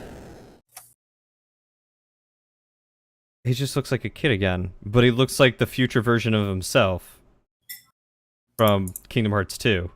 Well, this is after Kingdom Hearts 2. Oh, okay. Oh, okay, so that's where Riku gets the short hair. Yeah, he cuts it because, yeah, it was really long in 2 and then he cut it. Yeah. So they look kind of younger mainly because A, it was on the 3DS. Gotcha. And B, they go into the dreaming world, so it's more of like a dream kind of state that they're in, but whatever. It's besides the point. Okay, so But- his outfit is important for a reason. It's important for a really stupid reason. What about Riku? Is Riku's outfit important for a Nope. really stupid... No? Actually, yes. You sound so sad to admit that. You can't see it on that picture, but there's a symbol on the back. Yeah, here we go. So on the cover, it looks like this. The symbol on his back is important, just like the symbol on Sora's outfit is important. We'll get to it. I will take a look after Yeah. I get to a save point, because dear God, Stressful. yeah, understatement. Is there one over here? There is one over here. Okay. So, yeah, so they're like, hey, go do the power of waking. I'm like, okay. So tutorial starts you off by, for some reason, you're fighting Giant Ursula again. I don't know why. Is whatever. Okay. But while you're doing that, All right, I saw the symbol. Interesting. okay. So while you're doing that, you see the dude in brown robes. Like, remember back in Kingdom Hearts 1, that old guy in the brown robes that you saw on Destiny Islands? Yeah, I don't think you ever saw his face. He was just in brown robes. It's and- implied that that's Aunt Sam, the guy who ends up possessing Riku. Okay, that's what was implied? Yeah, well, that gets revealed in this game. Oh, that it was the possessed Riku? No, who that really? Oh, okay, who it really is. Who it is? Well, obviously it's Xehanort, but like, it's really stupid. Okay, so he shows up while they're in the middle of this thing, and he says some weird things, and Sora's like, "What's going on?" And then whatever. So throughout this game, you play as both Sora and Riku, and you both go to the same worlds, but like, you're not ever there at the same time because you're both in 2 different versions of the world. Okay. And we'll get to why that's important later on. God, I love that answer. It's really the only answer for this. Otherwise, I'd be skipping to like the end of the game, telling you stuff, and then going back to the beginning of it, and it's like, yeah. So they go through all the sleeping worlds. There's some interesting worlds. Okay, so it starts off here in Traverse Town, and you're with a bunch of the world ends with you characters. I've never played that game, but like, yeah, So it's with characters from what? the world ends with you. I'm not familiar with that. It's another game by Square Enix that was on the DS that got remastered on the Switch now. Gotcha. I've never played it, but yeah. And then you also go to Hunchback of Notre Dame. or Notre Dame. You go to the Fantasia World. Oh, that's neat. You go to Launch Show again. I think. They love that space whale. I don't remember. There's a few worlds in there. And you go to Tron Legacy.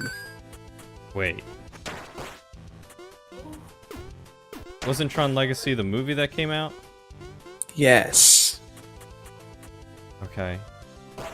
And in Tron Legacy, you find out that the reason that that's a sleeping world is because that was the real version of that world, and that the Tron world that was in Ansem's The Wisest Computer was a data version of that world. Okay. It's really stupid. So wait, this place that is supposed to not actually exist is where it actually exists? Well, no, the sleeping worlds exist. Oh, the sleeping worlds do exist. Yeah, they're worlds that fall into darkness and need to be reawoken. Oh, okay, I got you. Brought back to the world of light. Okay, so that's how Traverse Town, I guess, comes to be? No, I don't know why Traverse Town it was there. I think it was just because it was their go-to first level. They were like, here, have some nostalgia. It was because the World Ends With You characters had lost their world and they were in a sleeping state or whatever, and they needed... I don't know. It's weird. Anyways, Okay, so yeah, you Negligible. go through all the worlds, not important. and these dreaming things, the new enemies, you fight nightmares.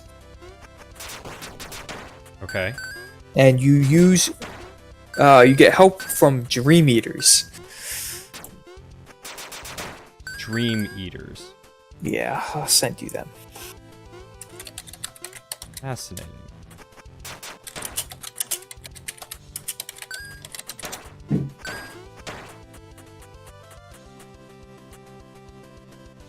So, like, the first thing I'll send you is a nightmare.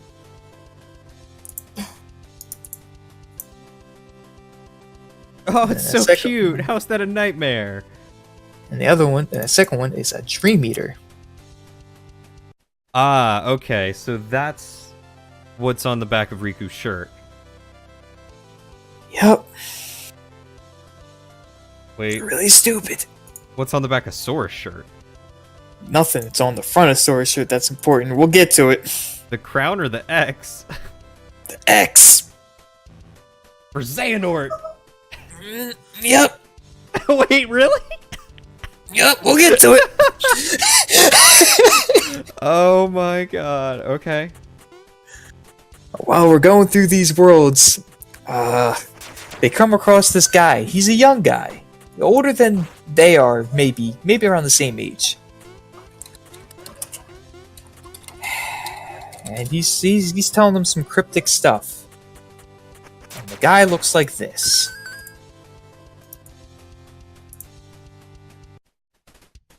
Hey, it's Xehanort in Organization 13 thing.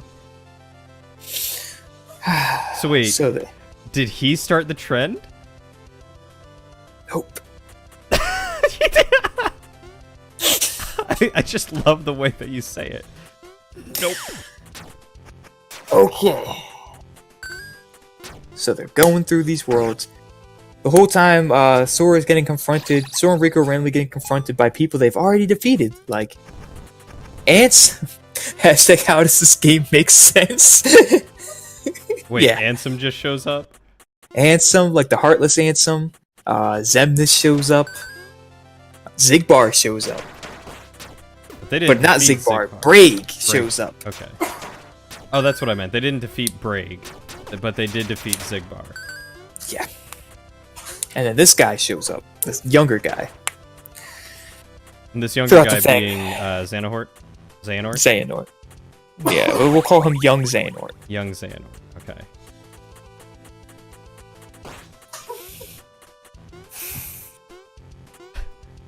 I can't tell if you're thinking or just like preparing yourself for I'm what just you're getting about ready to to go say. through this really dumb explanation. Alright. I love it already. So, How does this hashtag? How does this game make sense? yeah. This is where things really start to... So... it becomes known while this is all going on. It cuts off to Mickey and Yen Sid, to where Riku and Sora are both sleeping because they're taking the Mark Master exam. They're sleeping, but their consciousness isn't sleeping. Whatever, dream world stuff. And they're like, something's going wrong. Xehanort, an organization or whatever, whoever is left or whatever's going on, they're messing with this. Something's going wrong. And Mickey's like, we gotta help them. And Jensen's like, we can't. There's literally nothing we could do. We just gotta hope that they come out of this okay. They come out emotionally scarred and traumatized. Alright. So Sora's going through a lot of really weird stuff right now. He is seeing people that aren't really there, and people that he doesn't know but feels like he knows. Like, he randomly sees Terra, Aqua, and Ventus. He doesn't know who they are. But he thinks he does. He randomly sees Shion. He has no idea who that is. He's going through a lot. Poor Sora. Meanwhile, Xemnas and Ansem and Braig keep showing up and this young Xehanort keeps showing up and keep messing with them and telling them stuff. And he's going further and further and further into these layers of dreams in this dream world, and going deeper and deeper into the sleep, Inception. which is dangerous. Meanwhile, Riku's going through the same stuff, but discovers that in the beginning of the exam, when the brown hooded man showed up, Sora fell asleep, and instead of going to the sleeping worlds that they were supposed to, like Sora is, Riku is going through Sora's sleeping world into Sora sleep conscious. What?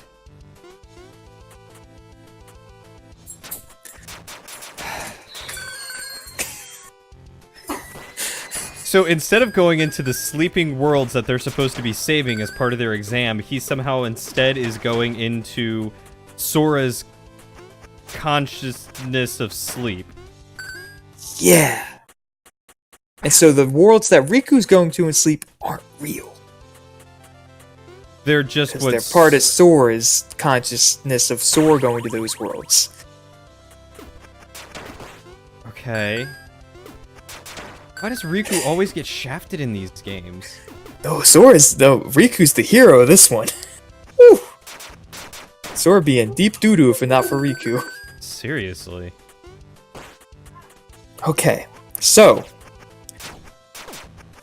the reason that Xehanort and the rest of the people that were working with him right now were able to find them in the Mark of Mastery Sleeping World exam is because Sora's outfit has an X on it, and they were able to track him from that. What? Because it represents Xehanort? They were able to find him from the X on his shirt. Yeah. I told you it was really stupid.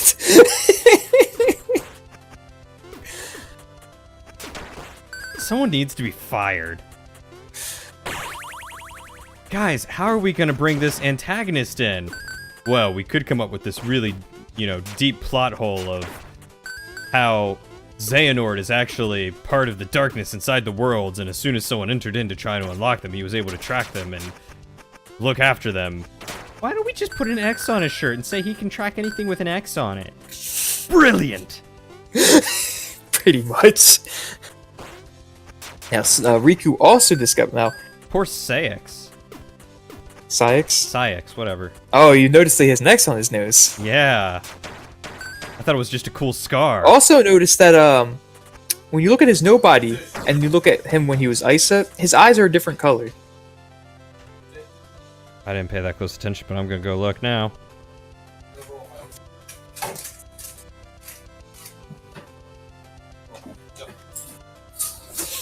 I can't tell what color his eyes are as Isa. Oh, can you not? No, it's a tiny picture.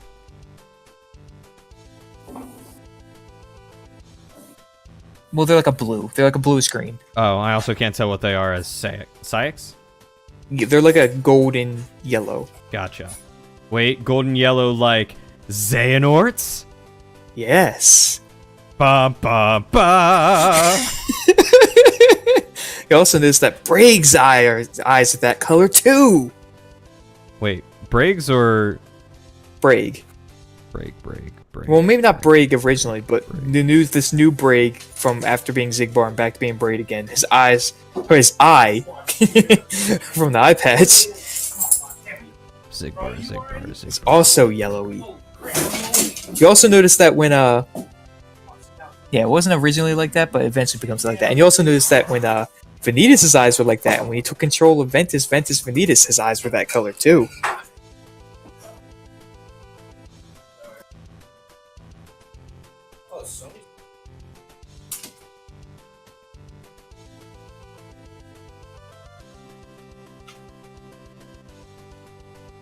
But yeah, so yeah, that's just I was looking at your stream and I'm like, yep, that's the color.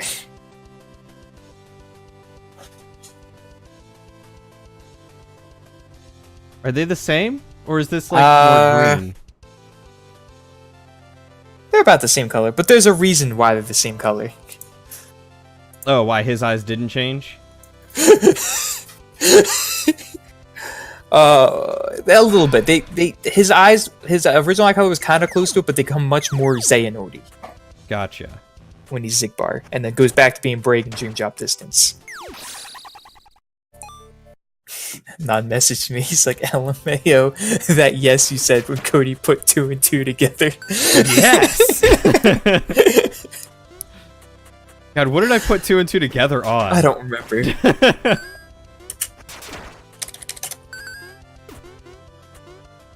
Yeah, this is...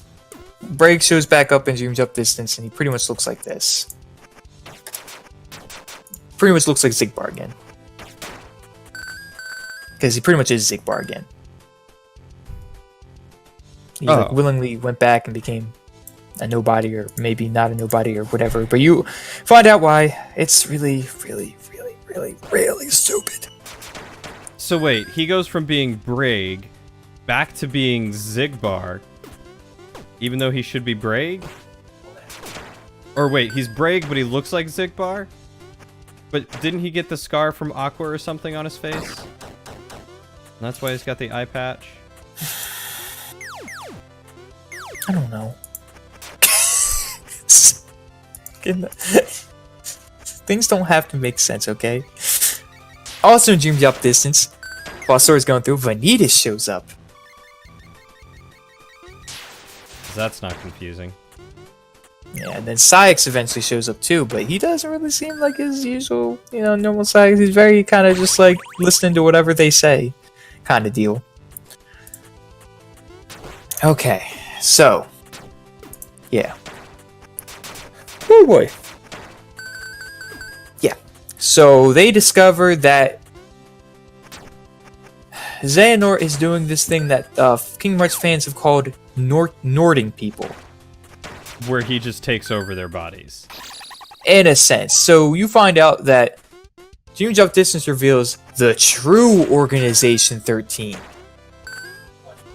Like the real purpose of Organization 13 is to find 13 vessels for Xehanort to, fully control and take over, because according to the ancient prophecies, he realized that he couldn't do Open Kingdom Hearts because he has to have when the Keyblade shattered after Ventus Vanitas was defeated. So after the original vessel of pure light and pure dark that he needed, he now needs 13 vessels for himself. No. I said 13, and I was like, oh yeah, to explain why he needs this many of this and this. The Q Chi X Y Element OZ blade shattered into 20 pieces. 13 of darkness and 7 of light. So that's why he needed the 7 princess hearts or whatever. No. Well, they were potential candidates for the the Seven of Light, but he figured when he reels it in this one, he figured Keyblade wielders are much better for this because there's supposed to be a battle between Okay. the 13 of Darkness and the 7 of Light, and then that's when Kingdom Hearts will truly appear and be opened, and the world will fall to darkness again. What the heck am I playing? I am playing Castle in the Darkness, a Metroidvania-styled game, while my buddy Mike here explains to me the plot of all the Kingdom Hearts games up to Kingdom Hearts 3. We're almost there. We're only like 2 games away. Finishing Dream Job Distance and then 0.2. Yeah. Oh, and then Union Cross. So 3 games. But So- 0.2 isn't really a game. It's like a few hours long. So then the 7 pure hearts of light are going to be Sora, Riku, Kairi, because she gets a Keyblade at the end of Kingdom Hearts 2 somehow. I don't think that was ever explained. We'll get to that. That's important. Mickey, Yin Sid. There's 5. Am I missing anyone that's wielded Keyblade that is still alive? I guess somehow maybe Terra's gonna come back and then he'll get Aqua. There's my guess. Okay.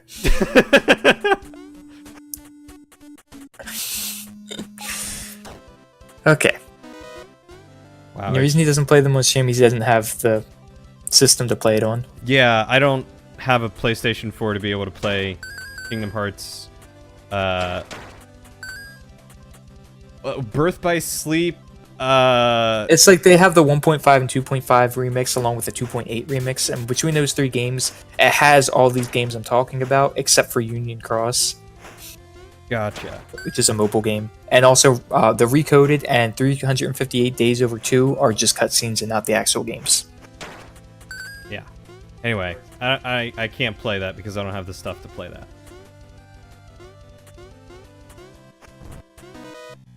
Anyways. Plus, it's kind of fun and funny. Listen to someone who doesn't know the lore, have someone explain it to them, and just be like, "What?" It's just- Why? Yeah. God, it's terrible. It's so great, but it's so terrible.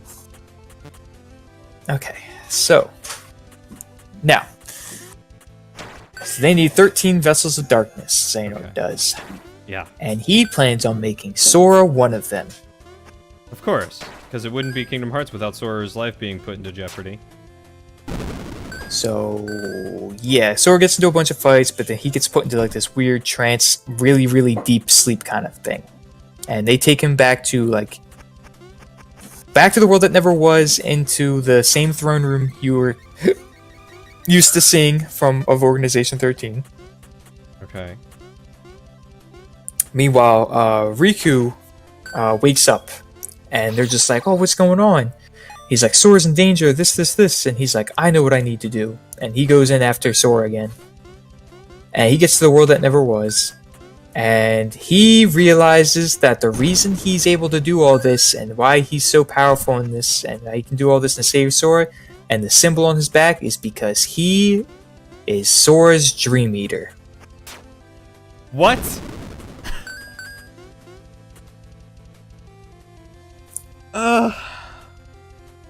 Not like he's not a real person, but like, So then Yeah. Xehanort is his nightmare?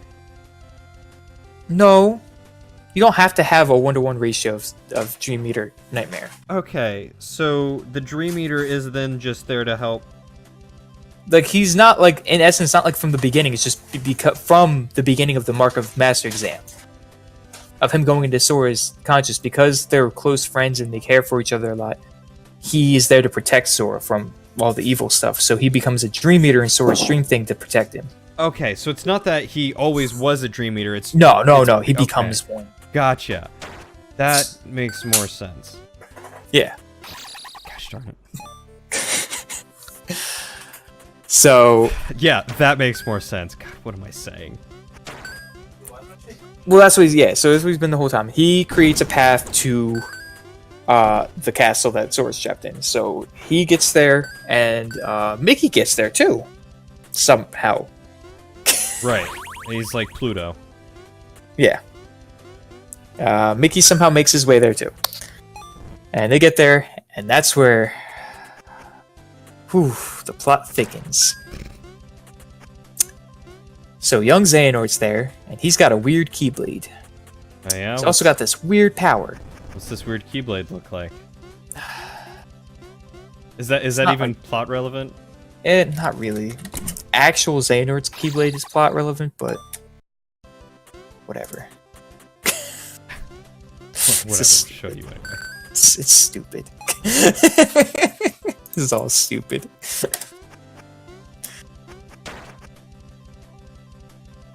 Oh, okay. It's got Ifrit's face on the top, a clock. It's black and white. What do the clocks usually represent? Time. Yeah. What could possibly make this game more convoluted?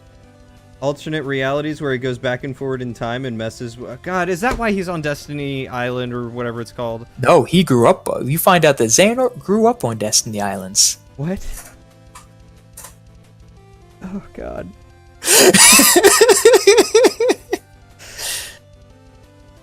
Okay, so he's got the ability to, what, rewind time, fast forward time, travel No, through time? time travel is a thing in Kingdom Hearts. God, of course, because that's what we need. I mean, isn't there a spell that Sora gets at some point that allows him to stop time anyway? Yeah, well, I mean, it's from Final Fantasy stops and all that stuff, but like that's just stopping time. Okay. But like, Mickey actually uses it in that cutscene when they're fighting all of them.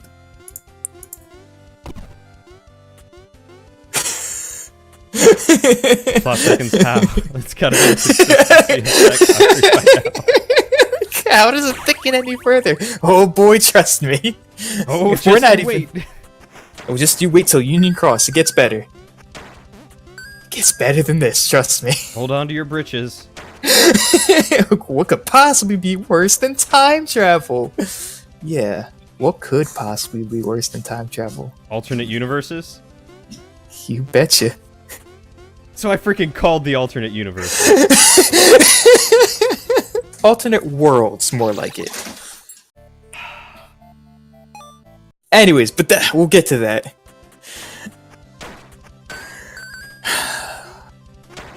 It's really stupid. Kingdom Hearts is more convoluted than any Final Fantasy game. It would be like trying to say that all the Final Fantasy games were connected in some way. Aside from the fact that it's like, you know, the Chosen of Darkness or Chosen of Light doing things. But now you know Xehanort's plan. Get the 13 of Darkness, the 7 of Light, they fight, Kingdom Hearts opens, and Xehanort gets what he wants. So, at least, the bad guy has some sort of goal now. Yeah, now. Yes, so... time travel.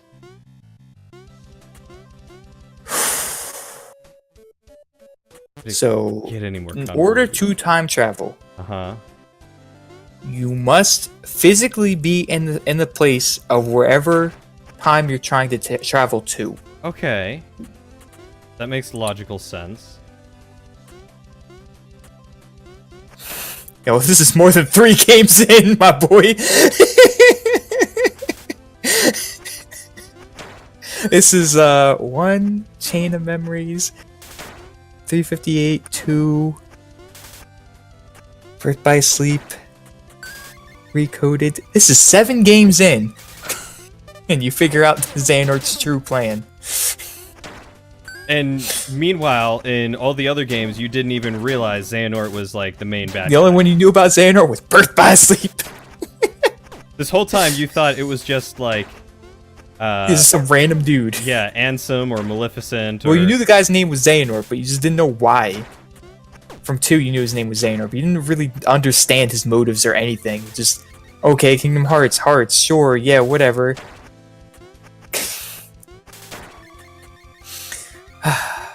Okay. So yeah. So in order to time travel, like I said, you have to physically be in the same place that your past self was at the time that you're trying to go back to.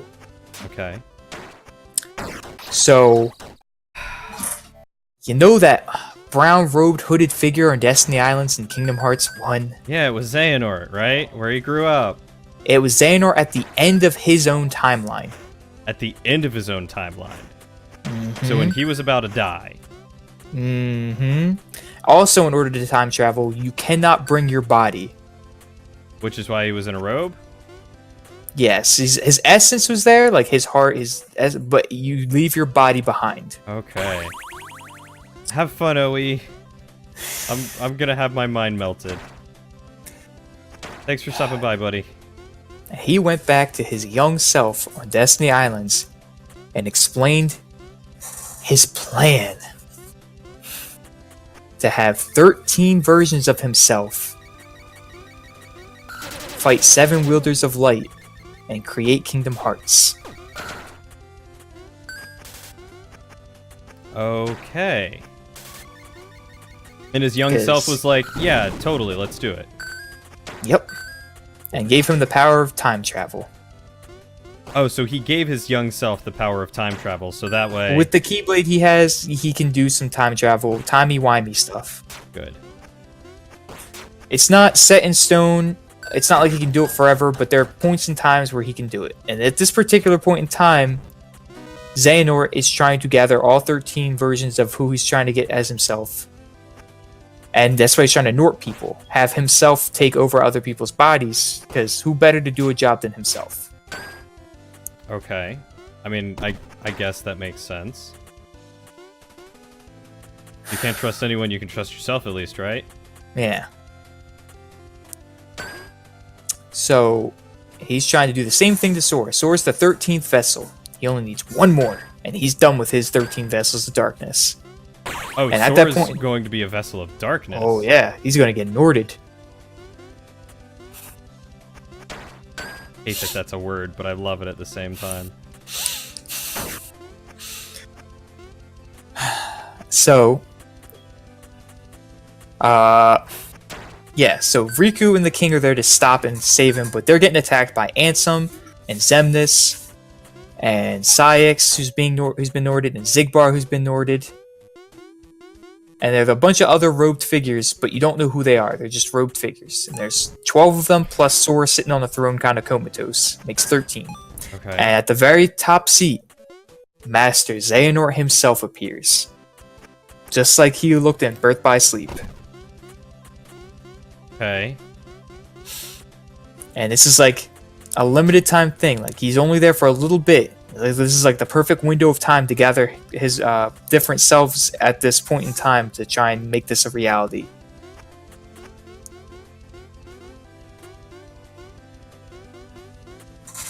So, they fight, and Mickey gets gripped up by Xemnas and kind of chokeslammed against a pillar, and Riku gets slammed down by, the Ansem Heartless from Kingdom Hearts 1.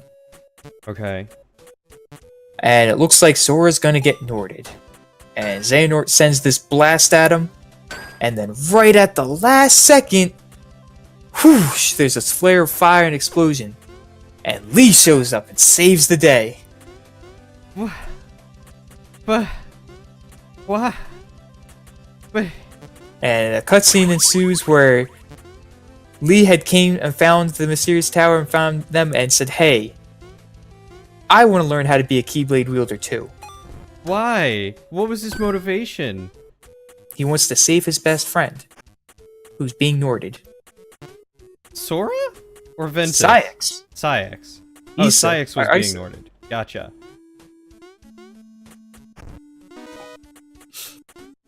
So he shows up, not with the Keyblade though, with his normal weapons, but he saves Sora, and they're able to, and they fight, and Riku fights young Xehanort in a 1v1, and they manage to hold off until, the time passes, and they save Sora, he doesn't get Norded, and Xehanort's like, well, I didn't get him, but, I already have a lot of vessels, and it's only a matter of time before I complete my vessel, all 13 of my vessels, so get your 7 wielders of light, because get ready, there's going to be a fight.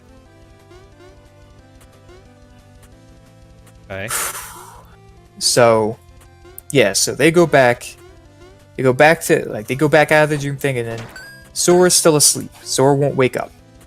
They're back to the tower, and they're like, what do we do? And Riku's like, I gotta go deep. I gotta go to the deepest levels of Sora's sleeping consciousness to get him. Deep into his unconscious, which is where he's trapped in, and get him out. Because if we don't get him out, he's gonna be stuck. He's gonna pretty much end up kind of like how Ventus is, sort of. Okay. So anyways, Riku goes on in and dives into one more time. He goes deep into his unconsciousness. He goes all the way to the bottom, and he finds Sora, who's just trapped in all of this darkness. So he's well at home. And protecting Sora's body is this armored figure. And if you've played Birth by Sleep, you will recognize it as Ventus's armor. But corrupted by darkness. Okay. So pretty much, Ventus in his own weird way was trying to protect Sora from being taken over in a weird way, but Riku has to fight it, he defeats it, and saves Sora, and they go back, Sora wakes up, and everything's okay. So they go back, and get to the end, and Yen Sid's like, Sora, Riku, and they're like, yes, Master Yen Sid. He's like, the Mark of Master exam is over. Riku, you passed. Sora, you didn't. Because, let me guess, his heart was full of darkness. Because he almost got completely taken over by darkness and almost got Norded. Riku's just like, huh? And Sora's like, isn't that great, Riku? You're a Keyblade Master!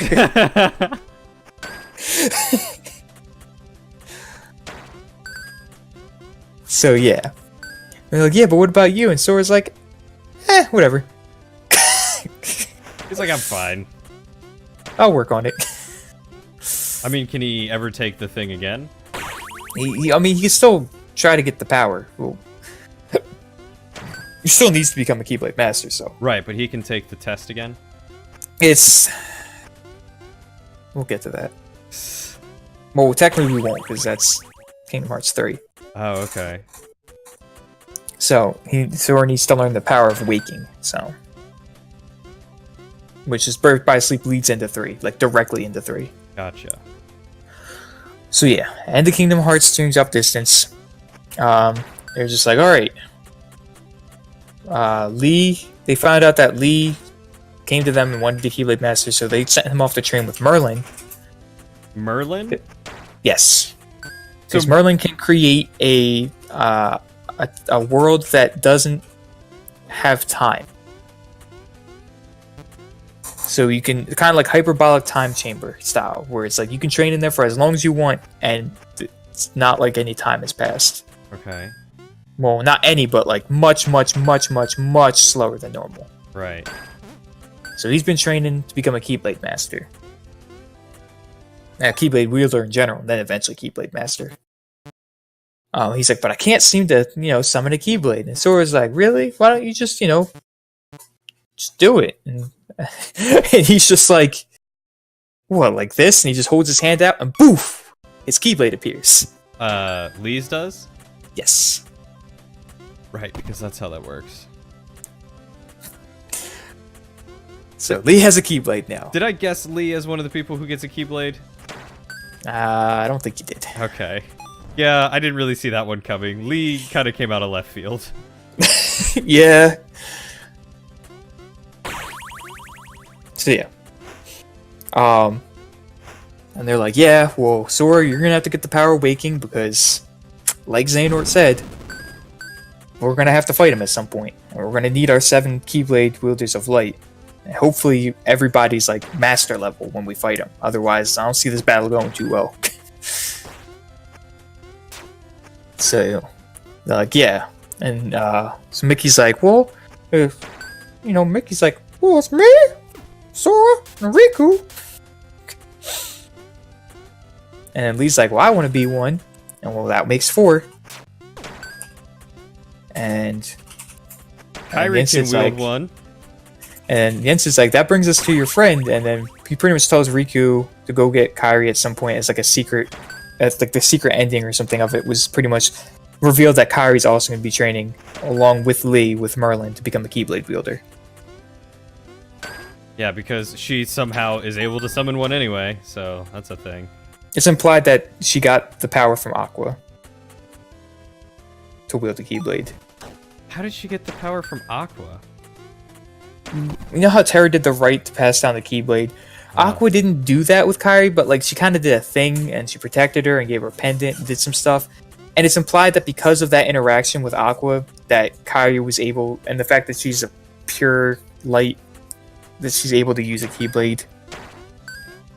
I don't know, Okay. but whatever. Sure. Hey man, at least Kairi can do something now. Yeah, well, we'll see how useful she actually is. Yeah. Hey, Shauna, how are you doing? Shauna. I'm sorry, you don't get any special drives or forms or anything? But yeah. So. What else? What else? I feel like there's something else and I'm forgetting it. Not really. Oh yeah. And then Yensid's like, yeah, well, there's some other people we're gonna have to get in case, you know, not everything works as planned for training you guys. In case we can't train you guys in time. There are other Keyblade wielders that we know of. And Mickey's like, oh yeah! Aqua, Terra, and Ventus! Really? Does he really say that? Yeah! Well, not like that, but like he's pretty much just like, oh yeah. Like, yeah, they're a thing. And they're like, who? And they're like, oh, you guys probably don't remember them. You met them when you were really, well, not Ventus, but Aqua and Terra. You guys met them when you were really little. Like, maybe 4 or 5. Wow. Wow, they were that young when the dude 10 was years like, ago. You know what? You're gonna be a Keyblade Master. 10 years before Kingdom Hearts 1 is when they met them. Oh boy, I'm gonna be a Keyblade Master. God, Riku, I hate you. I feel like you know something. What? I don't know, just that laugh. Oh, no, I was just laughing at stuff. Anyway, so yeah. So, and I think about it, Mickey's like, well, I don't know where Ventus is. Only Aqua knows. Last time I saw Terra, he was fighting Master Xehanort. And the last time I saw Aqua was in the Realm of Darkness. And that's where Riku's just like, what? And that's where 0.2, a fragmentary passage, comes in. Wait, didn't we cover part of 0.2 a little? Just the fact that Mickey knows where Aqua is. Okay. And this is ties into it. Immediately after Dream Drop Distance, like immediately, like following the conversation, Mickey's like turns to Riku, is like, yeah, so here's the thing. Remember when you fell to darkness after being controlled by Ansem and I helped you in the Realm of Darkness? Well, I met Aqua there, and he kind of goes into a story, and the whole thing of Fragmentary Passage is about a, depending on how good you are at the game, could be a 2 to 3 to maybe 4 hour like game that you play as Aqua after the events of Birth by Sleep, where you're in the Realm of Darkness. And is this a mobile game or? Nope, it's on the PS4. Okay.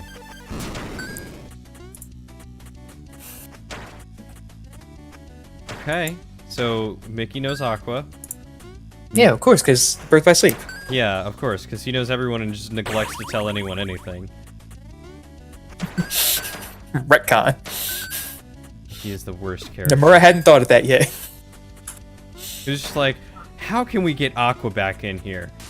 Oh, let's not make it to where Riku met someone in the realm of darkness or whatever.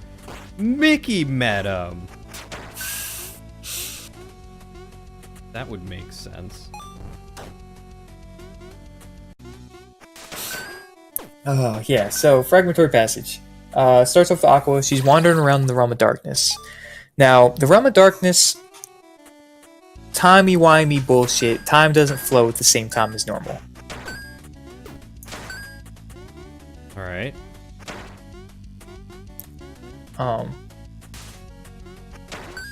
Hold up.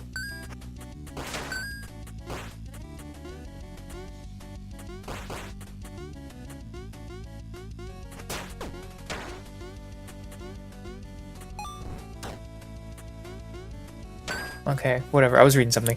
I need to stop getting distracted. So yeah, so Aqua's wandering the realm of darkness, and she notices that the worlds that they went to in Birth by Sleep, like Snow White's and Cinderella and all that stuff, are here in the realm of darkness because they got taken over by darkness after all the stuff happened to Birth by Sleep.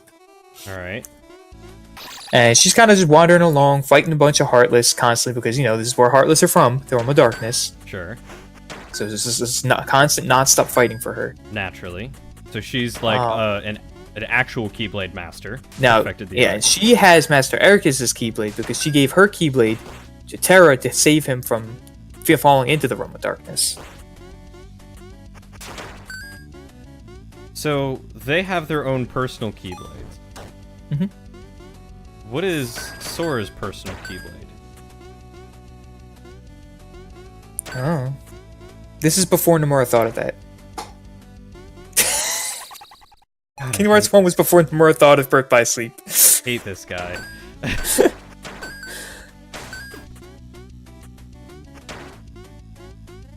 Okay, continue. So, she has Master Ericus Keyblade. So she's going through and she's like going through all the worlds and she's like, what's going on here? Like this. She goes to Snow White's world and the dwarven thing. She goes to Queen's Castle, sees the magic mirror. The whole time she's just nothing but darkness and she's having like really bad thoughts and she's being real sad and it's just the nature of the world. Very negative thoughts and emotions come out in people. And she's just like, am I ever going to see my friends again? What's going on in the outside world? How am I ever going to get back out of here? Stuff like that. Mm-hmm. So she's just going through and she finds the magic mirror from Snow White, but it reflects all of her insecurities and stuff like that into evil clones of herself that she has to fight. So she goes through that and then she's just like, you know what? I need to be more positive. I need to keep moving forward and never stop moving and just keep thinking positive. And I can get through this.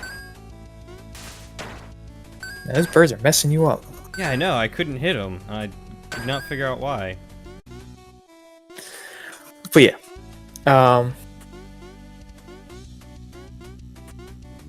So yeah. Okay. A willow nut. Why do I need the nut? It's important. Fair We'll get to it. It's important. We'll get to it. All right. Cool. Thanks, bud.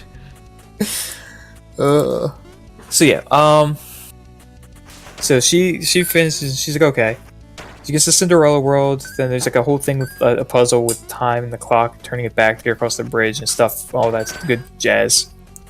She gets through. Eventually gets through and everything, and then she finds herself in Dark Destiny Islands. Like at the end of Kingdom Hearts 1. Mm-hmm. She's just like, this is Destiny Islands. She's like, oh, that must mean that this world fell to darkness too. And she immediately gets really like, she's become really pessimistic from all this. She's automatically assuming that something bad happened to Destiny Islands and the children she met on it, and that maybe they fell to darkness and whatnot. Since the world is here. Know. Yeah, little does she know, but you know. Right. While she's there, she runs into Mickey. Okay, She's so like- this is the flashback, right? Yeah. All this is going on during the events in Kingdom Hearts 1. Right from... Hold up. Hi, Zeus.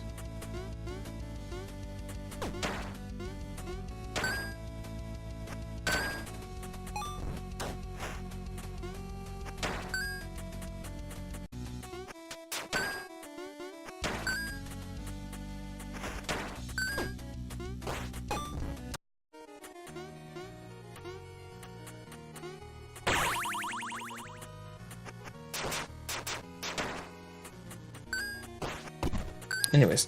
Yeah, so, you know, Dark Destiny Islands. Huh? I said bye, Zeus. And, she's just like... He said, Mickey, what are you doing here? He's like... 50 minutes, Judy. Wow, super handy bird.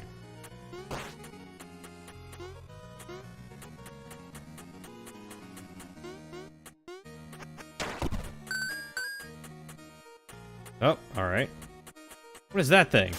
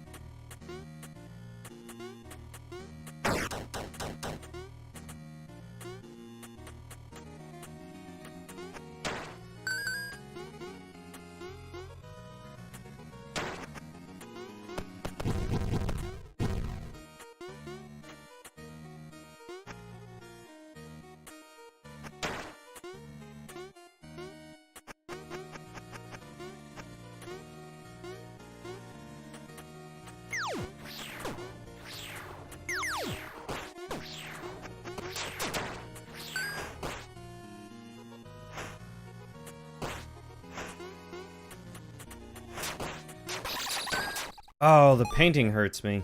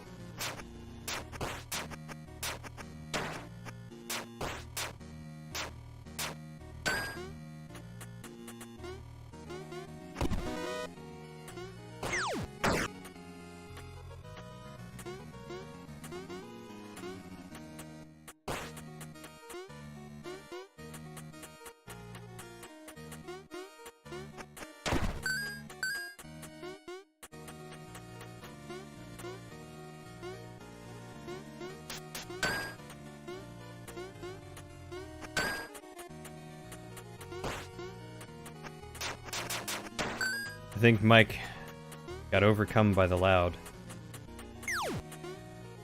Right.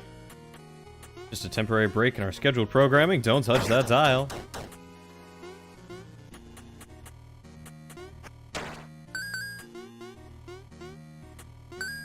In the meantime, Mini Loud,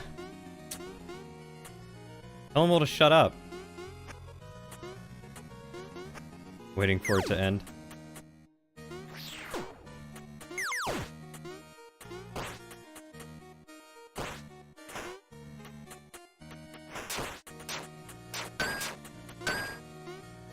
Don't worry, Mike. I got them entertained with Castle in the Darkness.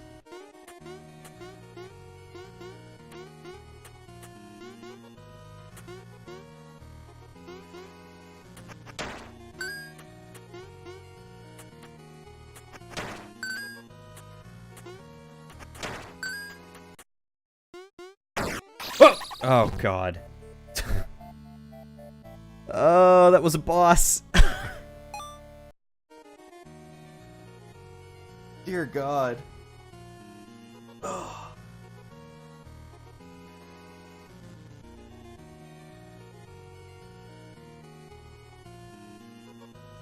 Okay, I'll be coming in and out, but like, yeah, I got some stuff going on behind me every now and then, so.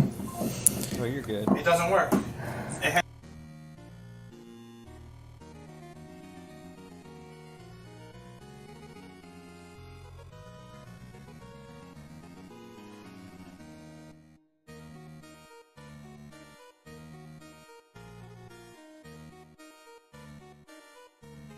Okay, that's done with apparently for now. Cool. Hopefully done, but who knows.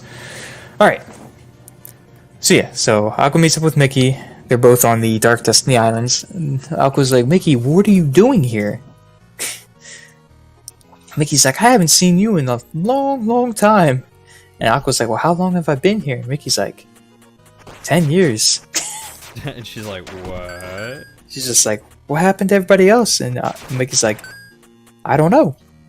Like, we don't know where Ventus is, and we haven't seen Terra either. We just, where you were, we didn't know where anybody was. And she's just like, well, I know where Ven is. I put him somewhere safe. And last I saw Terra, I sent him back to the world of light, so he should be somewhere out there. Wait, so you're telling me we're gonna get Mickey, Riku, Sora, Kairi, Aqua, Terra, and Ventus back? I'm just telling you what's going on in the story. I'm telling you nothing about Kingdom Hearts 3. Alright. So anyways. Continue. Also, Dream Drop Distance reaffirms the fact that when Sora's down there, when Riku's down there, there's like a secret, I forgot, there's a secret message encoded into Sora by Ansem the Wise. A secret message encoded into Sora? Yeah, that pretty much just says, hey, Roxas, Shion, these people, and also this guy Ventus, like, maybe not the Ventus part, but like Roxas and then Shion, he's just like, hey, they're still in him. You gotta get them. They're still in his heart, and they need to find their own bodies. which pretty much reaffirms what Recoded did. So there was no real point in Recoded, Interesting. except a lot of digitizing stuff. But whatever. God, you had to buy the Dreamstone for 20,000. Yes, I would like to do that. I just don't have the money. Okay, so Xion and Roxas are still inside him. Mm-hmm. And so is Ventus, but they don't know that. And Ventus is inside him because that's where his heart was. Uh-huh. Well, Ventus's heart is inside of Sora. Same with Roxas and Xion. All their hearts are inside of Sora's heart. Right. It's kind of crowded in there. I feel bad for him. Or maybe no. Yes? Yes. I think. Maybe. Yeah. Anyways.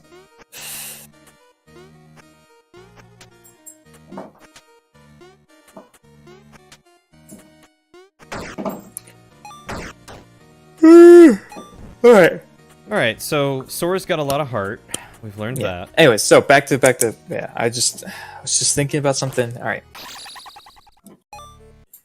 And Aqua's like, alright, well what are you doing here, Mickey? This is Realm of Darkness. And Mickey's like, well, I've been trying to find out how to get into the Realm of Darkness, and I've discovered that if you go to a world right when it's about to fall into darkness, you can find a pathway into the Realm of Darkness.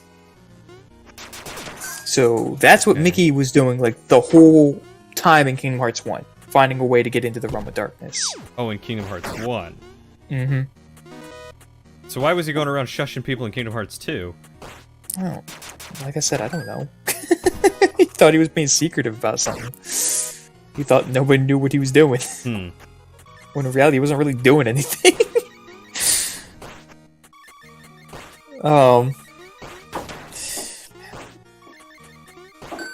This is making me tired. Yeah, I bet. I bet your mind All this hurts. talking and explaining. Make my mouth tired. And Need dry. Need some water. Keep hydrated. Yeah, stay hydrated, everyone. Okay. So, Mickey's like, yeah. And somewhere here, I need to find the special, the Keyblade of Darkness. Because there are 2 keys are necessary in order to close the door to darkness. Which is pretty much what that was in Kingdom Hearts 1. It wasn't really Kingdom Hearts, it was just the door to darkness. Okay, so there's the Door to Darkness, and then there's Kingdom Hearts, and then there's Kingdom Hearts. Yeah. Okay. So 2 apocalypse scenarios. Gotcha. Yeah. One probably worse than the other. Anyways, so Wait, which one's worse? Aqua's like, alright, well, where do we look for it? And Mickey's like, I don't know. So they're looking around Destiny Islands, and there, wouldn't you know, remember that cave, that the hideout where the door was? Yeah. And it wouldn't open? Uh-huh. Well, over there, there's a door, Uh-huh. and it's open. And they go in, and there's a golden Keyblade. Like, Kind of like the one that Mickey had at the end of Kingdom Hearts 1. and that's why Mickey was in... That's why Mickey was in the door where Riku was? Uh-huh. Is because he went into the heart of the... But that's also when Riku went in there. Well, they'll get to Riku. Riku gets saved by him and Aqua, because Riku wakes up there. And through that door, they also use that, and they get to where the other side of the door is. Okay. And they're like, look, there's the door. And they see Riku, who's running towards the door, who woke up and came out to the darkness. Right at the end, when Ansem opened the door, Riku was running to the other side to be like, hey, we gotta close this. As he was doing that, Mickey and Aqua were like, hey, we gotta go get to them. But while Aqua's in the Realm of Darkness, there are these things. It's a really weird enemy. It's like a bunch of the beginning Heartless enemies, but all together in a big, like, tornado kind of thing. Okay. And they attack them, and pretty much they get attacked, and Aqua keeps them at bay, and she's like, Mickey, you go. And Mickey's like, no, I can't leave you behind. And they break free from her, and they attack Mickey, and they drop him, and his shirt gets disintegrated. What?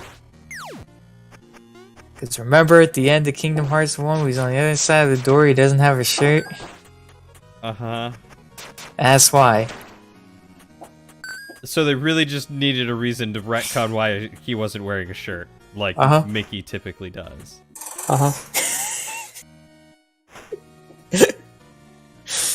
Sure. So anyways, and Aqua fights them off, but then they attack Aqua and they take her outside, back out the door, and close it, and seals it, and Aqua's gone. And then that was the end of Kingdom Hearts 1, and all the other stuff happened. And Mickey's like, that's the last time I saw Aqua. So wait. Aqua was on the inside of the door where Riku was, too? Yes, but they were very far away, so Riku never actually saw her. Okay, so Aqua never really came to help with... No, because she held off the Heartless that were about to attack. Ah, okay. And then they took her away. And then all those other Big Tims showed up, and then Mickey got rid of them. And then they're like, let's do this, Sora. Sure, perfect sense. That's a fragmentary passage, 0.2. Interesting. Do you have uptime? Time to find out. 5 hours. 5 hours, 8 minutes, and 48 seconds. Whoo! How many games do we have left? 1. Alright, we're almost done. Yeah, next is my all-time goddamn favorite. Union Cross. So, Birth by Sleep was supposed to be Kingdom Hearts 0. But then they made Union Cross canon. So they made Kingdom Hearts Birth by Sleep like 0.1, which is why Kingdom Hearts 0.2, a fragmentary passage, happens during Kingdom Hearts 1 with Aqua. Sure, okay, yeah, let's go with that.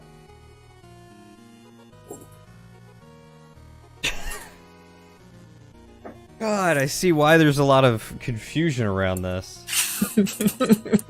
Yeah, if you went into Kingdom Hearts 3 without any of this prior knowledge, the whole Aqua, Terra Ventus, all this other stuff, you'd be so lost. Do they... Okay, so I know you've played Kingdom Hearts 3. Do they even, like, briefly explain who they are for those who haven't played the other 100 games?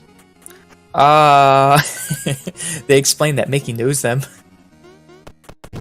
So, Mickey just decided to bring some friends. He explains that he met them a long time ago, about 10 years ago, when they were little, and they met them when they were little kids, but they don't remember them. And that stuff happened with Xehanort, and now they need to find them. That's all they really explain. Gotcha. I mean, come on, let's be real. The game has to do its own plot. It can't kind of like go over every game's plot while doing its own plot. Yeah, but you also shouldn't make... That's why I said the marketing wasn't great for these games. Making 10 other games. No, that was not too bad, except the way they decided to go about putting these on certain platforms, and then the fact that they decided to only number Kingdom Hearts 1, 2, and 3, Yeah. and not... They should have stopped with the numbering. Yeah. Either that or kept with the numbering and just... No, because a lot of them... Because then Birth by Sleep wouldn't... Yeah. Ow, this boss is gonna be tough.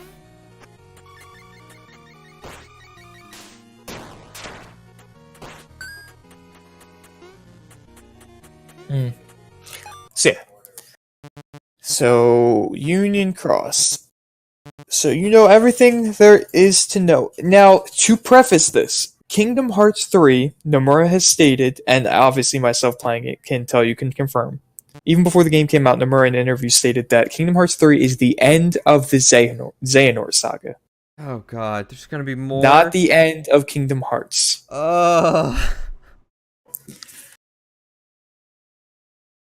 Why? But no more Xehanort stuff after 3. Yeah, 9 games of Xehanort was enough, apparently.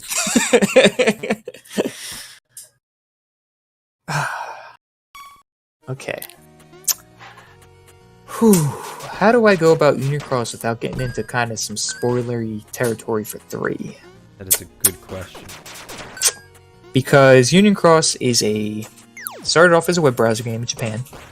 They eventually wanted to make money, so they made it a mobile game, because how else better the way to make money? And they released it over in the West.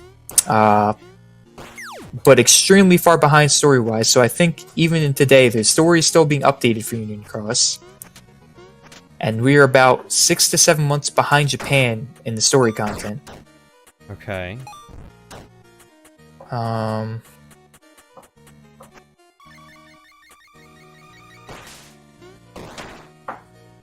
Yeah. So in Kingdom Hearts 2.8 Final Remix, along with so the way it goes is 1.5, 2.5, and 2.8. These are the remix versions that are on PS4. And these are basically the games in between? There's all the games except for Union Cross. Gotcha. Which is the mobile game. Yeah. Kingdom Hearts 1.5 has Kingdom Hearts 1 Final Mix, Kingdom Hearts Chain of Memories, Re-Chain of Memories, the one that was released on the PS2.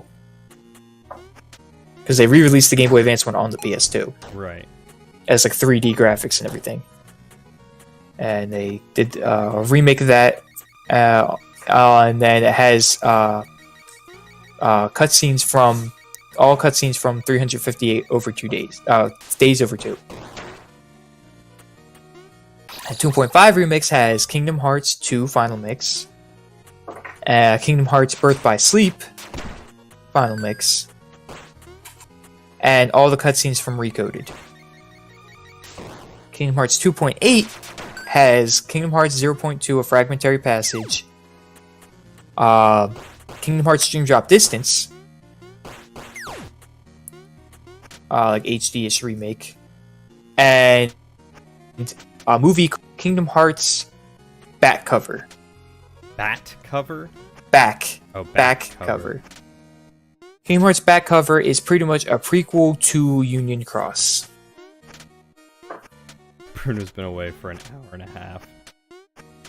We're still here, Bruno! And we're finally on the last game.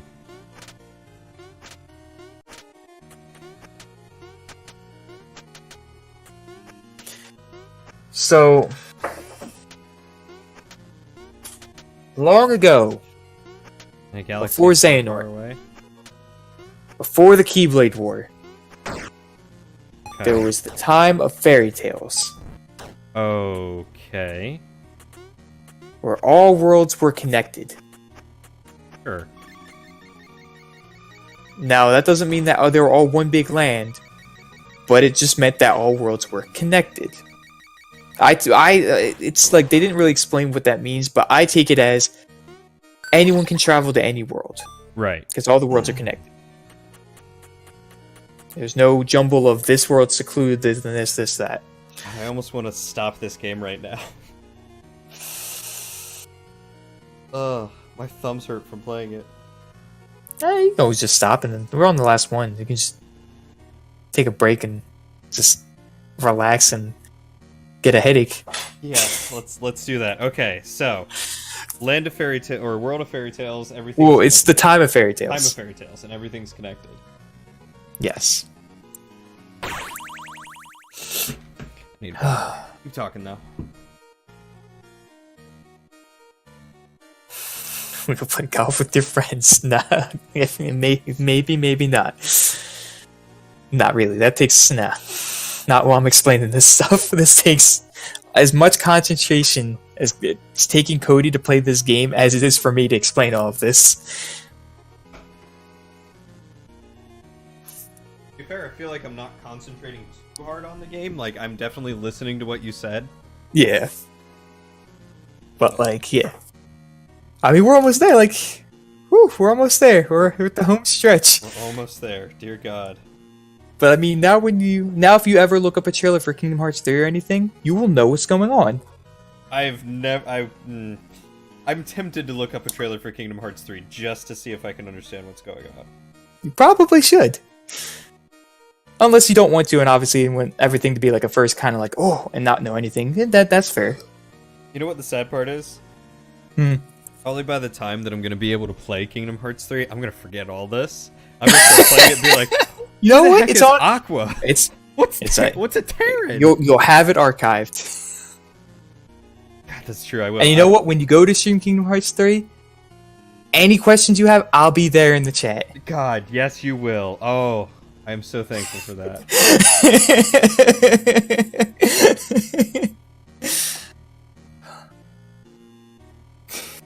Oh. All right, Okay. you ready for more pictures? Yeah, let's do it. All right. We're going to Unicross, but before that, I'll cover back cover. Okay. So there's this guy called the Master of Masters. This is him. You're going to get really mad. You're going to be really mad, because I know I was when I saw this man. All right. So the Master of Masters. Before you send it, what does the Master of Masters do again? So in this land, there are these 5 guilds. They're all his apprentices, along with a 6th apprentice. He has 6 apprentices, Okay. and they're all Keyblade masters. And they all have these different guilds that they're all a part of, in a sense, except for his 6th apprentice, who's his like direct apprentice. Okay. Okay. And in the game, there's this currency called Lux, like Lux, and it's like light currency pretty much, and that's whatever. And pretty much this is the world of just like light, pure light. Okay. There's no darkness here.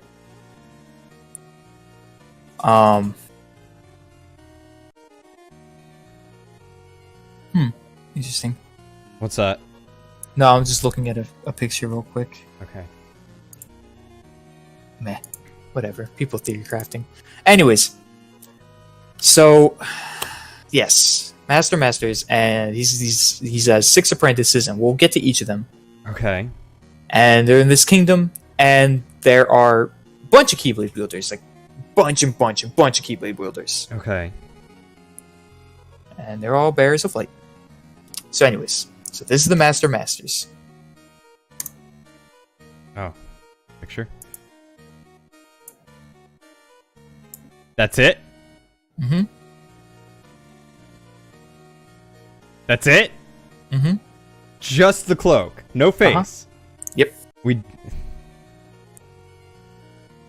So this is where the hood comes from. This is why everyone's wearing the stupid hood?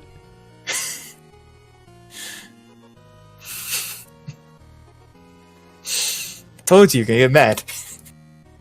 Everyone does. Wasn't this guy in Kingdom Hearts 2? Nope. Or was he in 1? Because there was one where there was a guy in a black hood that just kept pointing. That's supposed to be like Xemnas. I don't believe it. He's like a secret boss in Kingdom Hearts 1 Final Mix, and it's pretty much Xemnas, because he uses lightsabers and has the same stuff that Xemnas uses in Kingdom Hearts 2. Lightsabers? Yeah. Okay. When you fight Xemnas the first time, he has like lightsaber hands. I don't I'm afraid to try and Google it, but I don't remember. Okay, so the Master of Masters is just a cloaked figure with no face yet. And he has 6 guilds, you said, and in one of each guild is 5 guilds. And He has he has 6 apprentices. One is his direct apprentice, and the other apprentices of his are the leaders of these different guilds. They're not exactly called guilds, but I'm just calling them guilds because it's easier for me to remember it that way. Okay. All right, their names are, his direct apprentice is called Lushu. And this is Lushu, who is also going to make you equally as mad. And he is holding... that's not his Keyblade, that is the Master of Masters Keyblade. That got passed down to Lushu. That looks like the Oblivion Keyblade. No, see, I never showed you Xehanort's Keyblade. So his direct apprentice is a hood. It is a pulled taut hood.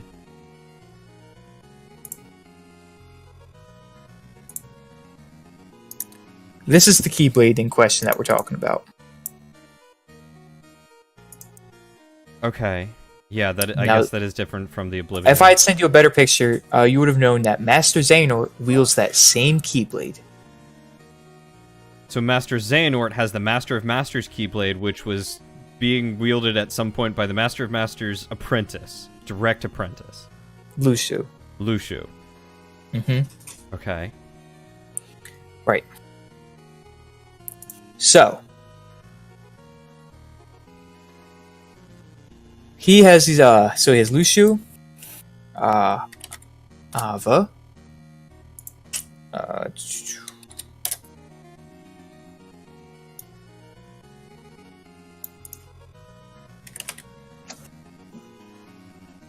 Okay. I'm much happier that she's a colorful person and not just a black hood. She's still a hood. Gula. She's got a pretty Keyblade. That's a weird Keyblade. Okay, so they all have this mask theme.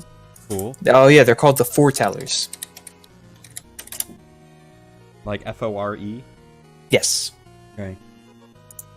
What are their names? It was Ava, Gula. Oh god, I'm trying to remember their names. Aced, whatever. I'm really impressed that you remember all these names. It's very recently that I was looking it up. Keep that in mind. Yeah.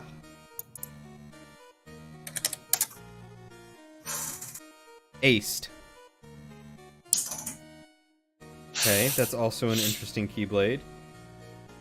In V, He looks like he has a bear mask. he does.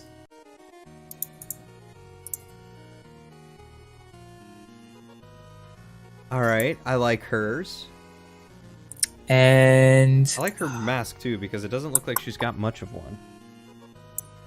hers is a snake. Okay, that's what I was thinking.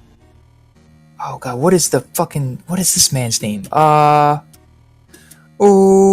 Foretellers. You'll like this one because he is voiced by Matt Mercer.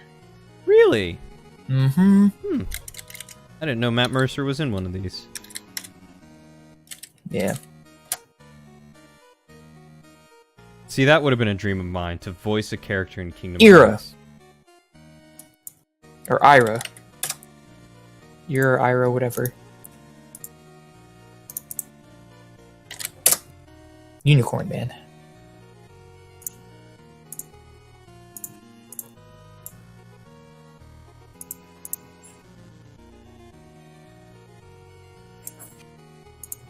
So yeah. Okay, Yes, those Unicorn five Man. with Lucio.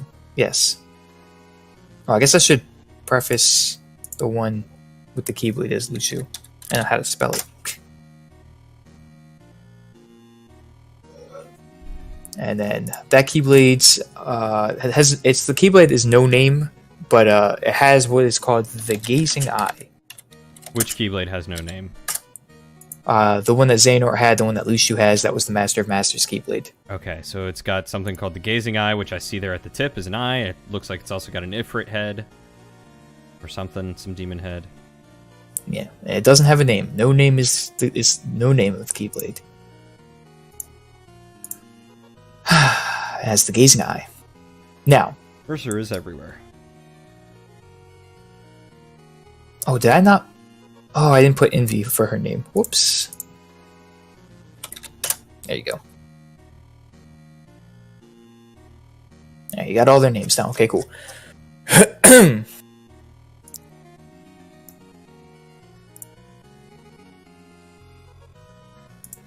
Uh-oh. Someone found out something they shouldn't have known. Oh well. Anyways, What? D&D chat. Nightly found out is something about the first campaign that I know about because I spoiled it for myself because I don't think I'm going to watch the whole thing. Anyways.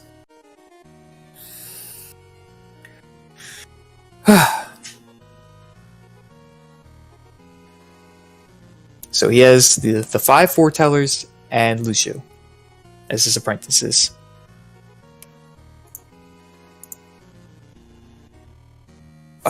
Okay, how do I start this? Wait, how did she figure that out? Probably from the stream they are doing right now, That would make sense. because the spoiler above that she had. Yeah. Yeah, Well, that's what happens when you watch a Critical Role thing when you're not Yep. caught up, mm-hmm, especially about something that they're going to be doing in the future. mm-hmm. Anyways,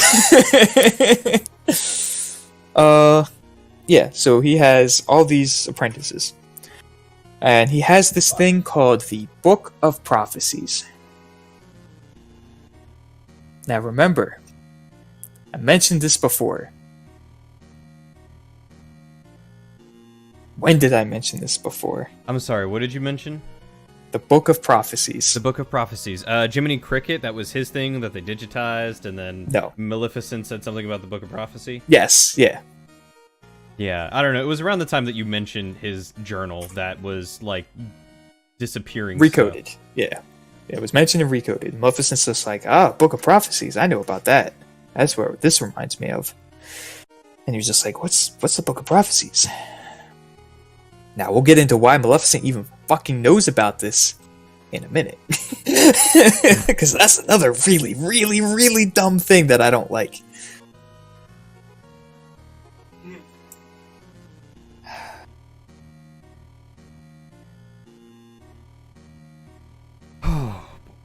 Okay. You prepared? I don't know. I feel like I need, like, an emotional support dog right now, or...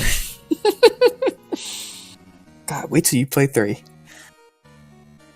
Great. A lot of stuff that happens in 3. Oh boy. Okay, let's do this. Unicorn Man, protect me. Okay. And the only reason I tell you about this because normally I would say no if I hadn't played Kingdom Hearts 3. I would say you don't need to worry about it. Haven't played Kingdom Hearts 3, you kind of need to worry about this. Okay, good. Let's do it. Not that it bears like significant stuff, but like let's just say you'll be really lost if you don't know any of this. Okay. Like really lost. Okay.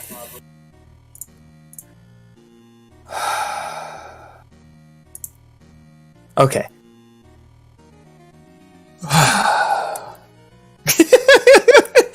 Yeah. Oh god, now Nightly yelling about it, and now Melissa's yelling about it because she's looking at the spoilers. Oh yeah, she hasn't watched it either. Yeah. Here, for the sake of people who might still be watching it. Oh god. It's don't click the spoilers and ruin it for other people. But yeah, oh man. I'm so glad that they have spoiler tags now. Stop.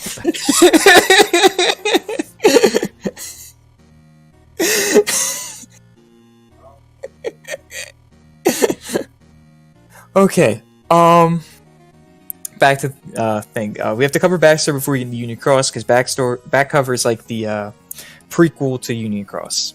They include it just so that you know these characters, because honestly, you really only need to know back cover.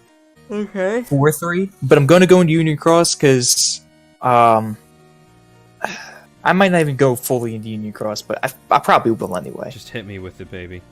Okay, so you have the 5 foretellers, you have Lucio, you have Master Masters. Master Masters has a thing called the Book of Prophecies.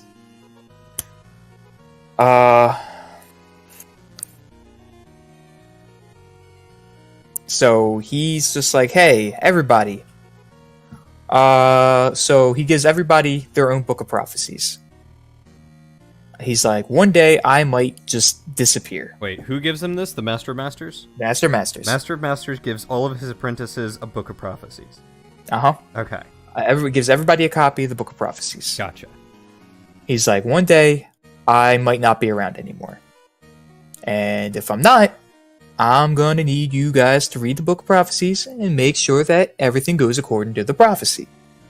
Like, this is literally how he talks. He's very kind of like, if you ever watch the back cover thing, he's very like, not energetic, but animated in his movement and speaking. He's very kind of like, he kind of is very laid back and Kind of what? You cut out? kind of goofy. Okay. Um,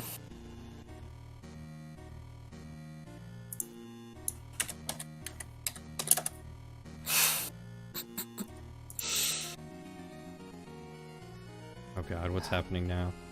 no, they just keep going with it. But no, I think they're done now. But I'm just like, stop. Anyways, so yeah, so like, and they're like, what do you mean when you disappear? Where would you go? He's like, oh, whoa. I'm not saying I am. I'm just saying like, if something happens, like if I'm just not, if I one day I just leave, I don't know. Like I don't know what would happen. Just like in case I do though. Mm-hmm. This is to help you guys to keep going, keep the plan, keep whatever the prophecy, whatever it is going.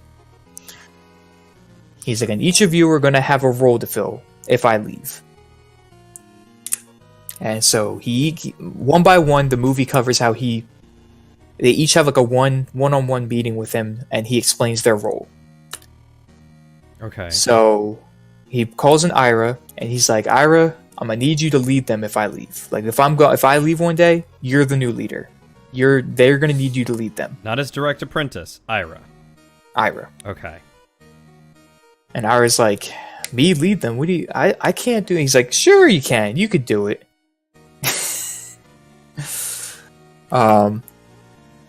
So all in all, he's like, Ira, you're gonna be the leader when I'm gone. He calls in Envy. He's like, Envy, I'm gonna need you to be the mediator once I'm gone. Because people aren't always gonna get along, and you guys are gonna have your differences, and you're gonna fight a lot, and I'm gonna need you to be as kind of like neutral and the judge, and be like, and Ira's gonna need some, like, Ira's gonna be the leader, but like he's gonna need somebody else to really kind of level him out a bit with the whole like mediation, like, all right, let's listen to this person, this person, this person, kind of deal. And that's Envy, because she's very quiet and reserved. Most of them are, except for Ased. Who we're getting to next, right? Yep, he calls an Ased.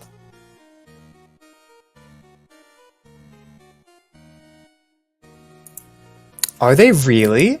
What? I don't know what those names mean. Bruno says that the seven deadly sins in Spanish. Oh. It makes sense going with their personalities. So Gula would be what? Gluttony. Envy would be envy. Ira would be anger? Wrath. Wrath.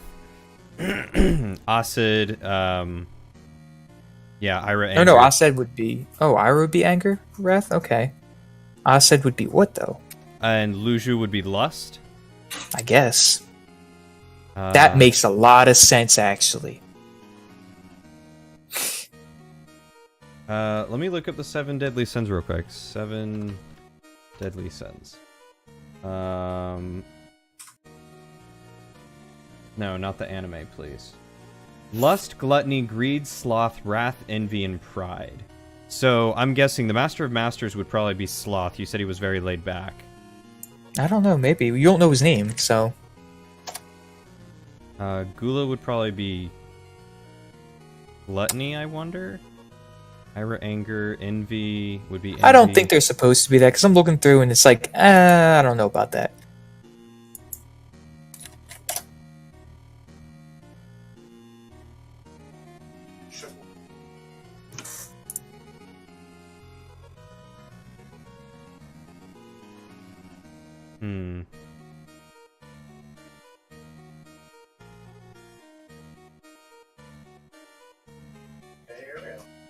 It could be just like somewhat with the name, because Ira being anger. Yeah, maybe there's some... I don't know. Who knows? Anyways, that's not really that important. Okay. Alright. So, yeah.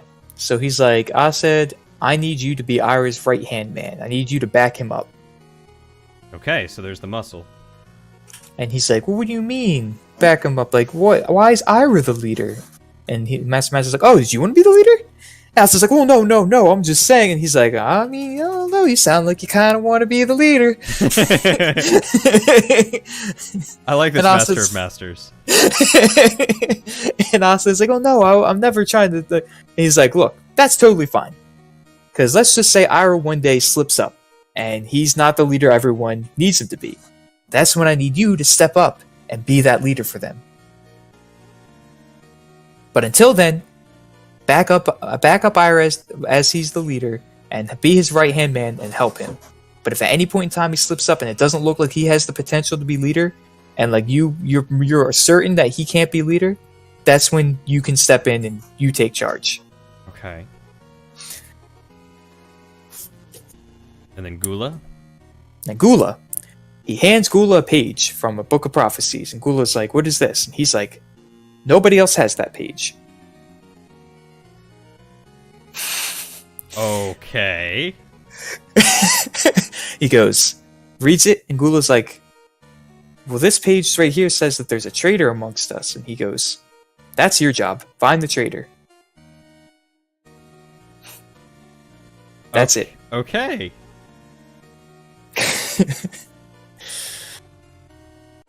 And then he calls in Ava. Well, this isn't like back to back. It's just, yeah. Um,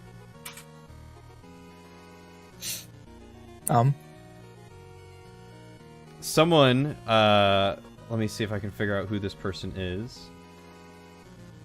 The content producer of Critical Role just tweeted at Mark Hamill saying, "You don't know me, but I'm a big fan of your work. We're doing this animated special at Critical Role, and our wonderful cast just suggested you'd make a great Vecna, one of D&D's biggest baddies ever. We raised $3.5 million on Kickstarter today. My DMs are open." Oh, man. Oh, boy. Oh, God. I believe some of them already know Hamill, so I feel like this wouldn't be that much of a stretch to be like... Mhm. Anyway. I'm pretty sure Matt Mercer definitely knows him. Yeah. Anyway, so that's something that they're trying to get done and that they just Yeah. hinted at. I'm gonna have to put that in the D&D chat real quick.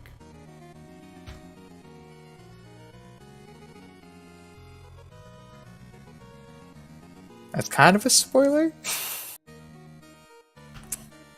Isn't it? Maybe. Oh, Vecna. They've already introduced Vecna, haven't they? Have they? I thought so. Well, I know he's part of the story, but like people who are watching Critical Role with the first campaign don't know who that is. Maybe. Like, especially where Knightley's at, I know because I went through 1 through 10 or something like that, and then I skipped ahead a little bit through episodes, and I skipped past the part where Orion was no longer doing anymore. And I watched 1 or 2 episodes of, I think it was like 26 or 27 and 28 or something. Mm-hmm. And then I kind of like just skipped ahead to like campaign 2 once I got a good read of like all their player personalities and how they can play their characters and whatnot as like players and people. So I'm just like, oh, because I couldn't really get into it at first in campaign 2 for some reason. I just couldn't. After an episode, I couldn't. But now I can. Okay, Traders, Master Masters. That's a big. A lot of people think that Master Masters is evil. But who knows? All right. So Anyways. Gula was given the page saying that there's a traitor, find the traitor. Yes. And then there's Ava. Okay. Well, not the last one. Last one is Lucio. So Ava. He tells Ava that there is going to be a fight. Ava's like, "What do you mean there's going to be a fight?" He's like, "It's just how it is. There's no way to stop it. It's just going to happen. What I need you to do is to not take part in this at all.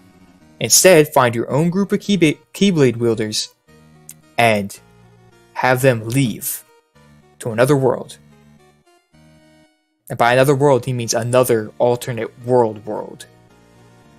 Okay. And start their own light things because it's going to get real messy here, and we need to we need someone to keep carrying on the light. Okay, so he just told Ava to basically take some people and just get out and go to another world. Mm-hmm. Okay, When the fighting breaks out, gotcha. or before the fighting breaks out. Hey, Cat. Hi, you're coming into the tail end of my Kingdom Hearts explanation to Cody. Yeah, we're just about done. Okay. Except for 3. I'm not explaining 3 because he hasn't played 3 yet and he wants to play 3, and I'm not going to spoil that for him. But everything that's pertinent to 3, which is like literally all the other games, I'm explaining. All right. So that's Ava's job. Was there more to her? Yes. I said, was there more to her? No, she used to create her own group of Keyblade wielders and have them get to safety in Gotcha. another world. And then we have Lushu. No, I'm not going over Kingdom Hearts 3. Now we're going over Lushu. Now we're going over Lushu. Lushu, he's like, he gives him his Keyblade. He goes, I need you to keep this going. And Lushu's like, your Keyblade? He's like, yep. Because that's my eye right there. At the gazing eye, he's like, oh, ew, what? He's like, hey, well, calm down, all right? It's my gazing eye. I can, with that Keyblade, I need you. Things are going to happen. And I need you to just, kind of similar to what he said to Ava, but different. I need you to leave. Just go. Just travel, do your own thing. Don't involve yourself with anybody at all. Just go. Do your own thing somewhere else. But keep passing that Keyblade down. Apprentice to apprentice to apprentice. And keep it going. Because through that eye, I'm able to see the future. And Lucius like, well, how do you know I'm going to do?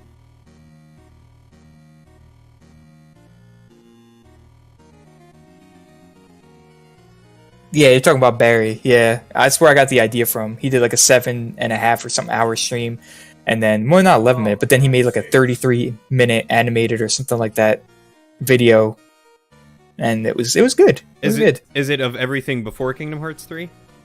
Yeah, but it's like it leaves out a lot of stuff, Gotcha. but like it's simple enough to go into. But like, if you want to know stuff, like it's better to just have the knowledge of it.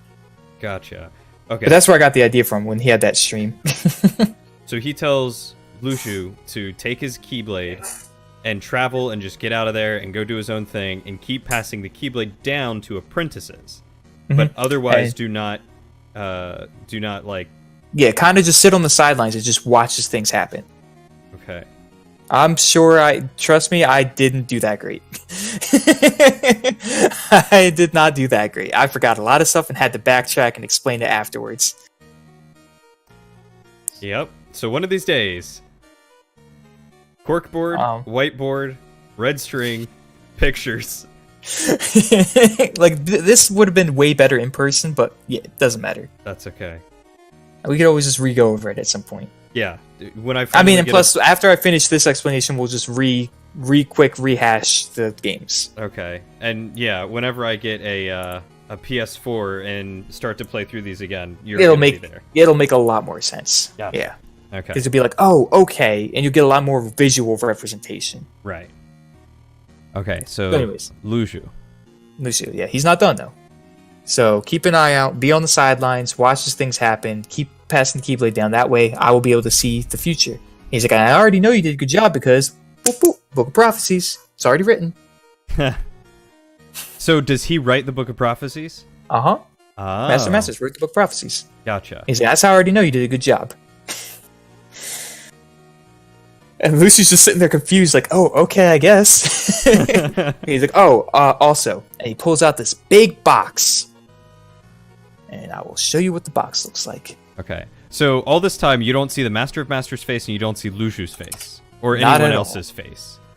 Well, the others, you see the masks. Like, you see like a sort of face, Right. but, like, really, it's just, like, you see less of their kind of face. But you see more of, like, yeah, you see more of the masked people's faces because, like, they at least have a mouth and everything. Mm-hmm. But Lucio and Master Masters, really hard to tell them apart except by their voices. Gotcha. Alright, and this is the black box. Black box. All right. Okay. So it's It's more long than it is big. That's like a pretty bad picture, but it's more of like a rectangle than a square. But whatever. It's a big old box, like, pretty big. Like you'd have to. And it seems pretty heavy, and he'd have to drag it around. He's like, I need you to take that with you everywhere you go.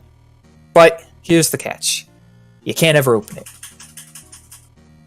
Okay. And none of the symbols I really recognize on it. So, and Luciu's like, okay, I guess I could do that. And he's like, good, great, awesome. He's like, well, that just about does it for everybody. Everybody's got their roles, this is that. Yeah, I'm sure you guys will do fine if it ever comes down to it. So, time goes on, this, that. And the Master of Masters disappears. Just someday, no explanation, no coat left behind, no note. Just disappears one day without a trace. Awesome. So, as they were told, everybody starts to be like, alright, and they just go about how they were told to go about things. Which doesn't end up working out too great, because guess what? Everybody's got problems with everybody. Oh, good. You know, like people do. Right. So the inner conflicts work out, and all 5 different houses kind of like are at odds. Okay. In a sense. And there's like, then Gula mentions the fact that there's a traitor. Because that's his role. And they're all talking about their roles because they want to like make sure, like, you know, whose role was this, what's role was this, because from the master and this and that. Oh, Gula also, looks like a girl. Luciu also disappeared. Right, because he was told to leave. Yeah. So Luciu and Master's just gone. Okay. So it's just the 5 of them, and things are going. So a lot of stuff happens. Some start not fights, but like arguments and fights start to break out between the houses and between the foretellers and stuff. And no one really trusts anybody because there's that knowledge that there's a traitor somewhere. Right. Ava goes out of the town and goes out and actually manages to find the Master of Masters. Okay, so Ava was the one who was supposed to leave with people and get out of there, get out. Right when the fighting was starting. Right. Well, she didn't leave. She went searching for the Master of Masters a little bit after he disappeared. She found him. Oh, okay. She had a conversation with him, but from the movie, you don't hear any of the conversation at all. Interesting. But she talked to him, and she looked really shocked by whatever he said. And then after that, you don't see the Master of Masters at all anymore. Gone. Huh. Like, you hear him, like, moving, like he's talking to her or something, and then the only thing you really hear is her saying, "What?" And then, yeah. So it's implied that she found out something from the Master of Masters that she, in particular, didn't really like. Okay. So yeah, more stuff goes on, and then Ava breaks off and makes the Dandelions, Okay. which is her own group of Keyblade wielders. Because all the foretellers had agreed that they weren't gonna be training any Keyblade wielders to fight or anything like that, because that would be, you know, the spark of like, be like, oh, you war. Right.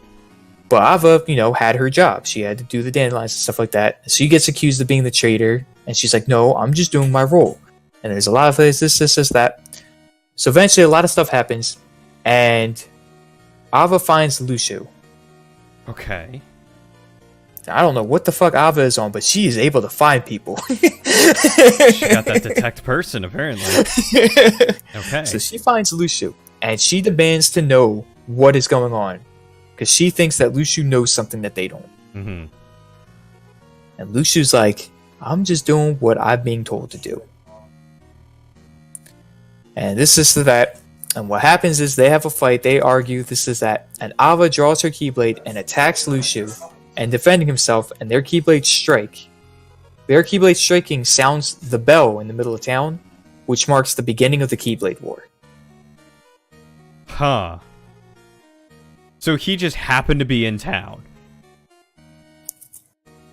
Well, he didn't say to leave. He said to be on the outskirts and watch, Oh, be a okay. bystander. So they fought in the middle of town, and when they're No, oh, not in the middle of town, just when They're they not in the middle when of they town. struck the but bell their started to ring. keyblade striking caused the bell in the middle of the town to ring, which was the signal of the start of the Keyblade War, which is the signal of people starting to fight. Gotcha. And everyone took that as, oh, people are fighting. And then just all 5 of the houses, everybody started to fight. Wow. It was a massive Keyblade War. And that's where the Keyblade Graveyard comes from. Okay. And that's where Union Cross comes in. Because, god damn, that's stupid. Now, that'd be fine. If Union Cross didn't exist and they just made that backstory thing, it'd be like, oh, okay, that's kind of cool. But they had to keep going with it. You give Nomura an inch, he takes a mile. So, Union Cross then. I thought you covered that. Maybe I was thinking of another one. So what happened? That was back cover. Oh, that was back cover. Okay. That was a movie. It was like a 2-hour-ish movie. Where's this movie? It's like an hour and a half maybe. You can look it up on YouTube, I think. It should be on YouTube. Huh. You just look up Kingdom Hearts back cover. Okay. I might be missing something. It's like a little over an hour, yeah.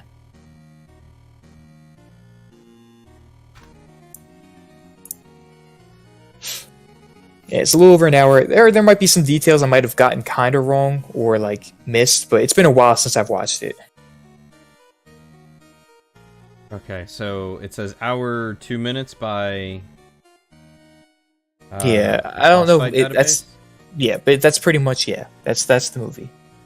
I don't think it's actually that long, but Okay, because I saw another one that is There an might hour be and that full 20 thing. minutes. let me actually skim through it real quick.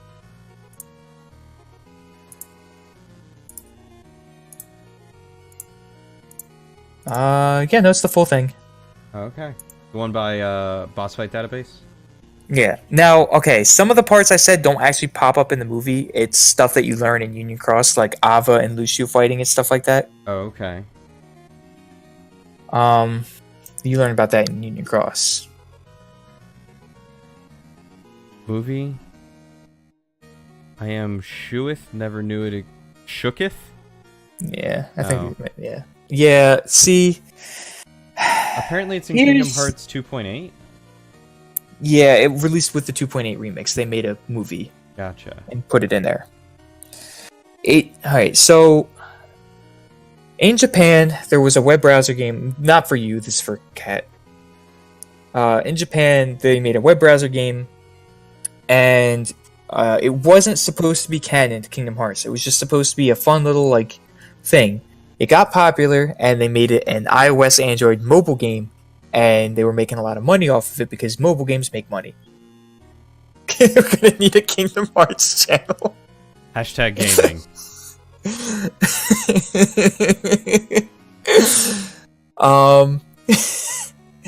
And anyways, it got really popular, and it wasn't supposed to be canon, but Nomura said, you know what? Fuck you, Kingdom Hearts fans. This shit is canon now. So this stuff matters. Alright, I guess let's jump into it. So yeah. So like I said, so Keyblade War starts. Then you jump into Union Cross. You are your own player character. You don't play as anybody, you just make your own character up. For the most part, as far as I'm aware, for up to the part in the story that I know about, that's fine. I have a movie to watch now. Yeah, I do I too. can post it somewhere if you guys want. If you're okay with that, Cody. Yeah, you can throw it in the gaming channel or the theater channel or whatever. I don't care. Either one. Which would you prefer?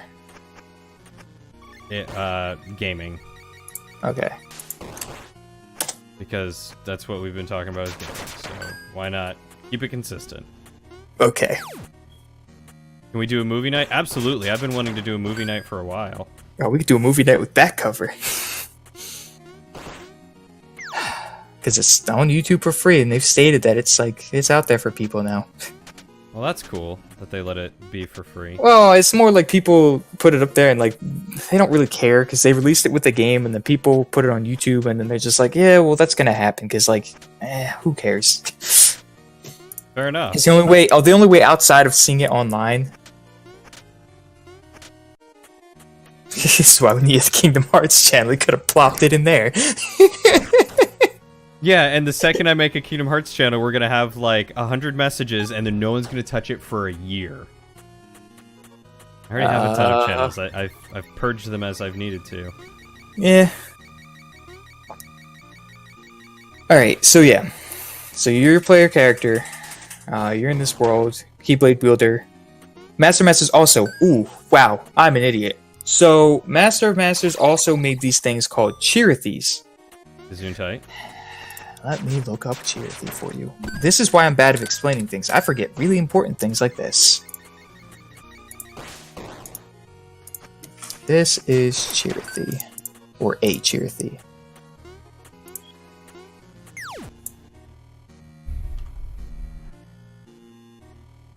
Okay, so it's like a Moogle, but a cat Sure, I guess. with a sand dollar pouch.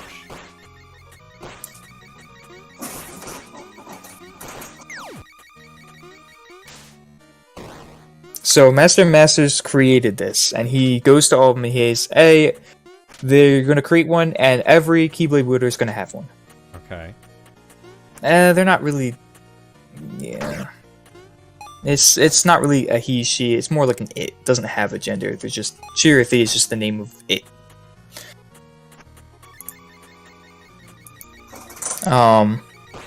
So yeah. Every He's Keyblade like, yeah. wielder gets one. Every Keyblade wielder have one of these, but you got to be careful because if anybody's heart, if a Keyblade wielder falls to darkness, their Chirithe becomes a nightmare.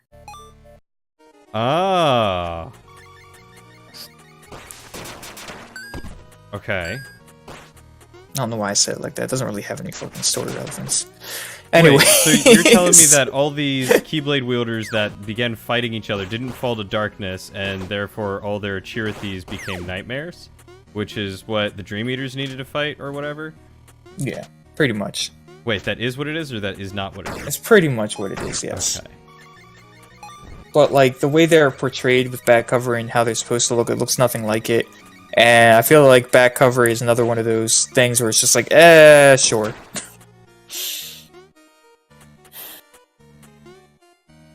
I could be getting it wrong. It might not be Nightmare. It might be something else, but I'm pretty sure it was called Nightmare. Either way, it's not really that relevant because it doesn't really matter that much. So anyways. But yeah. Everyone gets a Chirithe, this, that. So...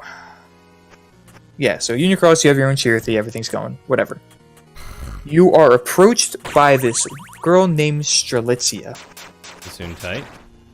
I will look up... now, from here on out, the pictures aren't going to be great because realize it's a mobile game. That's fair. Yeah, nightmare.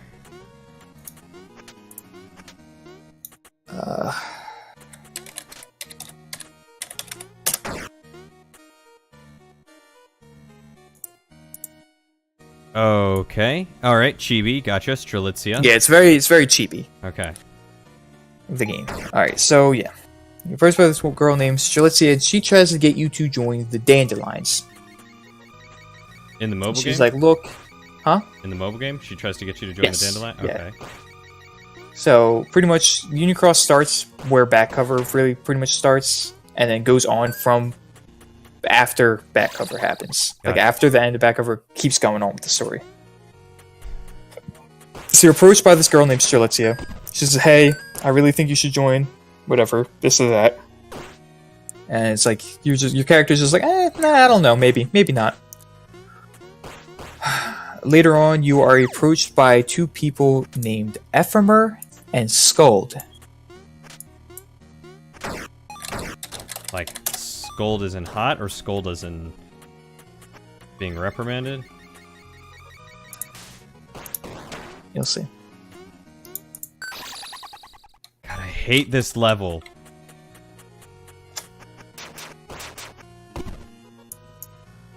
Ephemer.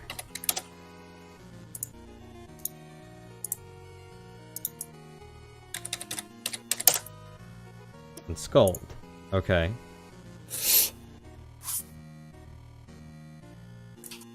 Okay, so you're approached by those two. Later on in like the story, a lot of other stuff happens, but I'm only like most of the Union Cross isn't story relevant. Very few things are in it. But yeah, so you're approached by Strelitzia. She's just like, "Hey, you should join the Dandelions." Blah blah blah. This. And you're just like, "I don't know." And she's kind of like persistent about it. And you're just like, "I don't know. I'll think about it." These two later on, they pop up and they're like, "Hey," and you all go to this certain place. I forget where you guys are at. Some storage area or something like that for one reason or another. And they're just like, "Hey, you should join the Dandelions." And you're just like, "Oh, I was mentioned about that before." And they're like, "Really? Who mentioned that?" Like they seem a little bit like, huh? Like confused as to why someone else would know about this. Okay. And you're just like, this girl, I think you say her name or something like, or maybe you know her name or something. And they're just like, huh, okay. So they try to get you to join the... They eventually, Ephemer becomes like your friend, and he gets you to join the Dandelions. Like I said, your character doesn't really matter that much. It's other characters. So pretty much, another thing that they talk about that Ava was told to do by the Master of Masters is to find, once they take the Dandelions to go to, you know, a new world, like a new world line, they're going to need their own union. And that's where the Union Cross thing comes from, their own union. And to pick 5 of her own hand-picked foretellers to give their own versions of the Book of Prophecies. And they'll remember everything, but everybody else in that world won't know that anything else has changed in the world. Okay. And everything will just seem normal to them, but those 5 will know that they're in a different world line and that there was a whole Keyblade War and everything. So you find out that Ephemer and Skuld, and then it's implied heavily and then later confirmed that Strelitzia all are these hand-selected Book of Prophecy wielders. Gotcha. And then the other 2 you find out about, one of them is named Larium. I'm going with Larium first, because the next one's a big what the fuck. Even this one's a pretty big what the fuck. Now, Larium might look kind of familiar, because he should. Oh, well, gee, that looks a little bit like Xehanort? Xehanort? No, he looks nothing like Xehanort. Riku? No. There's somebody else that has pink hair. And Uh, that same hairstyle. honestly, He's a bad guy. I didn't realize his hair was pink until I looked at it closer.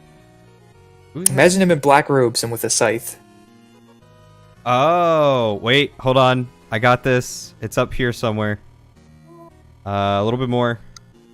A little bit more. Yeah, Cat has it. Nope, I'm not looking. A little bit more. Almost there.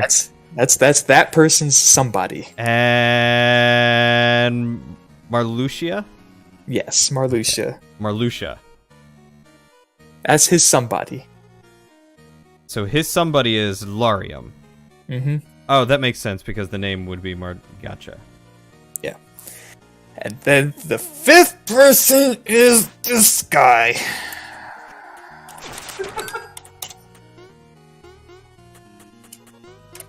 Hold on, I gotta go save. Okay, nailed it. Okay, so Skuld, Ephemer, Strelitzia were all Book of Prophecy wielders.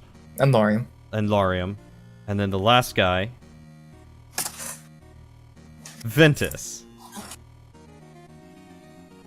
Okay. So Ventus was a Book of Prophecy wielder and part of the Dandelions. Mm-hmm. Okay. Mm-hmm.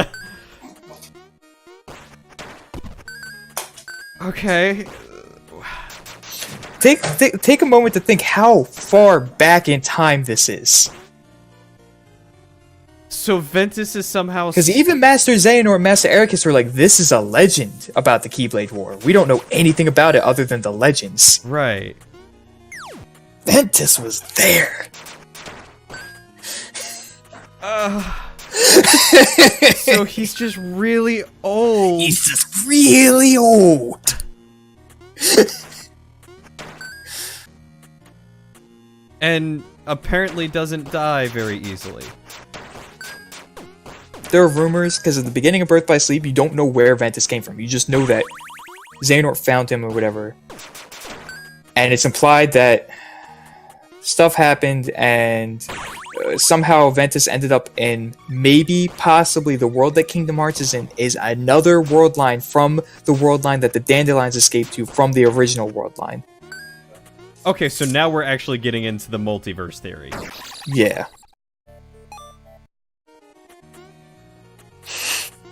Yeah.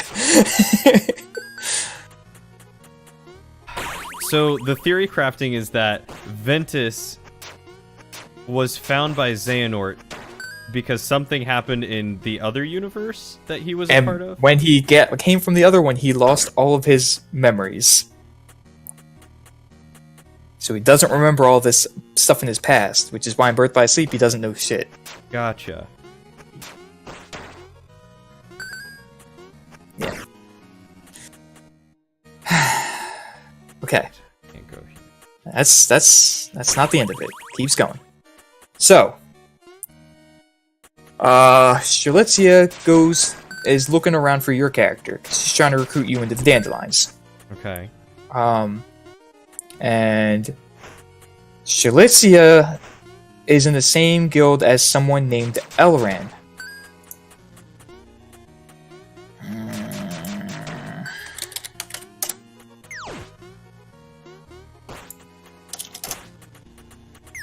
Or maybe that's not her name.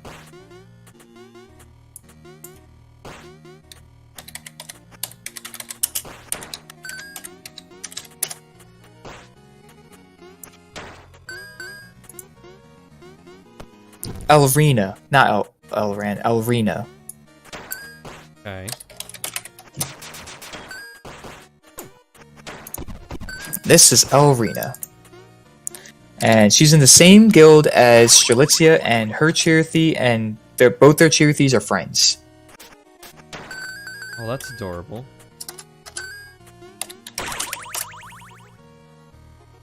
Hey, it's hold up. I got this. Larcene. Yes. It's Larxene somebody. Okay. Elrina is Larcene somebody. Yes.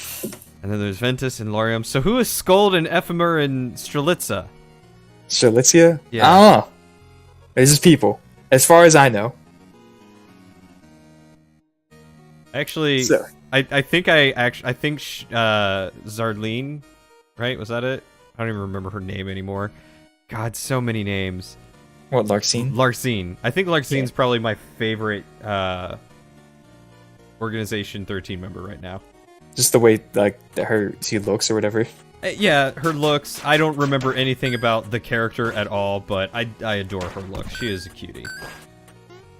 So anyways, yeah. So, yeah. So something happens and Strelitzia finds out that you were with Ephemer and Skuld. And she's just like, why was she with them? Why was your character with them? And something about mentioning with Dandelions or whatever. And she's just like, huh? Because none of the I think Ephemer and Skuld know that they're both people, but I think nobody knows who the other of the Book of Prophecy wielders are. Gotcha. And this is before they go to a different world line. So this is before the whole Keyblade War happens. So, Strelitzia then goes to where you guys are at to find you guys. But you guys leave before she gets there. So she goes to an empty storage room and looks around, and then there's like a dark figure, and it attacks her. And strikes her down, and apparently supposedly kills her. Strelitzia. Yes. And takes her Book of Prophecies. So, Xanahort. Now, let me be clear. At this point in time, you only know about Ephemer and Skuld. Okay. And you don't... Alright. Wait, let me go back. Maybe... Alright, I don't think Ephemer and Skuld try to recruit you into Dandelions yet. I think they're just friends with you and they're talking with you. And it's after the whole Strelitzia thing happens that they mention the Book of Prophecies thing, actually. Because it's actually important to know when they mentioned it. Because supposedly one of no one really knows. There are theories, but no one really knows. One of the 5 Book of Prophecy wielders is the one that took out Strelitzia and took her Book of Prophecies. Oh. So I've mentioned 4 of them, but it's not like you know about them before and then you know who did it. It's more like these are the potential people that took her Book of Prophecies, and one of these 5 did, and the other 4 were meant to be. We're meant to be what? The Book of Prophecy wielders. Oh, okay. So one of their own ended up taking. Is that where the traitor comes in? No, that's the original foretellers. Oh, okay. So that's only with the original foretellers. Though there's though actually people don't know if he meant the original foretellers or somebody with the new Book of Prophecies is supposed to be a traitor. That wasn't exactly clear, so no one really knows what Masters meant by find the traitor. So yeah. Again, fascinating. So, and then there's also this guy called Brain.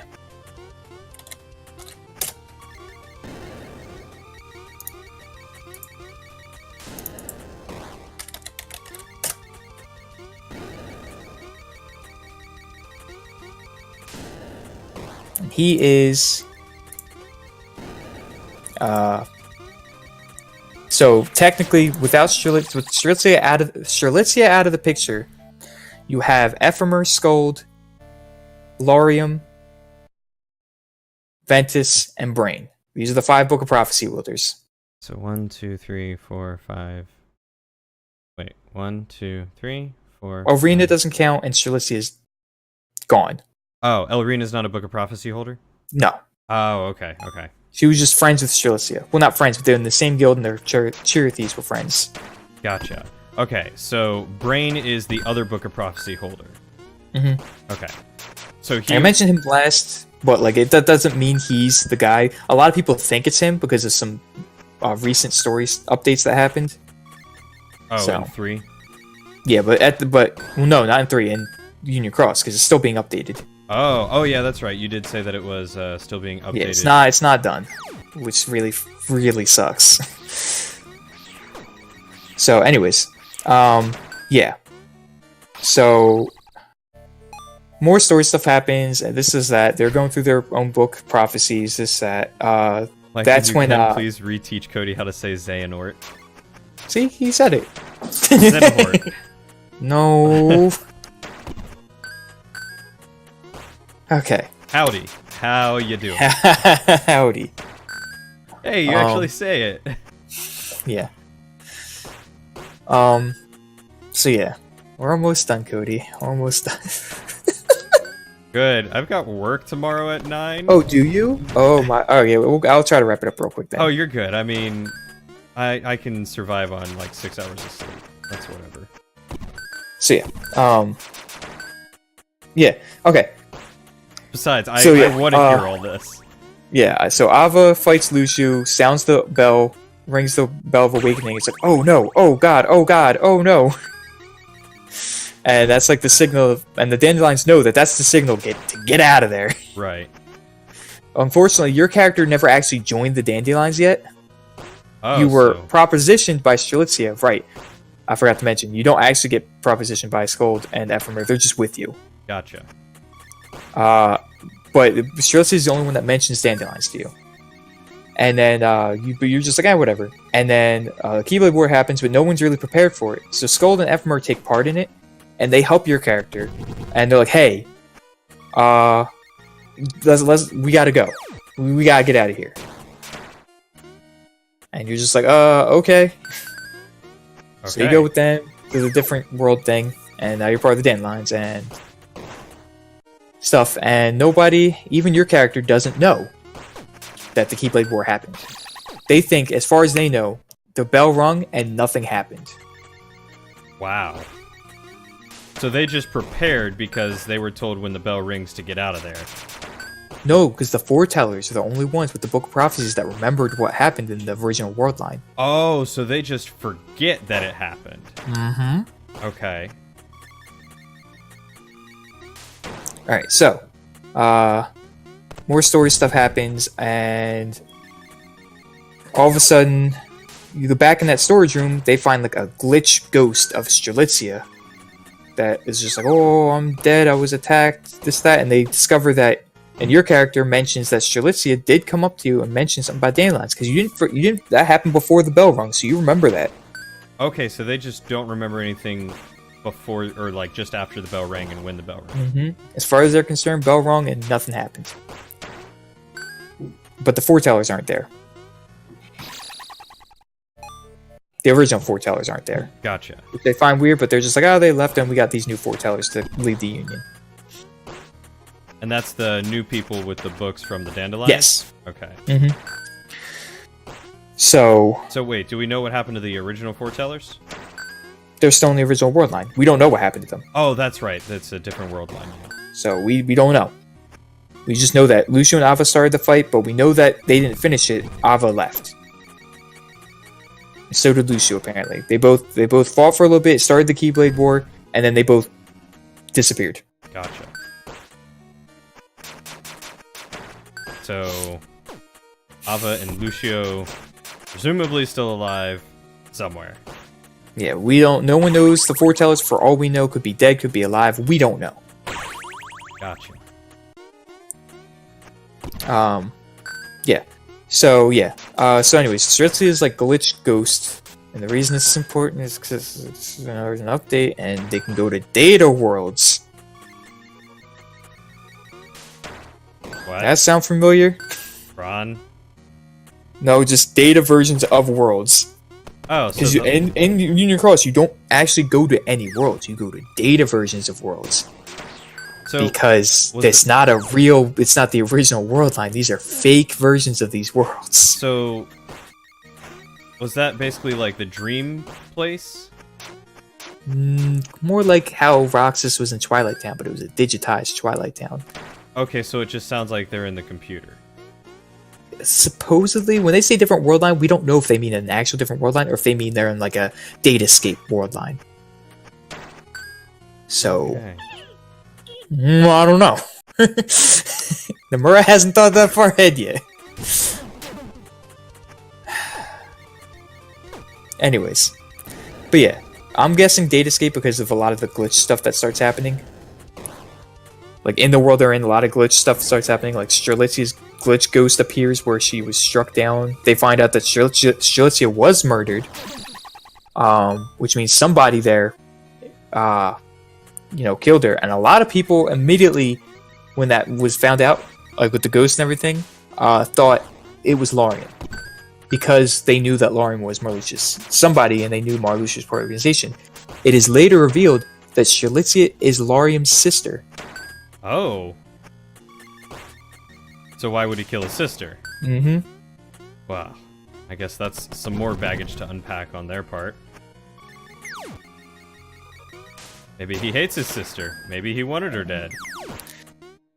And then, yeah. So a lot of stuff happens, and this and that, and then there's like something about book prophecies about, there was like they try to work it into the story. There was like a PvP update to the game. They tried to work it into the story by saying, they're having players fight each other, and a lot of the foretellers, like, they're about half and half. Ventus doesn't like it, and Skull doesn't like it. But Larium's like, yeah, I'm fine with it. And Brain's like, yeah, I'm all for it. And Ephemer's kind of like the deciding vote. And Ephemer's just like, you know what? Sure. And Scold and Ventus are kind of surprised, because it doesn't seem like something Ephemer would say. Because Ephemer's kind of like the leader, in a sense. Okay. And he's like, well, I'm okay with it, but on this condition. We use the Datascape to go to these worlds, because we don't actually send people to other worlds, we send the data versions. What if we just, when they go to these data versions, take the data of the people when they went there as data versions, and have those data versions of these people fight each other, so it's not really them fighting. So what's the point of them fighting? Oh, because the Book of Prophecy says they have to train, or something. Okay, then. So they do that instead, and they're all just like, okay, sure. That works. It's really just a work-in for the PvP update. Right. Okay. This is gonna kill me. Then Brain's always constantly just reading his book. Like, all the time. Just non-stop reading his book. Okay. And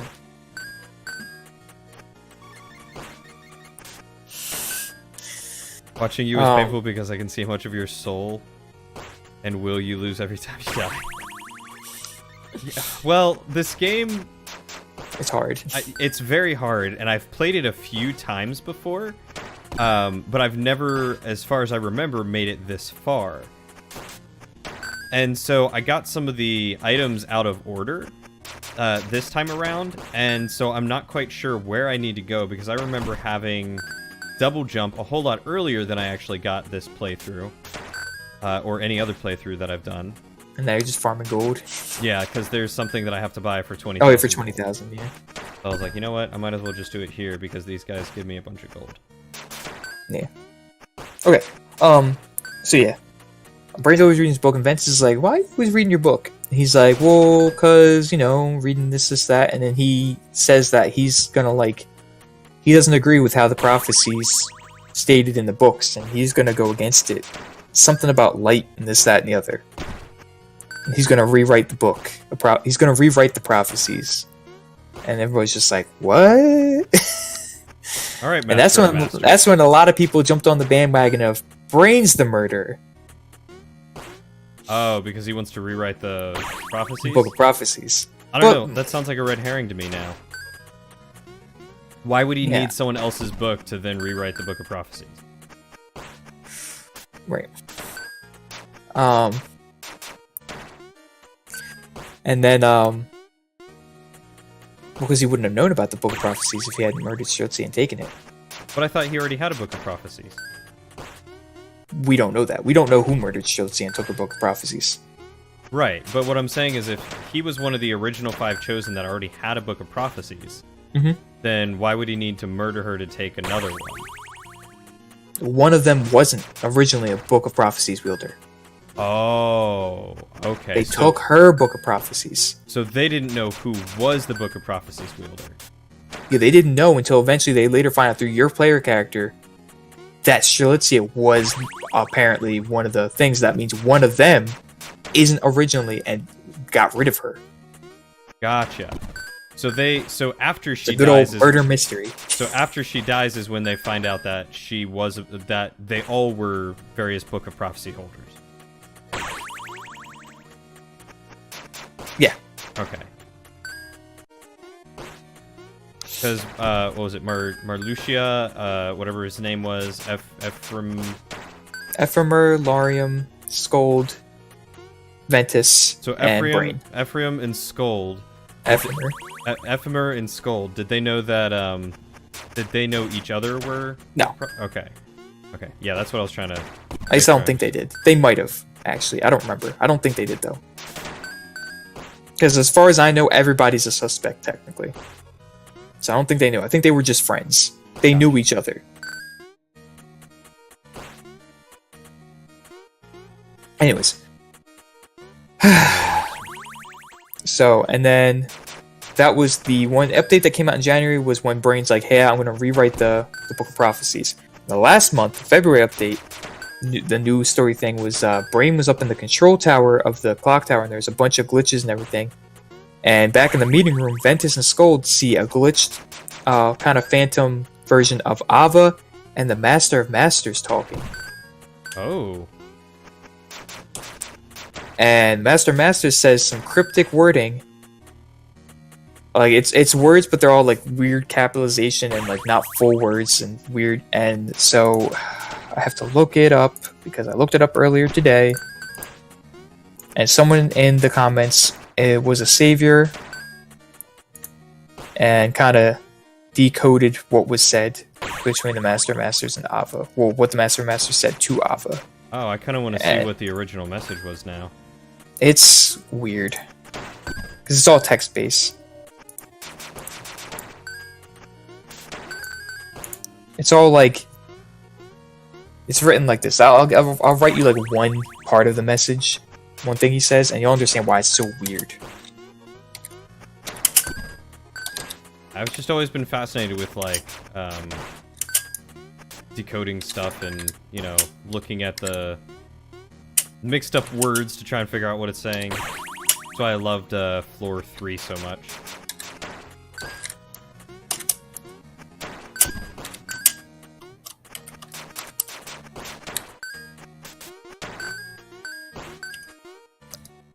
Almost got 20,000. Like, that's one of the sentences.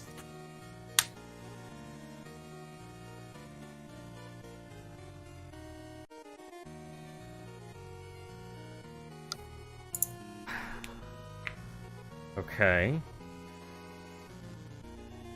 It's like, what? But, like, there were a bunch of things that were said. I don't want to type it all out. But then, someone went through and was just like, I think this is what the translation is. And this is apparently what he thinks is being said. Like, back and forth between Ava and the Master Master. Mainly Master Masters, and Ava is just like question mark. Mm-hmm. Oh, and a couple other things. Like, the first line of dialogue is Master Masters, and then Ava, then Master Masters, and Ava, and Master Masters.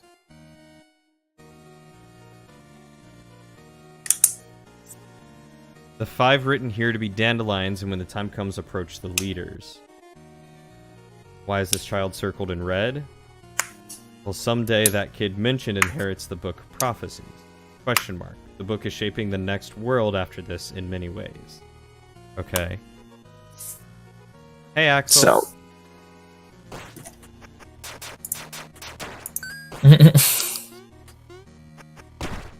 Yeah, I really want to know the, like, the decryption behind that. That's Yeah. just fascinating to me. How they got that from that? Well, not just that. There were other sentences too, but yeah. Right. Yeah, it's interesting to see how he like could be, yeah.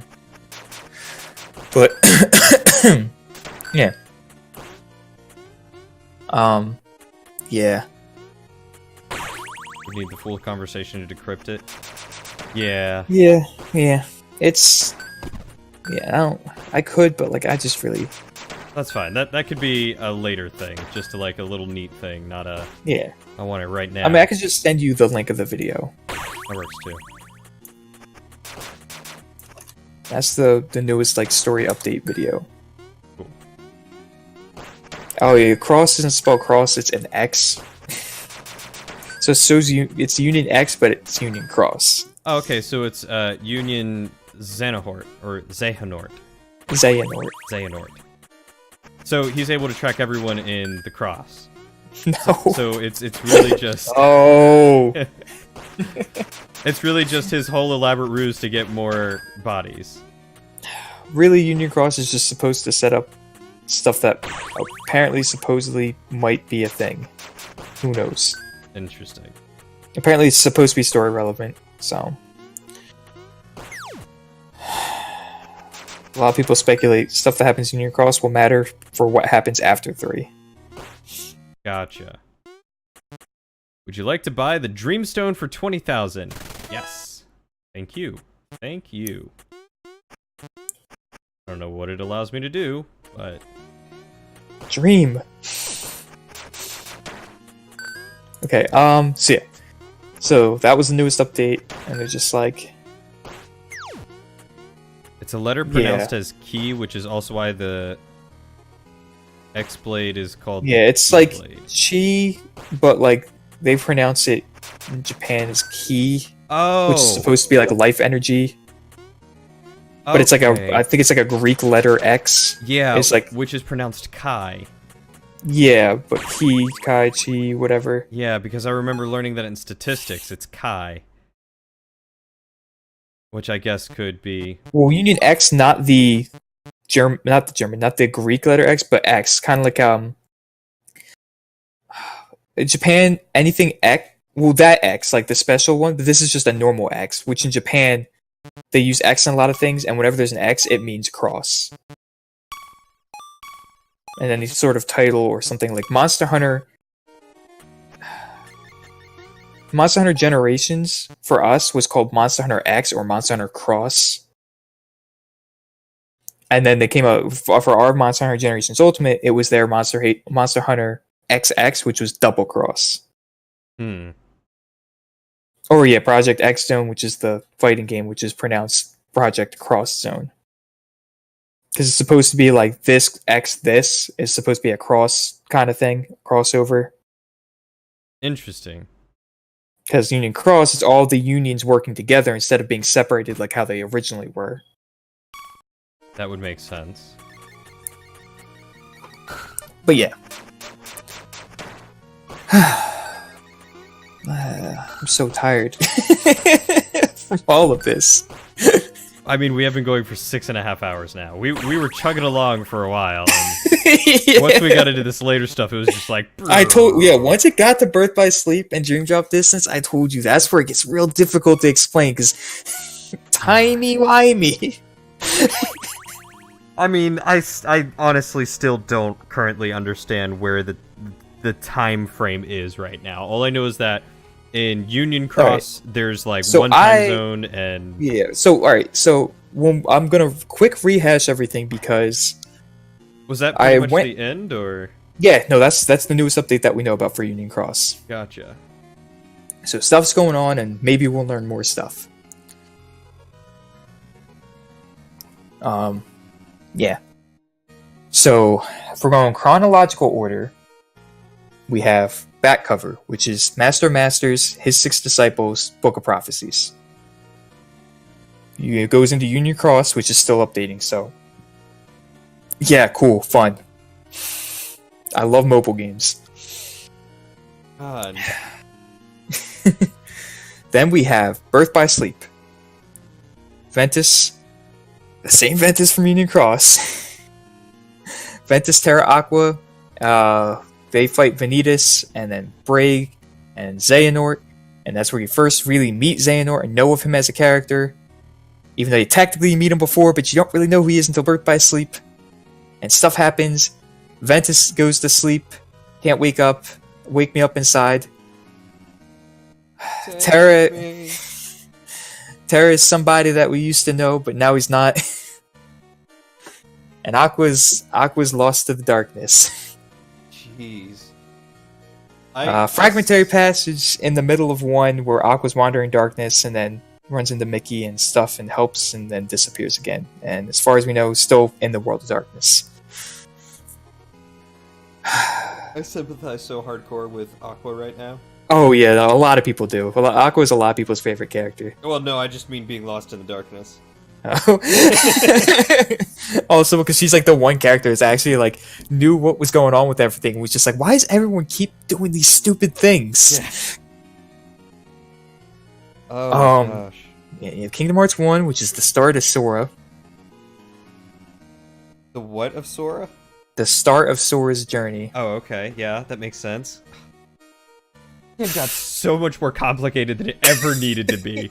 Yeah, Birth by Sleep started that. I'm kind of mad right now. Yeah. Yeah. Alright, let's keep going. So, yeah, Kingdom Hearts 1, Sora, Riku, Kairi, stuff happens, darkness, Riku becomes evil, gets possessed by Ansem, Sora gets the Keyblade, they go fight through Disney Worlds, blah blah blah blah blah.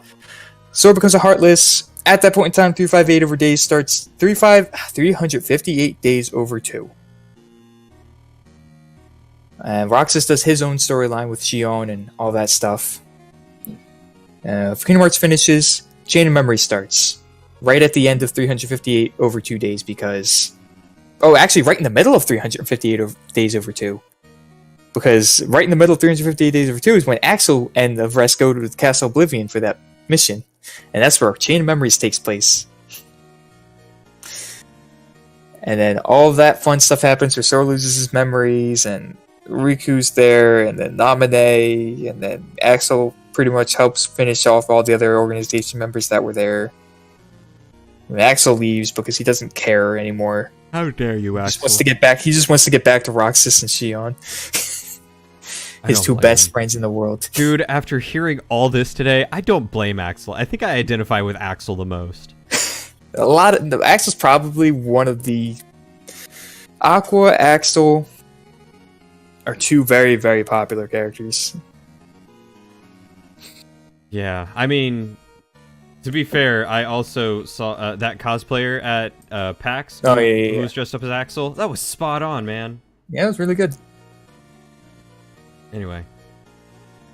So yeah, my favorite's still Roxas by far. But, and after that is Riku. Wait, Roxas or Ventus? Roxas. I don't like Ventus. But they're the same person. They're not the same person at all. They just look the same. Yeah, that means that they're connected somehow. They're not the same. But Roxas looks like Sora, and he's part of Sora. No, And Roxas looks like Ventus. No, Roxas looks a little bit like Sora, and he's part of Sora, which means that if Roxas and Sora look like Ventus and Negaventus, or Vanitas, or whatever his name was, then that must mean that somehow they are connected in some way, shape, and form, which they were when Ventus's heart went into Sora. Ah! It's really confusing. Just know that Sora's heart is like a fucking orphanage for a lot of people's lost hearts. Okay, good. So wait, did we ever figure out who was talking to Ventus to, like, hide in Sora's heart? Huh? Did we ever figure out who was talking to Ventus to hide in Sora's heart when he needed to Sora. heal? Sora was. Sora's heart was speaking to Ventus's heart. Thank you, Axel. Thank you. I feel like I did a good job of explaining that he actually, said that right. I actually, understood all that, even though he doesn't. It's one of those things that you understand it, but you really don't, but you feel like you kind of do. Uh-huh. Yeah, that's kind of how everybody who knows everything about Kingdom Hearts feels. That's how I feel. Okay. Like, I know it, but I don't really know it, but, I know it.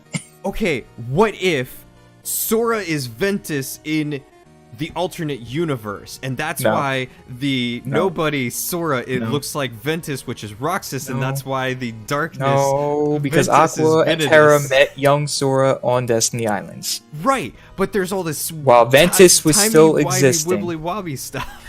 Timeline wibbly wobbly, but even that with the whole Xehanort thing, that has, it's like, you can only do so much with it, and that wouldn't be possible with what you're thinking.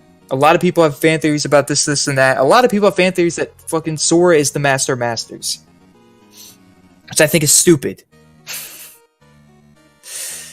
What if the Master of Masters is actually Sora?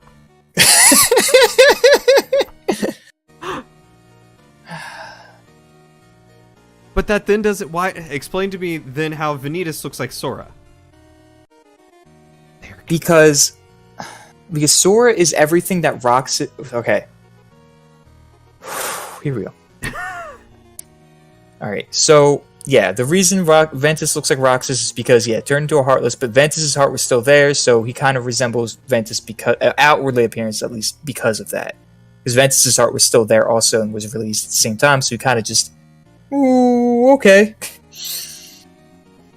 But then he got all that back and everything's okay because whatever. Also, retcon, Nomura didn't know that Ventus's heart was inside of Sora, so when Sora released his heart, he should have released Ventus's heart too. Should have done that. Okay. Which Kat is saying that, which could be true, is a theory that Ventus's heart went into Roxas instead, which is why Roxas kind of had a heart, even though he shouldn't have because of Ventus, which is a plausible theory. But then you've got Kairi in the Naminé thing, where Naminé doesn't look anything like Kairi. She kind of does, just different hair color, longer hair. You cut her hair short, I thought and the same color, the it's face pretty much was a little Kairi. bit different too.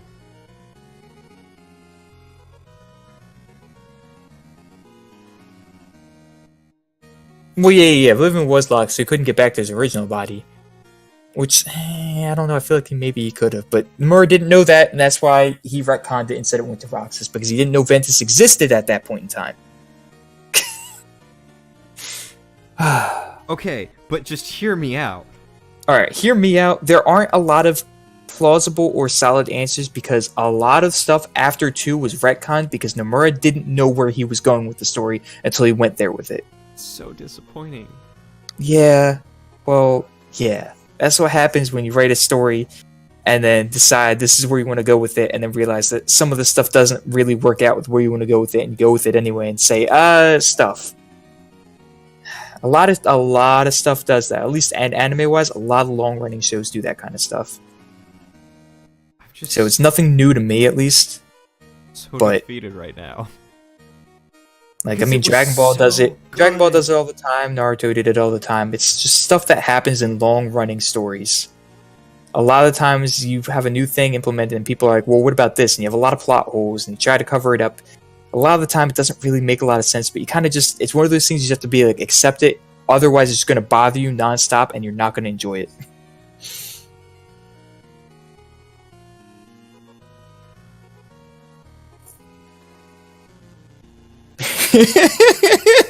So why was Vanitas? Why did Right. it look like Sora? So, I think the reason, I forget where, I don't know if it's stated or not. I don't know. I feel like the reason Vanitas looks like Sora is because of the fact that Ventus being pretty much saved heavily. Wait, the real question would be, since Ventus' heart was with the rocks theoretically, and Ventus is the only reason Sora could wield the Keyblade, why can he wield it before Roxas joined with him again?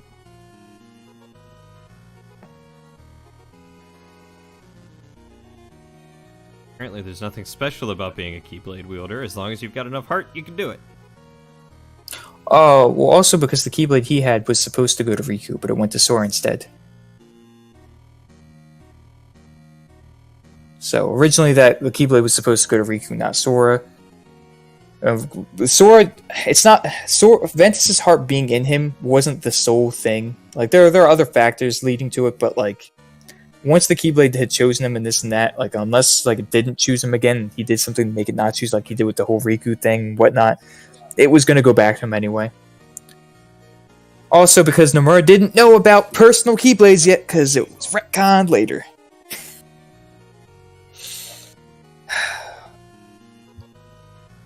A lot of stuff that just doesn't make sense when you look back on it in the early games. Mainly in 1.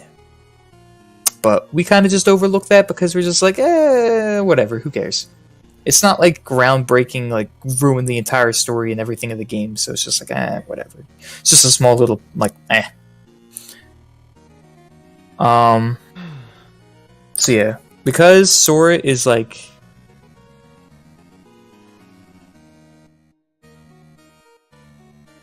Yeah. I know, was it Cinema Sins or something? Did like a one thing on Kingdom Hearts, and it's like the sin counter, and every time something happens, they make a counter or something like that. Put everything wrong with Kingdom Hearts in like however many minutes. I forget what YouTube channel does it, but it got really high up there with the first and second Kingdom Hearts. Like, whew, they point out a lot of stuff.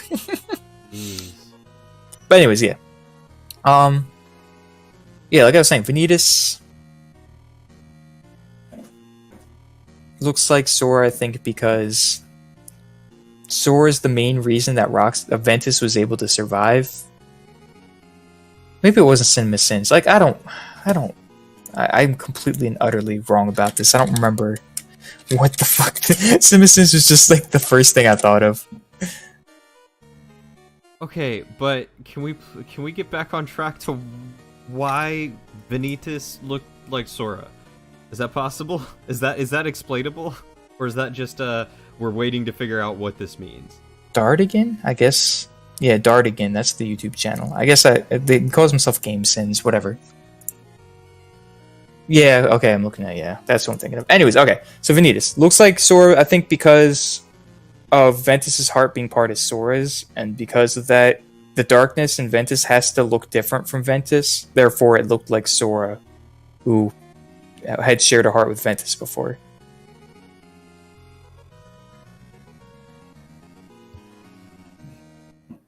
According to Tetsuya Nomura, the reason why Vanitas and Sora resemble each other is because Sora connected his heart to Ventus's to supplement his missing darkness after Ventus lost his heart thanks to Master Xehanort. Well, technically he didn't lose his heart, but he lost the darkness. So, he pulled the darkness from Ventus. Yes. And then because he pulled the darkness from Ventus, that's when Sora connected to Ventus. Yes. And so because of that, the darkness took the shape of Sora, who wasn't connected in any way to Roxas already. Mm-hmm. Yeah. No. Yep. Doesn't make any sense. It's just one of those things you just gotta accept. Be like, okay, sure. Let's see where else this crazy ride goes. Uh-huh. I'm in it for the long haul at this point. So what is Kingdom Hearts? We don't know! That's like the name of the game, the namesake, the thing that they've been trying to do forever, and we don't know. We don't know! Maybe one day we'll find out.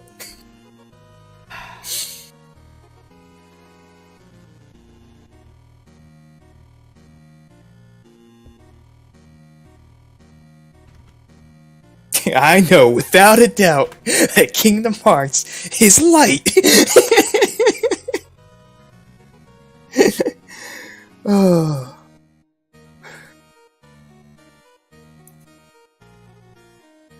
We still have recaps to do we? Oh yeah, we stopped at Birth by Sleep, didn't we? Late. Okay, so rest of Birth by Sleep. So yeah, that was the end of Birth by Sleep pretty much. Ventus is wake me up inside. Aqua is emo as fuck in darkness. Yeah, I guess they are the same character model, aren't they? Yeah. Cody, stop Google. Stop Google in case you see things you shouldn't see for Kingdom Hearts 3. Okay. I just don't even know anymore. We stopped at the end of one? Yeah, we didn't even get... Well, we stopped in the middle of one because I did Birth by Sleep, yeah. And then point 2 where Aqua's still in darkness. Mickey's like, oh, yeah. But then I have to go back to one because, yeah, do all that stuff. So, yeah, Sora loses his heart. Stuff happens. Kyrie's like, I have Magic Princess pure heart powers. Bam, you're back to normal now. This is the only thing I will do for the rest of the games.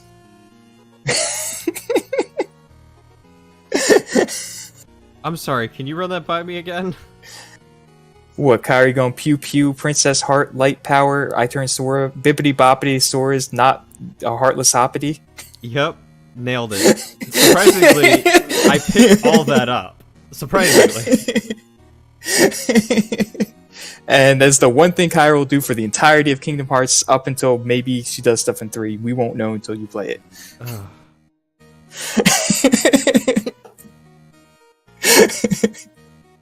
My head hurts.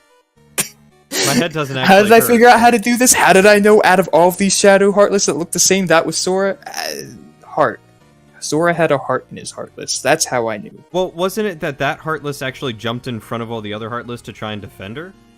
No, in the cutscene, it kind of walks up there and she's just like, Sora? And it's just like, what? How do you... It's like, how do you guess that that's Sora? It's, yeah, it's fun. So yeah, pew pew, Princess Power activates. Form of a Sora. State of useless. And they go from there.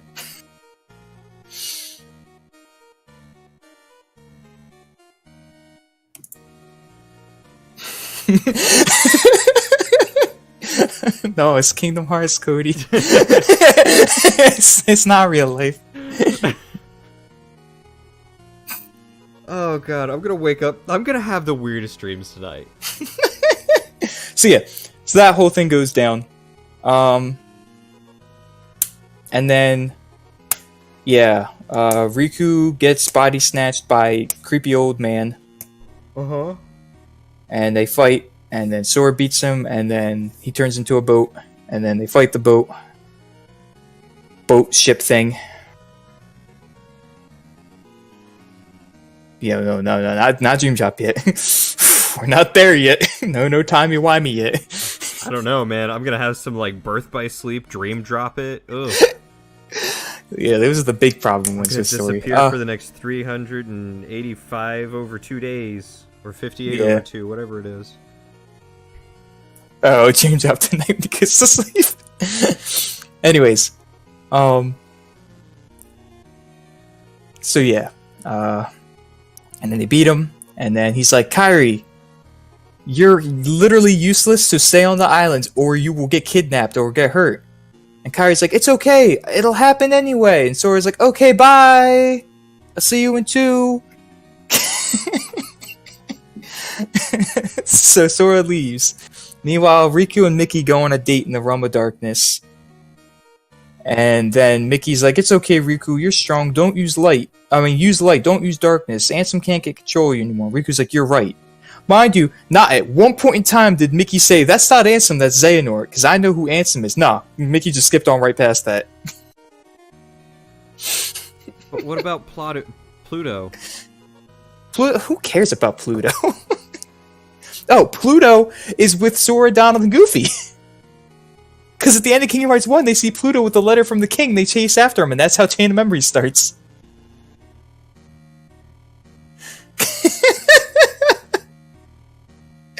Dude, Pluto is a plot device. Pluto doesn't really matter. Yeah, Plato.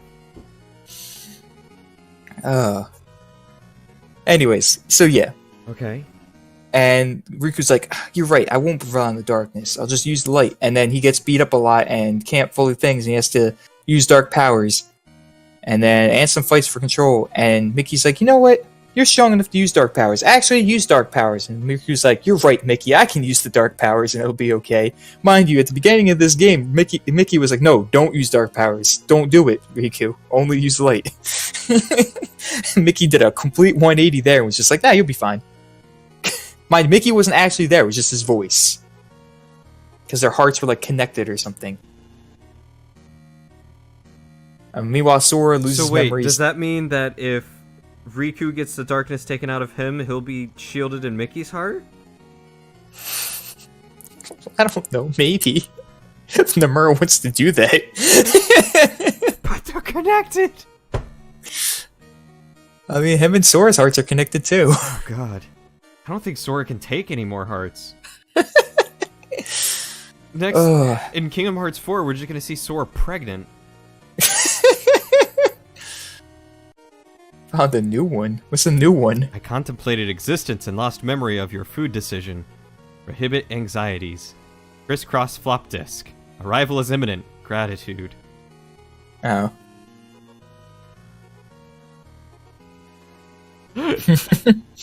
Anyways. I love crisscross flop disks. Oh yeah, let me... Okay, so yeah. Kingdom Hearts 1, June 3rd, we do the Shion, no number I, because imaginary, not real. Ha ha ha, Nomura, you're so funny. And you know she who dies. the father is gonna be if he becomes pregnant? And Riku. And then... It's gonna be Aqua. Aqua's the father. Okay. Anyways, let's get Thank this you, finished. Axel. You can go Yeah. to sleep after this. Yeah, sleep, right. Not tonight. Anyways. So yeah, Chain of Memories finishes. This is that a lot of organization members die. Sora don't remember shit. Namine's like, yeah, that's my bad. Let's put you to sleep for like a year so you can get your memories back. And Sora's like, wait, what about, okay, you're asleep, bye. Okay. Riku's like, I found you guys. And Diz is like, I am a guy. I will be relevant from this point on. Oh, you know what? After all this time, let's go back to Fragmentary Passage. I forgot something really important. Okay. So Aqua, after the end, and Aqua goes back to the realm of darkness. Yeah. Also, important to know, when she and Mickey or whatever, she left Master Ericus's Keyblade in that there. She's like, I'm not going to need this anymore. She left it on the shore of Destiny Islands. Okay. Of Dark Destiny Islands. And we all know, eventually, that went back to the World of Light. So, it's kind of implied that Keyblade's there somewhere. Okay. She's roaming the World of Darkness, and she finds a beach. This looks exactly like the same beach that Sora and Riku were on at the end of Kingdom Hearts 2 when they found the World of Light. And it's just an ocean of darkness on a beach. And she sees a guy sitting in a dark hood sitting there. And she walks up to him and she's like, who are you? And he's like, oh, I'm an old man who's made many mistakes in my life. And they start talking about this, and that. And you find out that that's Ansem the Wise, because it's after Kingdom Hearts 2, and he was transported to the Realm of Darkness, and now he's talking to Aqua. How is he transported to the darkness? When his machine, his Digimon machine blew up. Okay, so when his Digivolving machine blew up, shot a hole through the moon, and Well, no, it was shooting a hole through the moon, and it didn't quite work, and it was too much data, and it blew up. Okay, so then Ansem disappeared. Ansem the Wise disappeared, Mm-hmm. and Xemnas died. No, disappeared and then came back as a dragon. No, that had nothing to do. That's when Riku turned back to normal Riku. That's when Riku turned back to normal Riku. And then they fought Mansex. Okay. But yeah, so she talks to Ansem the Wise, and he's like, yeah, this, that, and like she knows a lot of time has passed, and he's like, yeah, it's okay. They're gonna come get me back, or they're gonna come get you, or they're gonna do something to Sora, and she's just like, Sora, and he's just like, yeah, Sora, and she's like, oh, so that kid did grow up to be a Keyblade wielder. That's good. She didn't even do anything to influence it. It was just, oh, so we did, yay. Well, and then the Riku thing, and she knows that him and Riku. Well, he says him and Riku, and she's like, Sora, Riku. She's like, oh, good, those kids are still okay. Because the last time she saw Riku and Sora was right at the end of Kingdom Hearts 1. Right. Like she kind of saw them, but she was busy fighting Heartless, and they got taken away. Right. So they never actually saw her. So yeah. So that happens. Okay, so real quick, because I don't remember if you touched on it. Zany Boy with the gazing eye. Masters or Lucio? No, Xehanort? Xehanort, yeah. You said he had the gazing eye. Yes, he had the gazing eye. Do we know how he got that? It's implied that he got it from whoever his master was. Which was probably not Lusty We have no Boy. idea. No idea. Okay. We just know he has it, and that's the one. So he was Xehanort. Okay, so Xehanort.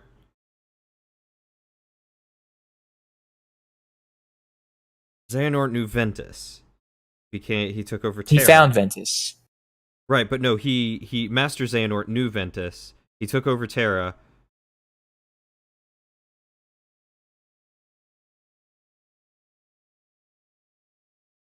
And then somehow as Terranort. Terranort. Is that when he got... Then loses his memories after fighting Aqua and being almost going to the Realm of Darkness, being pushed out of it. And then Loses his memories and Ansem. becomes Xehanort and becomes an assistant to Ansem the Wise. Is that when he had the gazing eye, or did he have the gazing eye as... He has the gazing eye as Old Man Xehanort.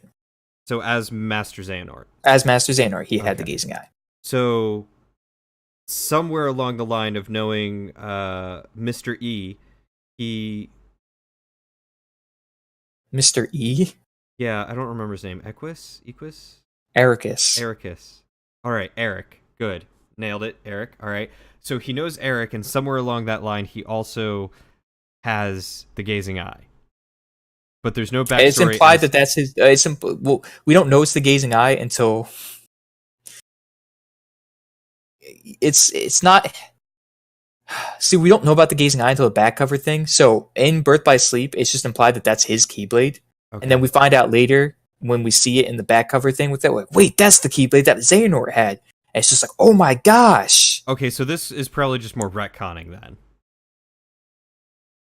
Well, I mean, by the time Birth by Sleep came out, I feel like Nomura had a pretty good understanding of what he wanted to do with the story. Okay, so then him having the gazing eye with Eric. It's probably on purpose. Right, so that means that it was passed down to him from whoever his master was, which we don't Mhm. know. Yes. So there's a lot of backstory there to somehow where Xehanort got the gazing eye. We just know Masters handed off to Lucio, and Lucio was tasked with watching everything in the world unfold and having an apprentice and making sure that he passed that down to his apprentice and so on and so forth. Gotcha.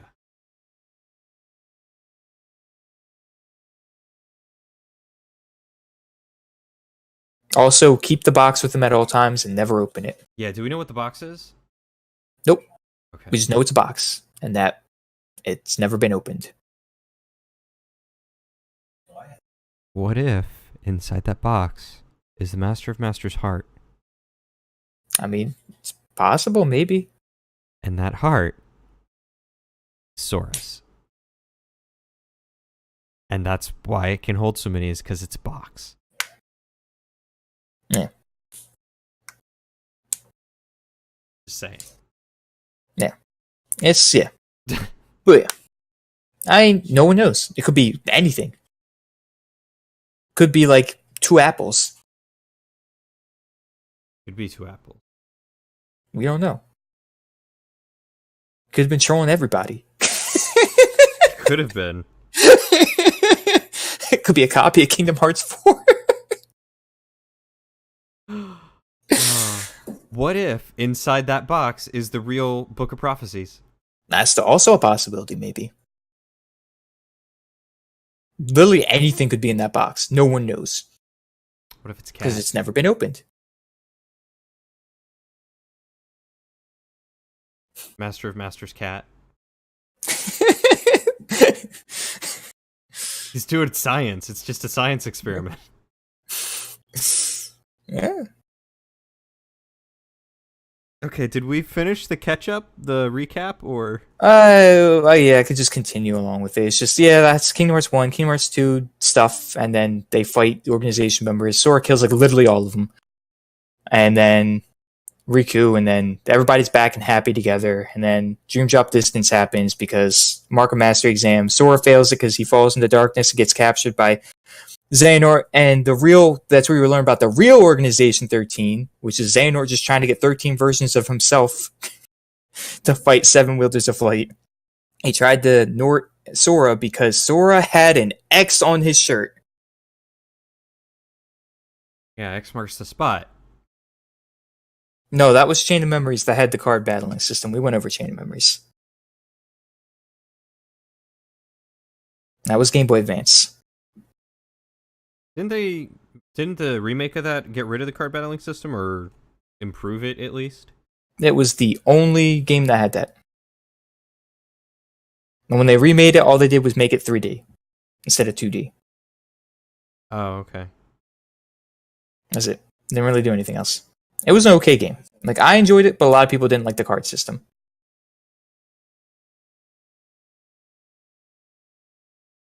Dream Drop Distance had the card battle thing? I don't remember that. It was on the 3DS. I played it. It didn't have anything to do with cards. Alright, so what next? And yeah, Riku's Dream Meter because symbol, and he's Sora's special Dream Meter thing that's protecting Sora. And then Young Xehanort and Timey Wimey and Right. the Organization Xehanort 13.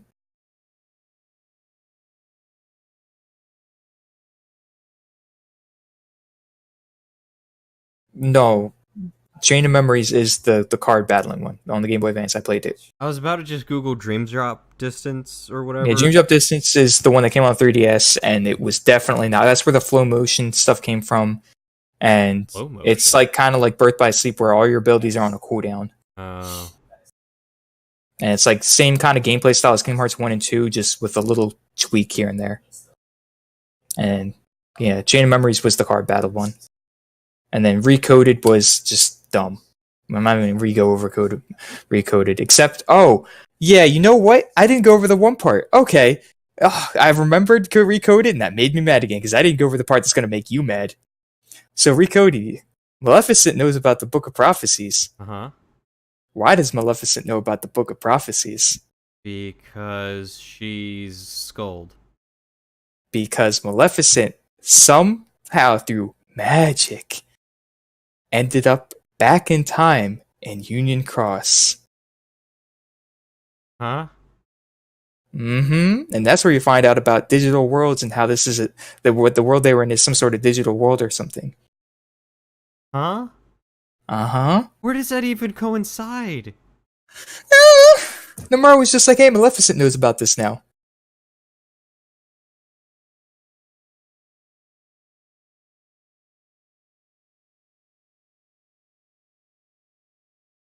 Huh? Yeah, that's the thing that happened. So she knows about it because somehow she, through magic, Ended up back in Union Cross. There was like an update Union Cross, and Maleficent was there. It's just like, how the fuck did Maleficent get here? And Maleficent's just like, what is this place? It's like something about she's like, this place, I recognize this, and then that was the whole recoded thing. And she went there, and she's like, this reminds me of that Book of Prophecies stuff, with the whole digitizing the book and making data store and all the different data worlds and this and that. But wait, that means that she knew about the Book of Prophecies before she even got into... Before Recoded, yes, she knew about the Book of Prophecies. So sometime between Kingdom Hearts 2 and Recoded, Maleficent does some timey-wimey bullshit in Union Cross. So because she goes to Union Cross, she learns about the Book of The Prophecies? Book of Prophecies. Yes. Because Union Cross happens before Recoded? The Union Cross happens before everything. Right.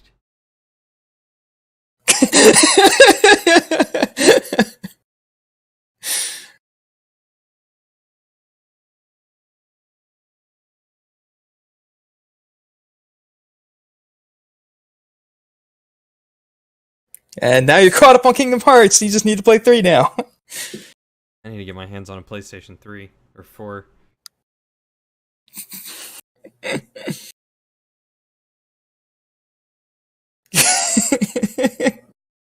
Seven hours and 9 minutes. I thought I could get it done quicker, but I forgot that I can't just explain something and someone would be, and a normal person will be like, oh, okay, that's cool. No, a normal person's going to question it, and I'm going to have to explain things for 10 to 20 minutes longer than I need to. Because a normal person's not just going to accept Kingdom Hearts bullshit.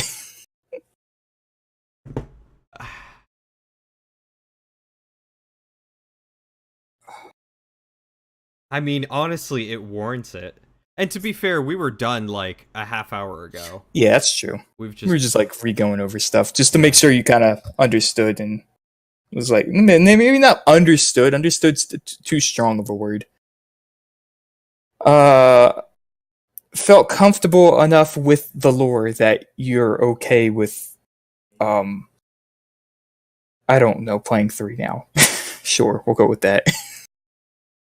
I don't know what would have been worse. Playing 3 without the lore, or playing 3 after the lore? Probably without the lore, because I played it with the lore, and I found it nice to know what was going on. Okay. Alright. Well, thank you, Mike. Yeah, no problem. So, when are we doing this with Dark Souls? I mean, we could do this with Dark Souls if you want. Because that's the other one that I do not know. Yeah, we could totally do a Dark Souls lore breakdown if you want. Okay. At some point. I mean, just let me know when you want to do that. Yeah, I mean, I've played all the games, so that's... Yeah, I'll make things easier. A lot easier. Oh, boy. Okay, so this is a lot to digest. I don't even know how to end this now.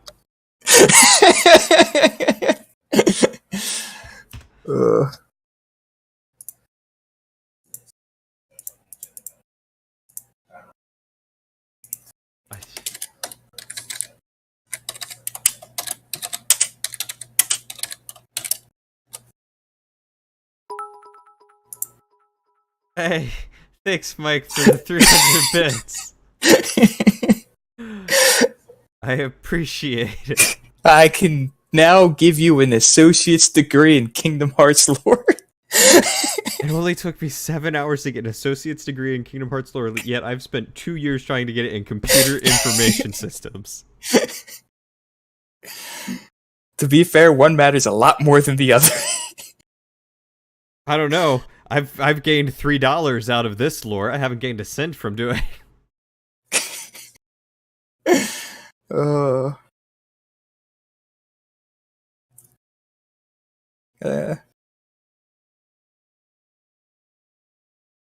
you regret this? Nope. Not at all. In fact, I almost feel like we should have a follow-up to this in like a week to be like, all right, what do you I mean- remember? We can do that every now and again, just like quick update, like, hey, you still remember this stuff? All right, cool. or maybe just like catch me up on the new stuff that happens, I guess. I guess every month when I figure out what happens in Union Cross, I'll keep you up to date. Okay, that sounds good.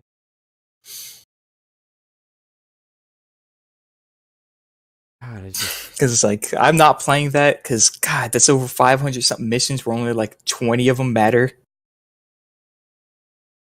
So, no, I'm not playing that. ugh. I'll just let other people figure out the story and then be like, hey, this is what happens. And I'll be like, oh, okay, cool. Yeah, So I'm that- really just, at this point in time with Kingdom Hearts, I'm really just in it for the story. yeah. I mean, I was only ever really in it for the story. Like the gameplay was fun and all in 1 and 2. I didn't really care for 2 as much as I liked 1. Surprisingly, Mhm. I didn't like all the weird No, I felt the same. forms. I and thought the design. triangle stuff was cool, but I hated the MP change. Yeah. But ugh. Alright. Well, it is now 1 in the morning, and I have to be up at 7:50, so Oh boy. I think it's time to call it a night. Yeah, I would definitely go to bed if I were you. Yeah. Well, thank you, Mike, for taking the last 7 hours to explain to me Kingdom Hearts lore in a nutshell between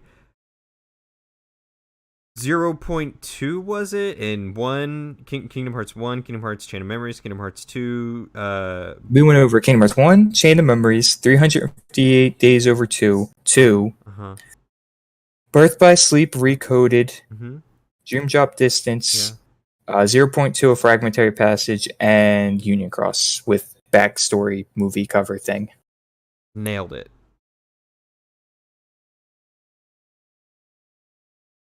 Yeah. All right.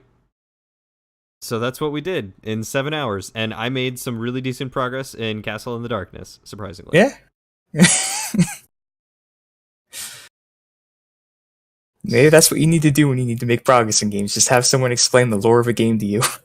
Dude, you have no idea. The second to last podcast that we did, I was playing Castle in the Darkness the whole time, and I think I made it only 2 or 3 levels further tonight than I did then, and that's why I was able to blow through stuff so quickly, is because I remembered where everything was and what I needed to do. Gotcha. And now all these new levels, I'm just so lost. Mm-hmm. But oof, okay. Anyway, yeah, no, this is exactly what I would love to do sometime. Basically, have a podcast or a lore night where we just play a game and. Yeah, I'm all for it because I love my main thing with games and just movies and things in general is just I love story stuff. Me too. That's like my main big thing to get into. Like if it has a good story, I'm all for it. As much as I complain and gripe about cutscenes in my video games, it's usually when I already have seen it Mm-hmm. or I really don't care about the game's story and I'm playing a game just for the gameplay. Mm-hmm. So like Destiny, I don't really care about the story. Monster Hunter, those aren't games for me for that's a story. Well, Monster Hunter definitely isn't a story game, but like Destiny could be, but I'm just like, no. I play that for the gameplay. Yeah. But like I need a good story and I'm hella invested in figuring out what's going on in every nook and cranny of the story games. So I did that with Dark Souls and then I recently now have done that with Kingdom Hearts. God.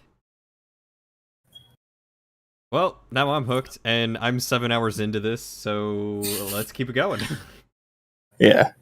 But, alright. Well, thank you again so much for taking the time to explain that to me. This was a lot of fun. I really enjoyed it. Yeah. Maybe next time I'll actually play the game related to what we're talking to. Well, you said Dark Souls, so. Alright, next time I won't play the game related to what we're talking to. Oh, you mean like I thought you meant like you'll have played the game beforehand, so you know. Well, okay, I mean, never mind. like, play it while we're talking about it. Oh, It's relevant. gotcha. Yeah, that could be pretty good. I just really didn't want to change up my setup to plug in the PlayStation and get all that stuff going. Yeah, that could be annoying. Yeah. So I just went with Castle in the Darkness. It was good. Yeah. All right. Well, I'm gonna go ahead and end the stream. So thanks everyone for Okay. watching. Bye. Much appreciate it. And I don't know when I'll be streaming next because I've got a crazy weekend and week. So until the next adventure, guys, take care. Have a good night.